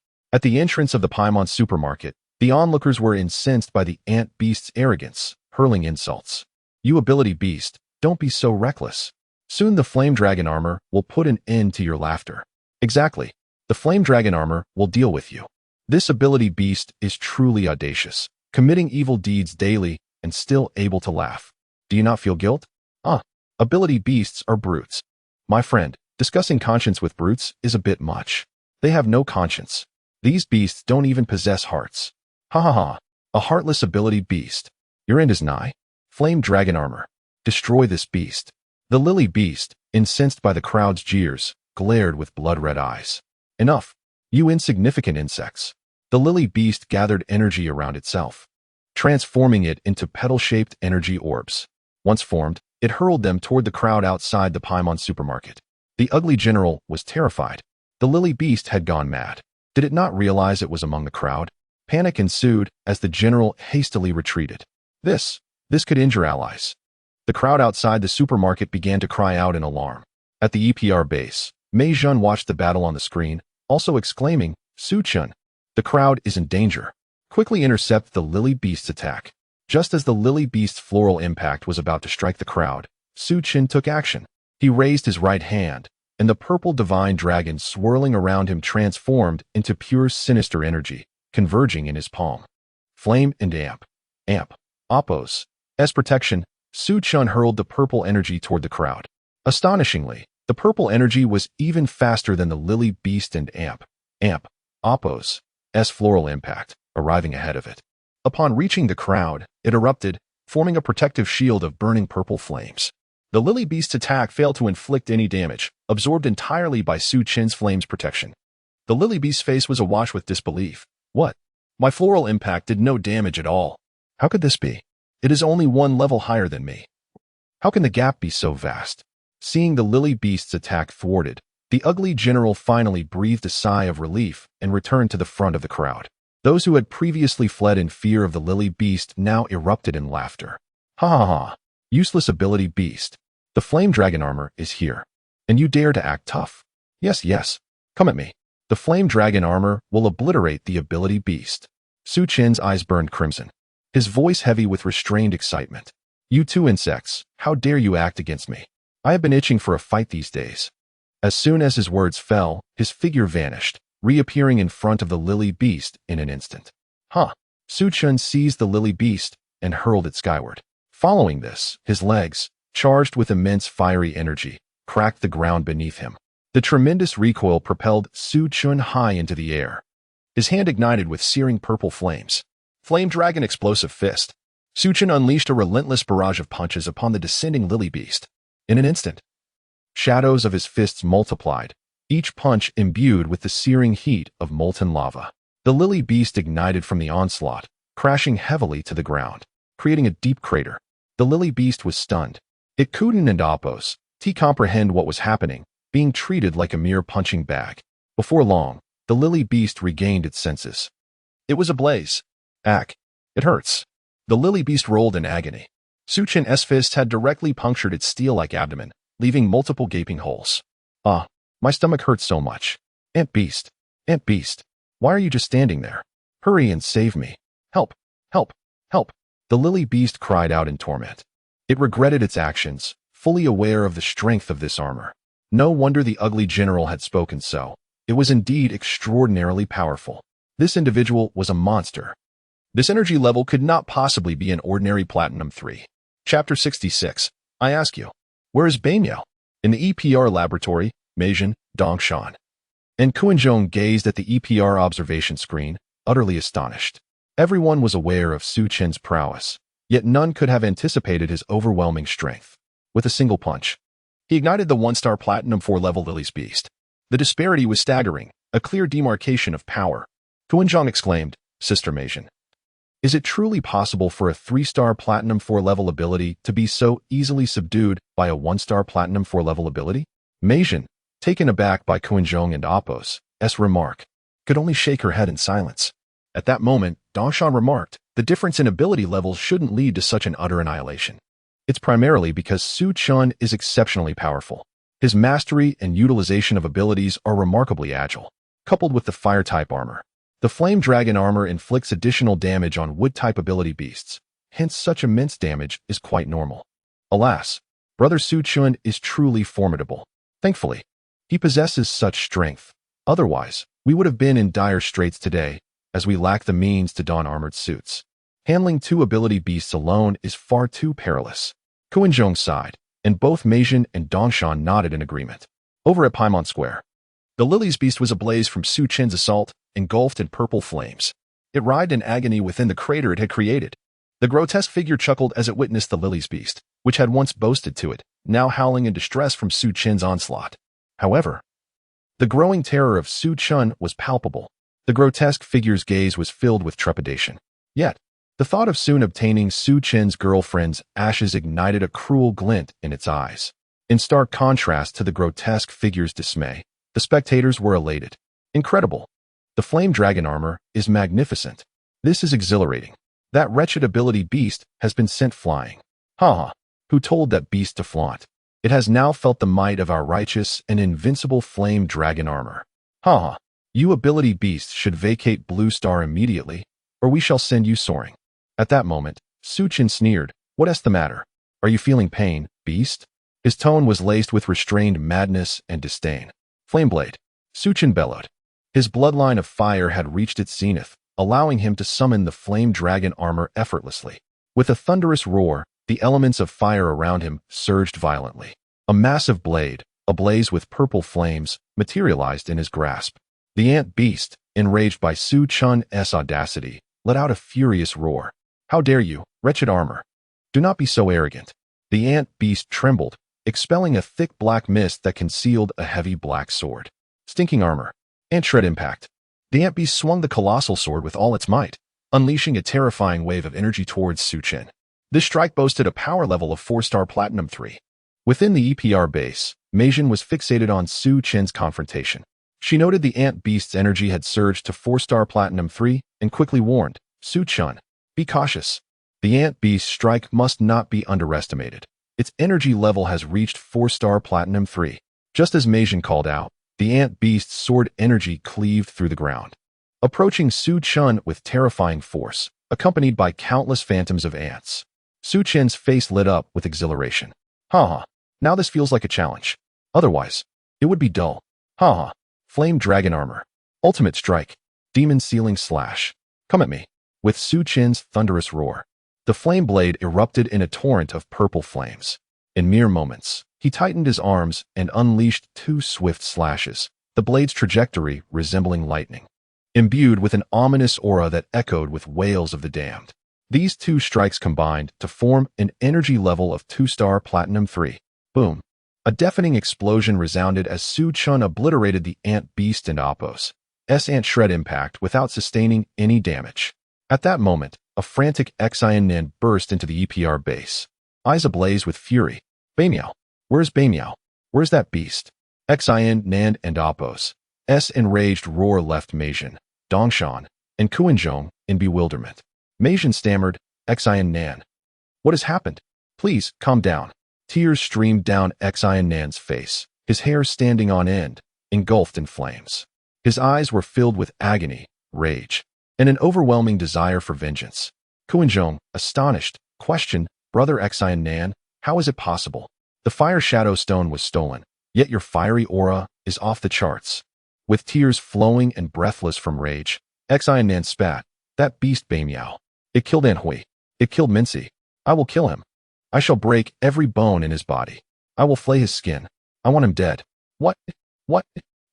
Chapter 67. The Turmoil of Sinan and Beimiao. Part 1. Sinan's words struck like a thunderclap, leaving the 3 members of the EPR research lab in shock. Beimiao has murdered Aunt Hui. Mincy. The revelation uttered by Sinan was utterly staggering. Which beast could commit such an atrocity? Why? Why would he harm Aunt Hui? Why would he strike her down with such ferocity? Why, oh why, did he drain Mincy, leaving her as nothing but a lifeless shell? Today is Mincy's birthday. Why must all the misfortune befall me? That beast. Scoundrel. Filth. Sinan's tears flowed incessantly as he replayed the events in his mind, witnessing every action of Beimiao with clarity. Filled with rage and fury, he yearned to stop Beimiao. Yet, it was all in vain. What he saw was merely a spectral image of what had transpired. The event had already occurred, firmly embedded on the relentless axis of time. The tragedy had long since unfolded, and Sinan had arrived too late. He could alter nothing. As he watched Aunt Hui being struck down by Beimiao's hand, Sinan felt all strength drained from him, collapsing to the ground. What wrong had Aunt Hui committed against Beimiao, that he would resort to such lethal measures? Mincy did not harbor feelings for him. What fault lay with Aunt Hui? Witnessing Beimiao seize Mincy, Sinan's fury erupted as he rained blows, but it was futile. All that lay before him was an illusion. The aura of the Shadow Realm enveloped Beimiao. When he lost control and attacked Mincy, his skin transformed into a greenish hue resembling that of a tortoise. Sinan chuckled silently. The Shadow Realm, the beast of extraordinary abilities. Beimiao had devolved into a monstrous form. He had allied himself with the Shadow Realm. Sinan finally comprehended the hatred that had glimmered in Beimiao's eyes after he had chastised him for harassing Mincy that day. It was a deep-seated loathing, rich and potent. Sinan had never anticipated that Beimiao would forsake his humanity for power, aligning with the Shadow Realm and turning against innocence. Kunzong panted heavily, his eyes filled with anguish. Aunt Hui is dead. Brother Beimiao. No, this beast has even dared to strike against Aunt Hui and Sister Mincy. But wasn't he supposed to be powerless? Where does he derive this strength? Before Kunzong could finish, Dongshan interrupted. Alas, if my suspicions are correct, this beast has sought power from the Shadow Realm. He must have chosen to transform into a beast of abilities. He came here to steal the Light and Shadow Stone, incapacitating the 3 of us. It is evident. Mincy, being an ordinary person, was easily subdued. We too, as armored summoners, were incapacitated without resistance. Despite the ambush, the sheer ferocity of his power allows us to glimpse the truth. Mincy covered her mouth, her eyes brimming with sorrow. Why is it that we cannot detect the malevolent energy emanating from Beimiao? Recently, there have been no signs of the beasts wreaking havoc. Perhaps the Shadow Realm is orchestrating something grand. They might have. No, not possibly. They have already concealed their evil energy from our detection. Dongshan deduced this conclusion from Sinan's words. Kunzong slammed his fist against the wall. Damn the forces of the Shadow Realm. Sinan trembled all over. Mincy, quickly activate the Skynet system to locate Beimiao, that beast, and teleport me there.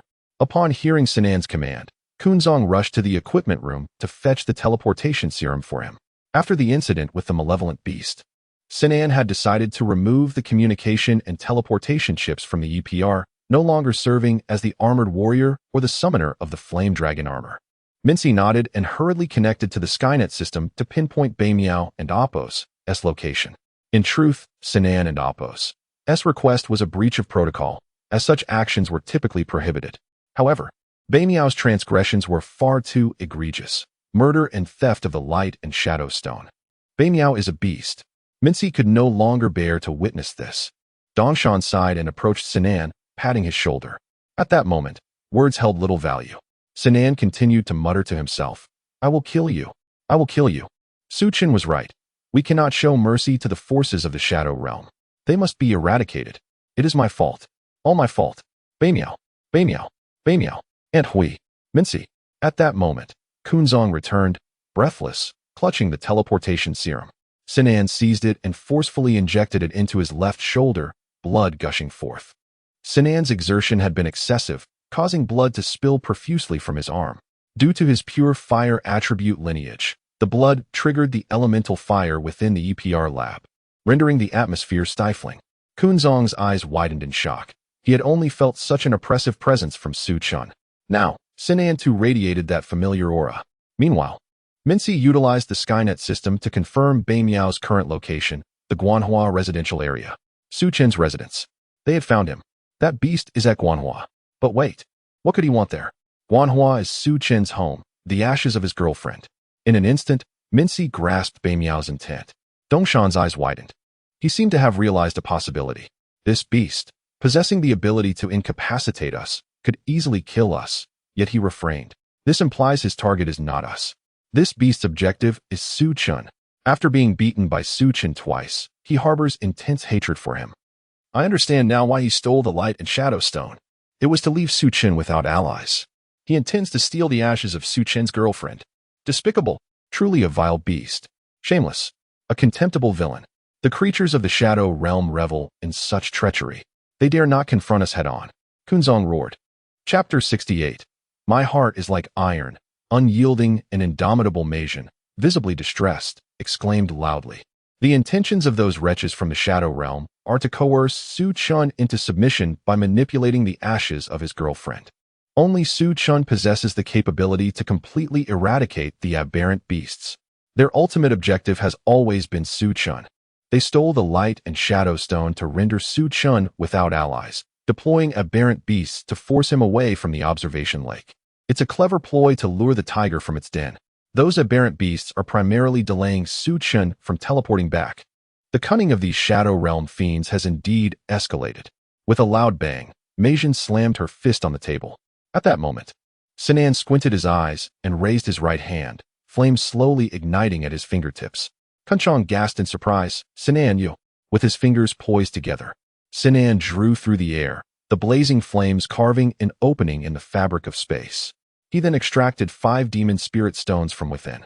These were the spoils from Sinan's previous confrontations with the shadow forces. The 5 aberrant beasts that had been sealed now formed into these stones.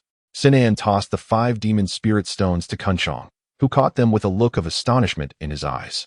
This maneuver was nothing short of extraordinary.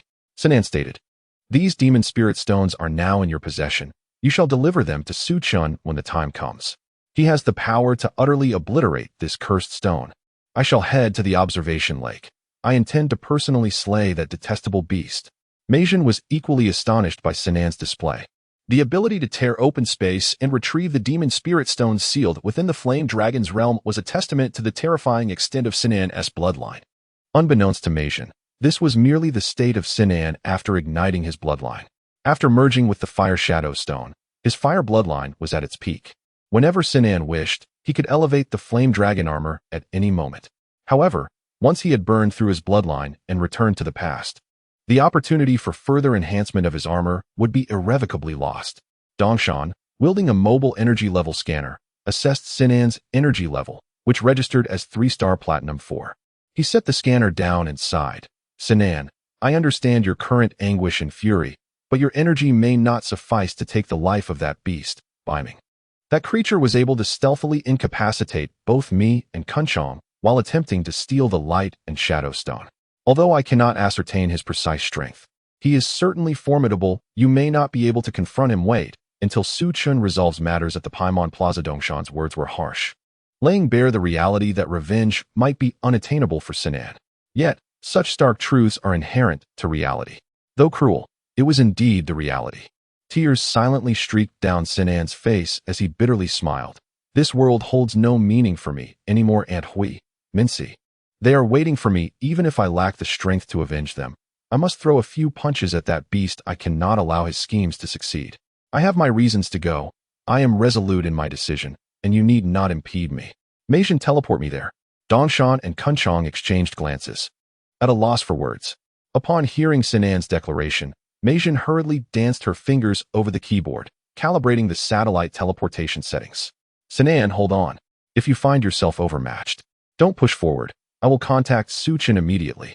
Once he resolves the situation at Paimon Plaza, I will teleport him to you right away. Meijin refrained from voicing her underlying thought.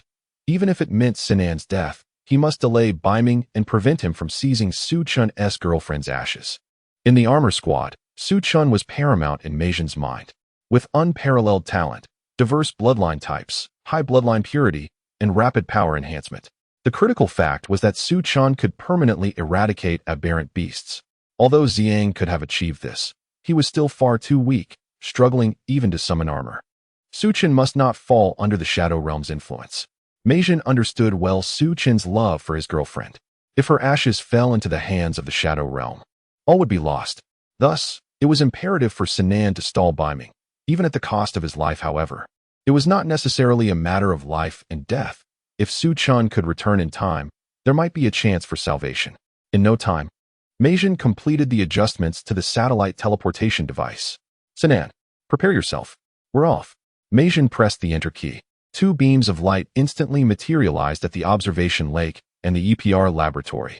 Sinan's figure swiftly vanished within the light beams.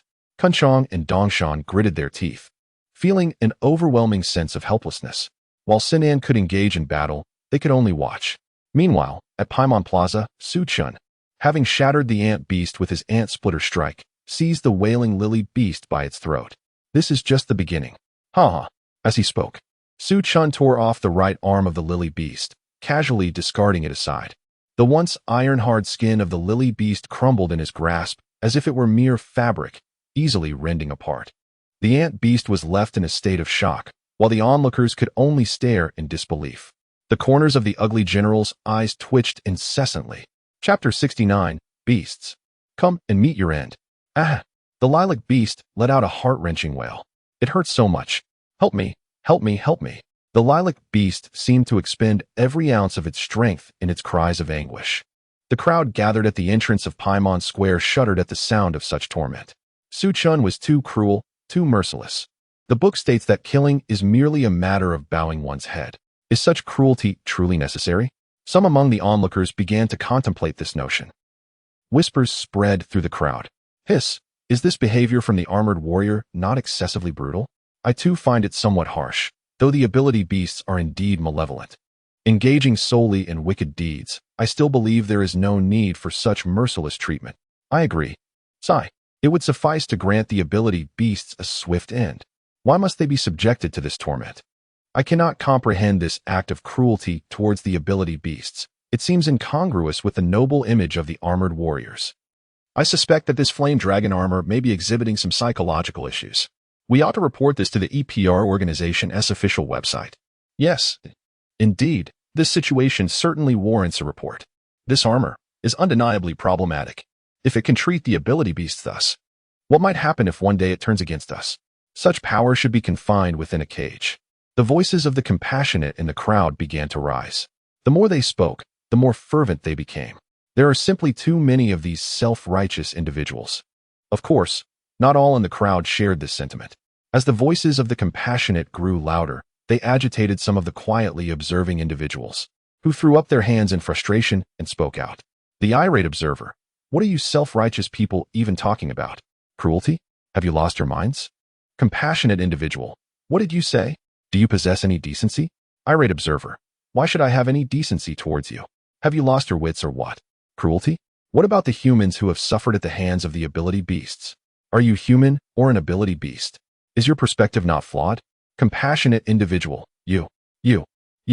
The ability beasts have committed wrongs. I never said they shouldn't be punished. I merely suggested that such cruelty is unwarranted. Just grant the ability beasts a swift end. The irate observer laughed. Fool. If your parents were killed by an ability beast, would you not want a chance at revenge? Before the irate observer could finish, the compassionate individual quickly interjected. I would definitely seek revenge. Irate observer. See? It's easy to speak when the situation has affected you directly. What wrong have the armored warriors committed? None. I believe that a little more cruelty is not out of line. Why should there be mercy when dealing with ability beasts? They should be made to suffer. They should be driven from Blue Star. You, simpleton, should refrain from leading the charge with your misguided notions.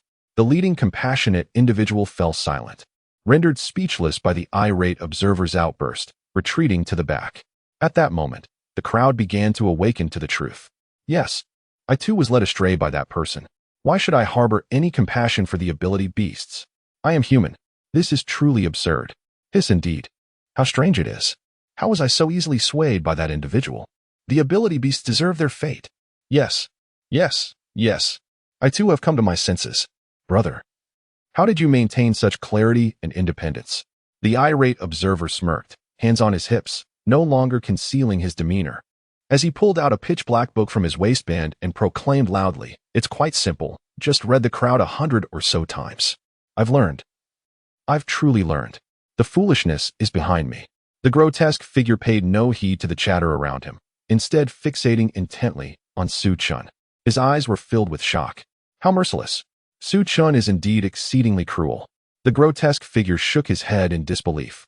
Though it was not his first time witnessing Su Chun's actions, seeing it yet again, he was still drenched in sweat. No wonder Ing Ba has schemed so deeply this time, using a diversion to draw Su Chun away, then sending Bei Miao to steal the ashes. Once the ashes are obtained, victory is achieved without a battle. Hiss. Upon this realization, the grotesque figure suddenly sensed something amiss in this plan. The fact is, the armored squad does not consist solely of Su Chun. Currently, at Paimon Square, only Su Chun is present. Where are the others? The grotesque figure furrowed his brow, realizing that Ing Ba seemed to be hiding something from him. Meanwhile, at the entrance of the Guanghu residential area, Bei Miao was doing his utmost to suppress his laughter. He anticipated the joy he would feel upon acquiring Su Chen's girlfriend's ashes, eager to revel in madness. At this moment, the two surveillance cameras at the entrance of the Guanghu residential area began to rotate. Bei Miao keenly noticed the anomaly with the surveillance lenses. He turned to look towards the Happy Hamburger restaurant. You three imbeciles, have you finally awakened? Just then, a beam of sunlight descended from above. Accompanying this ray of light was the frenzied roar of Xian Nan. Beasts, come and meet your end. Flame Dragon Armor. Fiery Blade. Chapter 70. Kuinzhong's reckless actions. With a thunderous roar, Xian Nan wielded the flame blade as he emerged from the teleportation beam, soaring high above with an inferno of flames, aiming a fierce strike at Bei Miao. The Demon Slash. In this state of fury, Xian Nan's Demon Slash reached an extraordinary energy level of 2-star Platinum 3. A resounding metallic screech echoed through the scene as Xian Nan's flame blade struck Bei Miao's arm. Upon leaving the Shadow Realm cave, Ing Ba had been quite apprehensive and entrusted Bei Miao with the last 2 negative energy capsules he had. After consuming them, Bei Miao's energy level surged from 2-star Platinum 2 to 1-star Platinum 1 in a meteoric rise. His soul perception had also attained a terrifying degree. As Xian Nan's strike descended, Bei Miao transformed part of his body into a rock-like shell. Consequently, when Xian Nan and Appo's blow connected, it produced a piercing metallic clang, inflicting no damage whatsoever. A sinister smile curled at the corner of Bei Miao's mouth as he effortlessly flung Xian Nan back several meters. Oh, did you notice? Ha ha ha, how exhilarating. You are so weak. In the EPR research facility, Meizhen's fingers danced across the keyboard, attempting to utilize the supercomputer to analyze Bei Miao's energy. However, after several attempts, She was unable to decipher his abilities. The computer indicated that Bei Miao was merely an ordinary human devoid of any special powers. Mei Zhen chuckled. There was no way Bei Miao was an ordinary person. No common individual could withstand Xin Nan's Demon Slash. Xin Nan's strike boasted an energy level of 2-star Platinum 3. A mere mortal would have been obliterated by such a blow. Bang! Mei Zhen slammed her fist onto the table in frustration. Damn it! What kind of technology have they employed to conceal all energy? Curse it! Mei Zhen was slowly losing her composure. Dong Shan, with a grave expression, inquired, Mei Zhen, is there truly no way to analyze that beast's energy? Furiously shaking her head, Mei Zhen replied no. Kuan Zhong paced anxiously. This is bad.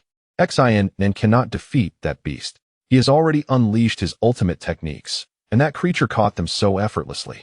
This cannot continue. Xin Nan is in peril. With gritted teeth, Kuan Zhong halted, closed his eyes, and began to tap into the Earth's energy surrounding him. He aimed to forcibly summon the Earth Tiger armor through his bloodline. Buzz! Kuan Zhong sensed the Earth's elements as waves of elemental energy resonated from his body. Seeing this, Dong Shan shouted in alarm, Kuan Zhong, don't act recklessly. Forcing the sensing will damage your heart pulse. Mei Zhen echoed his concern. Knowing that forcibly sensing the elements could lead to a catastrophic rupture of the heart pulse, an irretrievable disaster. Kuan Zhong, stop. No, we still have Su Chen. Yet. Kuan Zhong remained deaf to their pleas. Mei Zhen rushed forward to intervene but was repelled by Kuan Zhong's protective aura. Dong Shan hurriedly assisted her. After ensuring Mei Zhen was stable, Dong Shan struggled against the immense resistance, drawing upon his own energy to approach Kuan Zhong. Gritting his teeth, he pressed several acupoints on Kuan Zhong's body, disrupting the violent flow of energy within him. Puff! Kuan Zhong spat out a mouthful of blood. Cough, cough. Dong Shan, what are you doing? I cannot just stand by as Xin Nan meets his demise. Sigh, but you cannot act recklessly. If you continue like this, not only will you fail to save Xin Nan, but you will also endanger yourself, Dong Shan said, shaking his head in exasperation.